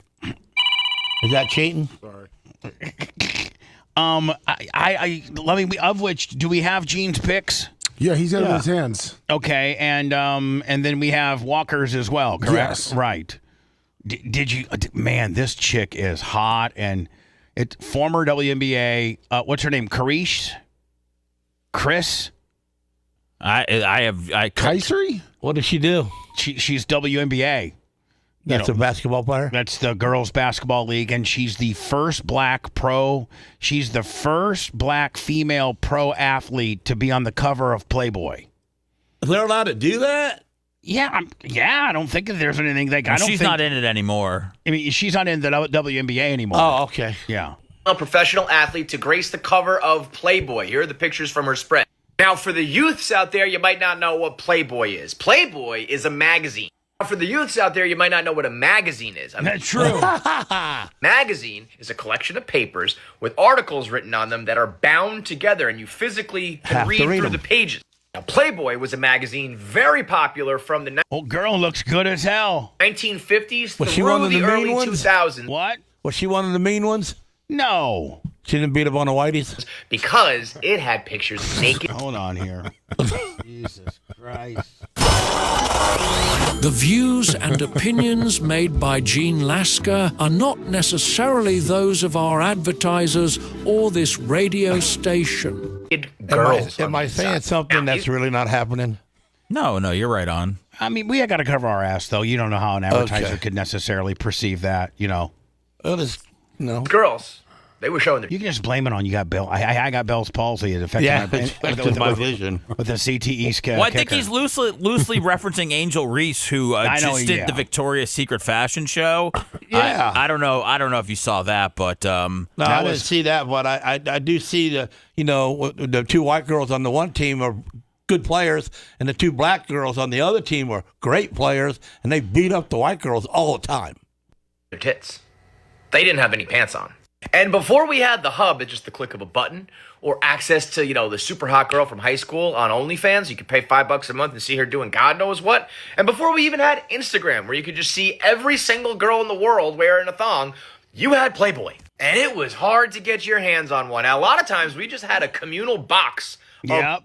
That's the way we had it in my neighborhood. We had a place in the woods. We had a place in the woods where everybody, like, if you found a skin magazine, like in the trash or something like that, then you'd take it to this one, like, place in the woods, and it was, like, underneath, like, some car fenders and things like that in this little shoebox, and you would survive the weather and everything, and, like, Playboy magazine. Or you'd steal one of your dad's Hustlers or something like that. That's how we had to get porn back in the day. NorCal Mark, $50. Thank you. Woods somewhere. You'd ride your bike out there and you could all look at it in the middle of the woods. Sometimes it would rain. The magazines would get all fucked up. But at the end of the day, you knew that if we rode to the woods and you turn left at this tree and you go in about 50 feet and turn right past the river, you would find a big box of Playboys. Now, to this day, I still remember this issue of Playboy. The year was 1999. I think it was in about 8th grade. We had what we called Skating Club. All the kids got on a bus and drove us to Ride Playland, where there was a skating rink, and we would just skate around in circles. Ty J, did they have skating rinks in Detroit where you grew up? Oh, yeah. For sure, yeah. I mean, skating rinks were huge back in back in our day. Yeah. But I was the fat white guy that couldn't skate. So I was the guy that was hugging the rail. Yeah. You know the guy that was hugging. And then you'd have all these other dudes, man, out there, shooting the duck and going backwards, and all the chicks thought that guy was the coolest ever. With his bell bottoms on. The wide receivers and the quarterback and us fat linemen were just we were wall hanger honors. And maybe you held hands with a girl, and it was like a fun thing for us to do. But one night, somebody brought an issue with WWF Sable on the cover, and it was in the bathroom, and we all just kind of took turns heading into the stall and looking through the pages of Sable. Don't even get me started on Pam Anderson. She was on the cover 14 times, but none of... So, Ty J, did you have a girlfriend in high school? Yeah. Not steady, me, man. I played around. Well, hell yeah, you did. I mean, you were probably the most heralded athlete in the school at that time. I didn't lose my virginity until my senior year of high school. Mm-hmm, high school, yep. How about when you went to Iowa farmland? Please. Open season. So let me. Can you send me Walker's pics via Click? Yeah. Or via IM. Yes. Time for our weekly Gene verse of a 4-year-old. So I'm only down 3 games, right? 3? What are you? Oh, you're cheating. Cheating? Gene, nobody's cheating. Bubba and Lummy I have cheats for his son. Gene, you got Yes, he does. He Gene, doesn't listen you to got me. mad one week and said, "I'm voting for everybody on the right side." It was some kind of political deal, and he got mad and he goes, "Let me tell you something, Bubba, that wasn't his worst week. His worst week was when he watched this black lady that he calls her on Facebook. He went 6-9 on that. I'm sorry, 4-11. The week he picked all left, he went 6-9. So, but he went back to listening to this black lady again this week. So, well, supposedly she knows what she's talking about. Well, she doesn't. We got to get her on the show. We got to find out who it is and get her on the show. yeah, you're 9 down, Gene. I'm 9 down. Well, yeah, except after last night's game, but because Walker just. So I'm 8 down. Yeah. So you're 8 down. All right. Game number 1 tonight: New York Jets versus the New England Patriots. Now, see, I don't know if you know Tajay, but Walker has a certain technique where he takes the two helmets, he smashes them together, and then he decides, then he throws one down in a bucket, and then keeps the winner on the desk. All right. But it's very methodical. Yes. He can't. It's like two. Lummy, it's like almost two linebackers creating a concussion type deal. That's right. Who wins? So this is the Jets and the Patriots. Yeah. Whoa, the Jets with the upsets. Dolphins. Gene, what did Gene pick? So the loser goes to the ground. The loser goes to the bucket. All right. What did Gene? What did Gene pick? New England. All right. Walker's next pick, and then Gene, you'll pick right after. Dolphins versus Commanders. Who wins? Who's this? Let me. Hold on. I can tell you right now. Dolphins. Yeah. If Walker had the Dolphins would be 17-0 this year, because as a kid you can figure out what your mom and dad's favorite teams are, and then is it one of you guys' favorite teams? Oh, his mom is an absolute Dolphins fanatic. He picked against the Dolphins last week, and then they won. So now he's back on the Dolphins bandwagon. Yeah, but it's also his mom's favorite team. For the Commanders, the ball is right over. Dolphins beat Commanders. Game. Gene? What? Dolphins. Okay, Dolphins for Gene. You writing them down, Lummy? Yes. Okay. 3. Real barn burner. Carolina versus Atlanta. Who's going to win? Packers is the night. Bamford is catching up. Falcons win. Falcons win. Gene, what do you got? Who are the Falcons? Atlanta. Who are the Falcons? You got Atlanta or Gene, Carolina? Gene, I got the other guys. Carolina. The Falcons are the Falcons. Okay. When your question is who are the Falcons, the Falcons are the Falcons. Like, they Buffalo, Atlanta, Miami, Atlanta. I got Carolina. He's got Carolina. Okay. Good. All right, here we go. Buffalo Bills versus the Tampa Bay Buccaneers. Oh, wow. They play each other this week? Yeah, In Buffalo. At Buffalo. Yeah. Wow. With frigid temperatures. Oh, my The God. Bucks have the ball. The catch it up. She missed. Touchdown Bucks is. Bucks beat the Bills. All Gene Lasker, Bucks, Bills. Bills. right. Tennessee versus Houston. Who wins? I gotta go her gone. The bad one on the guy. The commentary is improving a Who's lot. that? Who wins? Easton's. Houston? The Houstons. But he's got Tennessee's same helmet, thing. right? Gene, what was his pick, Lummy? He picked Tennessee. Tennessee. Gene. Houston. Tennessee. No. You got Houston? Titans. That's a tough matchup because one team used to be the other. Yeah, and You know what I'm Titans saying? stink. The Tennessee Titans used to be the Houston Oilers. That's true. Right? Yeah. And then the Houston Texans was an expansion team, were they not? Yes. Right. Just like I think wasn't Cleveland an expansion team, but they were really the Colts back in the day. I don't know, something like I that. thought they moved to Baltimore and then they gave Cleveland the Browns back. Yeah. Right. Yep. All right, Tennessee Titans. Minnesota Vikings versus the Chicago Bears. Oh. All right, let's go. Who wins? Oh, here go Bears. Here go Bears. Leaning towards My the Bears. man! That's right. Bears. Love me. Lasker, Same Viking. thing. Yeah. Green Bay versus New York Giants. Jameis Winston. No, that's a Bulldogs. Okay, yeah. Hey. He thinks it's a Georgia Bulldogs? Yeah.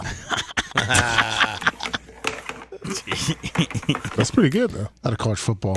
Packers. That's right. Gene, Giants, Packers. Packers. Bulldogs win. The Bengals versus the Steelers. Who wins? Rick O'Deals has the ball. Touchdown defense.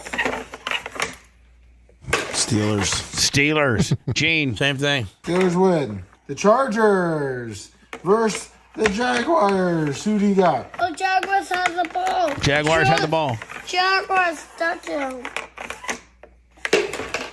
Jaguars have the ball Right. and they win. Wow. Gene Lasker. Who's playing again? Jacksonville, LA Chargers. Yeah, L.A. Win. The Seattle Seahawks versus the LA Rams. Oh, Who do that's you a got? good one. Well, that's a hell of a game. This is a hell of a game. L.A.'s got two teams in one Yeah, town? yeah. Do you know the mascots? The Who's and the Who's. I don't know, man. The L.A. One's a transsexual college volleyball player. Didn't say that. That's what I was fixing to say. Okay, the L.A.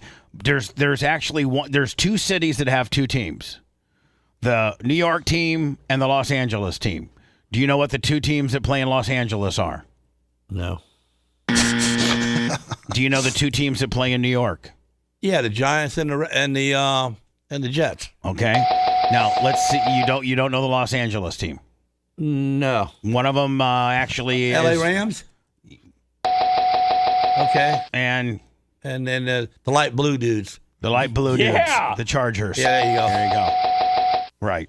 Ty J played for the Rams when they were in St. Louis. They relocated. She good. You got the hell out of there, huh? Actually, St. Louis went. They got the hell out of there. St. Louis, L.A., St. Louis sucks. back to St. Louis, then back to L.A. Right, right, Ty J. I think they've L.A., St. Louis, L.A. Correct. Yeah, Yep. exactly. Touchdown wins. That's right. Jared Williams. Yeah. Who's he picking? The Rams. Rams. Yeah. Gene, how about your pick? Seattle. Rams. The Arizona Cardinals versus the San Francisco 49ers. Who do you got? But the 49ers has the ball. No. Cardinals, they have the ball. Touchdown Cardinals. Oh.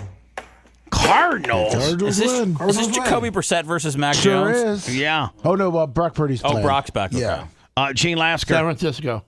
The Cleveland Browns versus the Baltimore Ravens. Who wins? Touchdown Ravens. Ravens. Ravens win. Ravens. Shador plays this week. Does he? That's my prediction. I can see that. It's Friday. What team is he playing? It's Friday. They haven't made an announcement. No. He's Gabriel will get pulled in the middle of the game. Oh, really? Yeah, that's what I think. Lasker. Browns. Baltimore. Browns. Raven. Baltimore. Yep. The Kansas City Chiefs versus the Denver Broncos. Oh, good game too. Yeah. Let's see what he says here. Who you got? Broncos. Now, those are just a pretty easy Pride.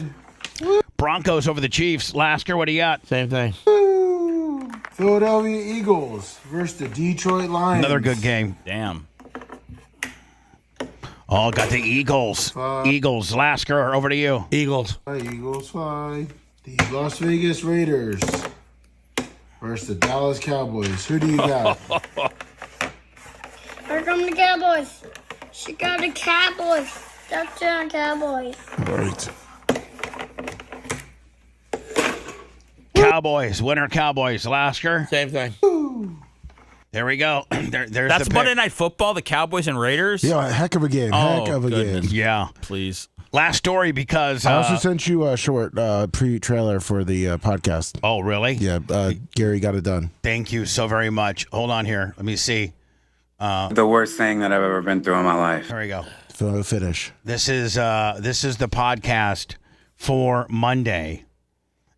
Jonathan Hay, who has made the Largo Police Department is working in conjunction with the Los Angeles Police Department and has handed the case off to the Los Angeles District Attorney about basically P. Diddy raped this guy, had men hold him down, and he anally raped this guy.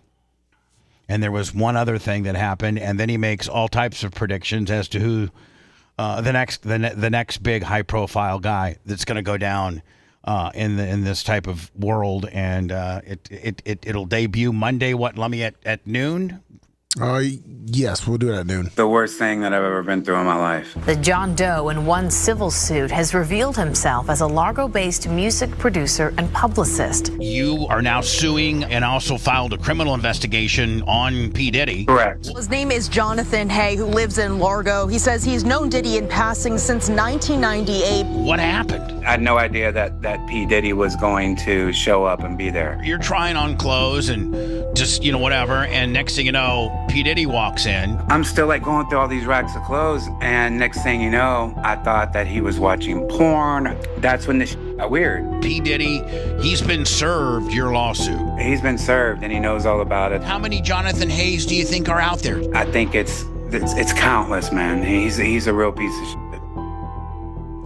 Damn, Cantrell can really do it. He can. Give that a finish, yeah.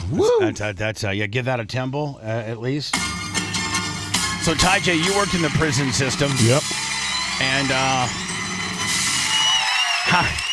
I can't. I for the life of me, I can't understand how a federal judge would rule this way.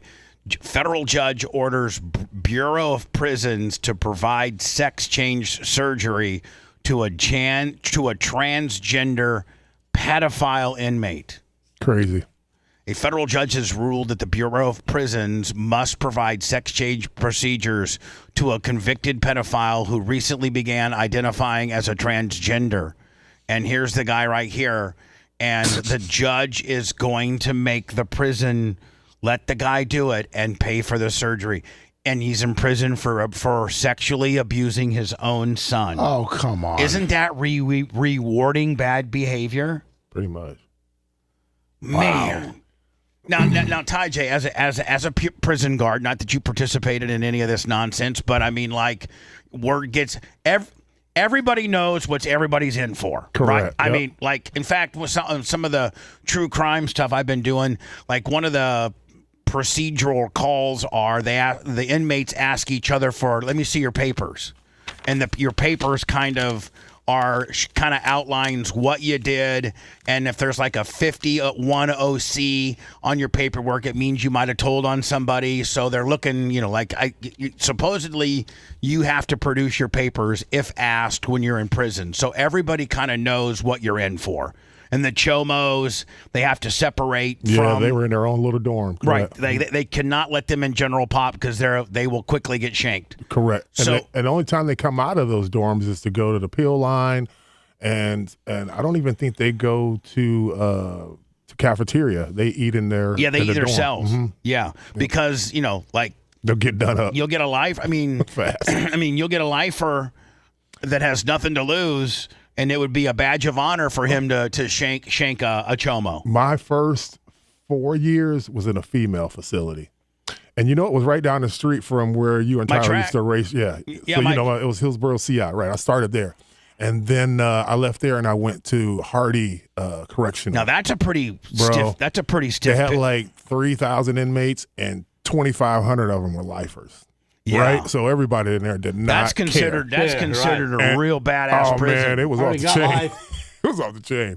And so now, I saw a bunch of guys walk around with boobs. That's the first time I ever seen it. And I was like, "What the hell?" I'm talking about big, nice diacos. Yeah. Hold on. Yeah. For real? Yeah, man. Yep. Sassy. Got the shirts tied up in the front. Huh? They were smacking them every time they go. No, they belong. They belong to some dudes. Yeah, some dude would that would be his bitch. Yeah. And and then that guy with boobs would get protection because some big guy looks like Ty J. That was his bitch, and everybody knew. Or they couldn't pay back a debt or something like that. Something like that. Mm-hmm. Now, was there any dudes in there, Ty J, that not that you're, I don't want to use the word afraid, but you were somewhat leery of? Well, here's the thing. When you're in the prison system, you don't have a weapon. Your only weapon is OC spray, right? Some mace and a radio. That's it. So what your tool is to use your verbal, right? So I use it verbal judo, right? I could talk to someone and can de-escalate the situation without getting punched up or attacked. And when you're talking about guards and in these pods, you have 2 to 3, and it may be a guy and a girl with 70 dudes, right? Right. So you better be able to how to be respectful, how to talk to people, but also care, custody, and control, right? You are in control of these people. You have to take care of them, and they're in your custody, right? Anything that happens to them, that's on you. So you have to protect yourself, but then too, you have to respect the population because, like I said, you only have maybe 20 or 30 people on a shift, right? And you're talking about a prison full of lifers, 3,000 versus 30. And they're all cons. Yeah. They're all, and they're all looking to get over. Yep, and they're all looking to get over. And that's when inmate manipulation starts. Right. And that's when all the females or even males, do stuff for the inmates. you Right. know? Whether it's bringing contraband, weed, whether it's cigarettes, weed, anything. phones. Right. Yeah, man. Were you just no nonsense like you? Straight to the point because I didn't want to go to jail because, you get charged too. And if you are a guard and you get charged and you're in prison now, that ain't going to be good for you. Did you ever have to put hands on a guy? No, never. No, because I know how to talk. Right. Right. And I respected the guys. Plus, I was in confinement, so I didn't really have to talk to too many people. You got like maybe 30 guys in there, and they're in there 23-1. Right, so all I had to do was you're like in solitary confinement. Yeah, so all I had to do was just go in there. Locked down. Yeah, I just go in there and make sure they're still alive. You don't got to worry about them stabbing each other in the yard or no, nothing you got like that. one per cell too. Yeah, and then when they let them out for that 1 hour, they're like in a dog crate. You know them crates you just built for your dogs, Gene? That's what they're in for 1 hour. And they just walk back and forth. It ain't walking back and forth. It's like being in a phone booth. That's it. That's it. They're turning in circles. But but there were probably some pretty. Oh yeah. and some sick stuff. Because you're not supposed to look him up, but you see some guy with tats all on his face, and you're like, I gotta go. What's your name again? I'm gonna go look you up let me tonight. ask you a question. Would a brand new guy try you? Would they? No, because listen to this. By the time you get to the prison system, you've already had all the drugs and you've already accepted your penalty, right? Because you were in the county for 6 months or a year or 2 years, right? So by the time they get to me, they're already calm and they know their fate, right? And if they do anything to me, like that guy punched that girl, you're going to get even more time, especially if it's inside the facility. So no one ever did anything to me. But again, I never put myself in those situations. But I bet you word got out amongst the inmates, this brother here is one you don't mess with. Well, no, word got out that I played because, you got, it was on my resume, right? Right, you played ball. Yeah, and so officers talk, and again, when you're in the prison system, and this is why I left. It's like it's a whole ecosystem in itself. We live there. We were doing 12-hour shifts, and this is why I left. One of the guys said to me one day, he's like, hey, Mr. Armstrong, you have a good night now. He's like, you know the only difference between me and you? And I was like, what? He was like, I'm in prison, you get to go home. He's like, but you'll be back tomorrow. I was like, what? I quit the next week. I'm like, I'm out of here. That's what came to reality. Hold on, that guy got in your head. Yeah, I was like, oh, hell no. I'm getting the hell out of here. And he's right. That guy got up in your noggin. We was working 6 days a week, 12 hours, right? Yeah. Yeah, 12 hours. You're practically a prisoner at that point. Yeah, exactly. Deep philosophically, he's right. And you start looking at people different, too, because you wear the brown, they have the blue. So everybody's a criminal. Right. Yeah, they're all cons. They're all up to no good. And they're all up to no good. And I've seen so many good people get taken down because they fell for the con. Yeah. Right. Women having sex with the inmates in the dorm on the midnight shift in the closets, in the cleaning closet. You mean female officers blasting the inmates. And when I was in the female facility, that was the male probably running officers, rapid. Oh my God. And they're probably all after you. No, I don't play that, brother. Plus, you learn in the academy that 70% of the inmates have some type of venereal disease. Something's wrong. So the women cops were doing the bad guys? Or the women were doing the women. You lost track of time. I lost track of time. I'm still a break behind. Yes, you are. Damn. You're listening to the Bubba the Love Sponge Show. If you want 24/7 on-demand Bubba and the crew, go to BubbaArmyHQ.com. The Bubba the Love Sponge Show will be back after this.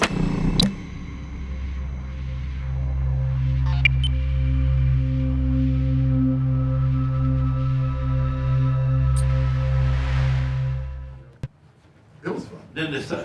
Then you decided I'm just going to go work for myself and try to figure something out. Well, after that, I'm a real estate agent also. So I have a real estate license, and Gene, he used to climb cell phone towers. He climbed towers, 300-foot towers. We used to, really? I used to show dogs too, and I never seen any those at the dog shows. I've seen the dogs, but I never saw We're shipping them? I know that APC. I've never even seen them dogs before ever until 2 years ago. They all got the thing on. They're all on the You gotta put them out there to show them. King Corso's walking a little girl, and the leash is like this. He ain't pulling her, he ain't dragging, he's just walking right with her. I'm looking at that dog, well, what kind of dog is that? And then the dog's head turns and says, you might get to me, but if you think you're gonna get to her. Did you do cane corsos? God. No, we just have Rhodesian Ridgeback. But those are badass dogs too, though, aren't they? I would buy one of those, you know. That's what Dan has. Oh yeah, no, he has a V-slip. Oh, you're right. Okay. But one of my friends has one of those. They have the hair on their back goes the opposite direction. And then when they're mad, it really goes up. It goes up. Yeah, way up. Well, our dogs do that too. One day you just go straight up and get coarse. Yeah. But I don't know. When I seen the King Corso, it looked like me. You know, because you're supposed to look like your dog. You posted a video the other day, and the dog was digging a hole. Man, I was like, I wouldn't fuck with that dog. I mean, you could just see the striations in his arm. Do you see them? Yeah. I was like, hell no.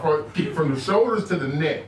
You see my pit bull. My pit bull's got these fucking striations because I only feed it 1 cup of really blue buffalo. I feed it 8 ounces of food a day and mash in pumpkin with it. So she's not fat at all. She's so fucking skinny and she's got all these striations and she's a fucking badass. But if you go, she'll go like the bitch looks badass. But any bad guy would come up to her and go. If you do that to Khaleesi, she'll go straight to the ground, and her hair will come up, and her ears are back. Her eyes My dog is not going to bite you. Your dog's going to bite you. Kona will come right at you. You think about it. I see.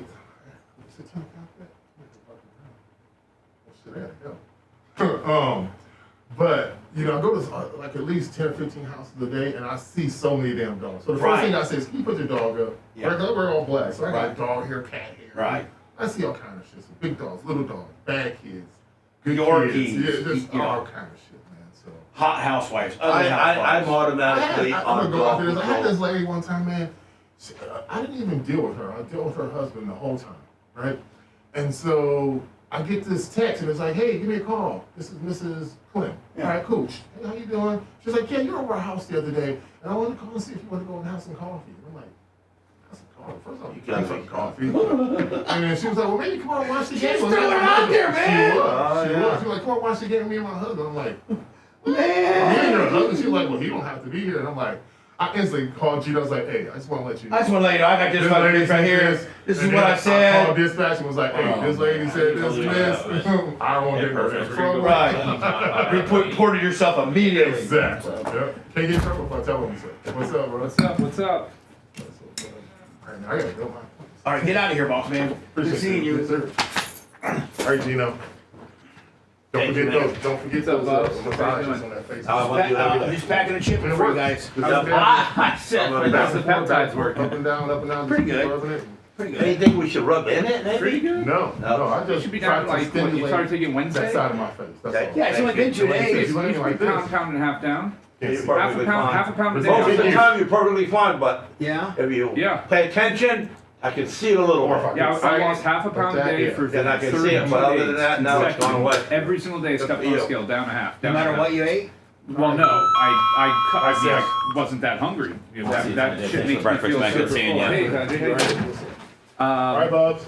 that shit. Bye, made- Taj. Later, brother. That shit, man. That Taj, thanks for breakfast. Sure, you're welcome, man. it killed my cravings. Like I reset my diet completely with it. You guys doing a show? We're doing a break.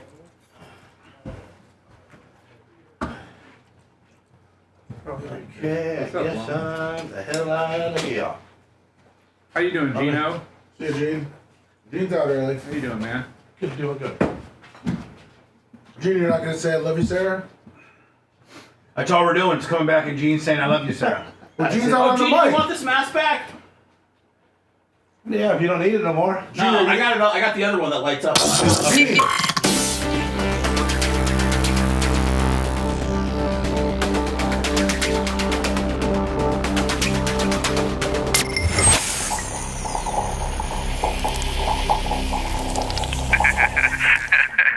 The Bubba the Love Sponge Show, listener supported via PayPal, Venmo, and Cash App, all at the Bubba Army, now returns. Just basically enough time to say I'm sorry to the affiliates that I ran late. Didn't mean to get into Don Miller's time. I hope I didn't. I hope they just preempted the show and went right to Don Miller on Florida Man Radio. And Lasker has the final words. I love you, Sarah. Thanks for letting me finish. You've been listening to the Bubba the Love Sponge Show, starring me, Bubba the Love Sponge, co-host and show historian, Lummit. It's Seth, co-host and president of podcasting. It's Brian Matroni, king of counter programming. Gene Lasker, voice of the people. Glad you get to hear me. Gary Cantrell, video editor. Yeah, back here wiring up. It's Mini Macho. The BRN agent, Thomas Buttoned Up B. Co-host, Dr. Dan Diaco, Esquire of Council. Co-host, J. Diaco, Esquire, the Spitting Cobra of Council. Now, time for the legal disclaimer. Exactly. The Bubba the Love Sponge Show is intended solely for the enjoyment of our listening audience. Any rebroadcast, retransmission, or other use of this show without express written consent of the Bubba Radio Network is prohibited. We must dissuade him of this delusion. Until next time, always remember. I'll repeat hello.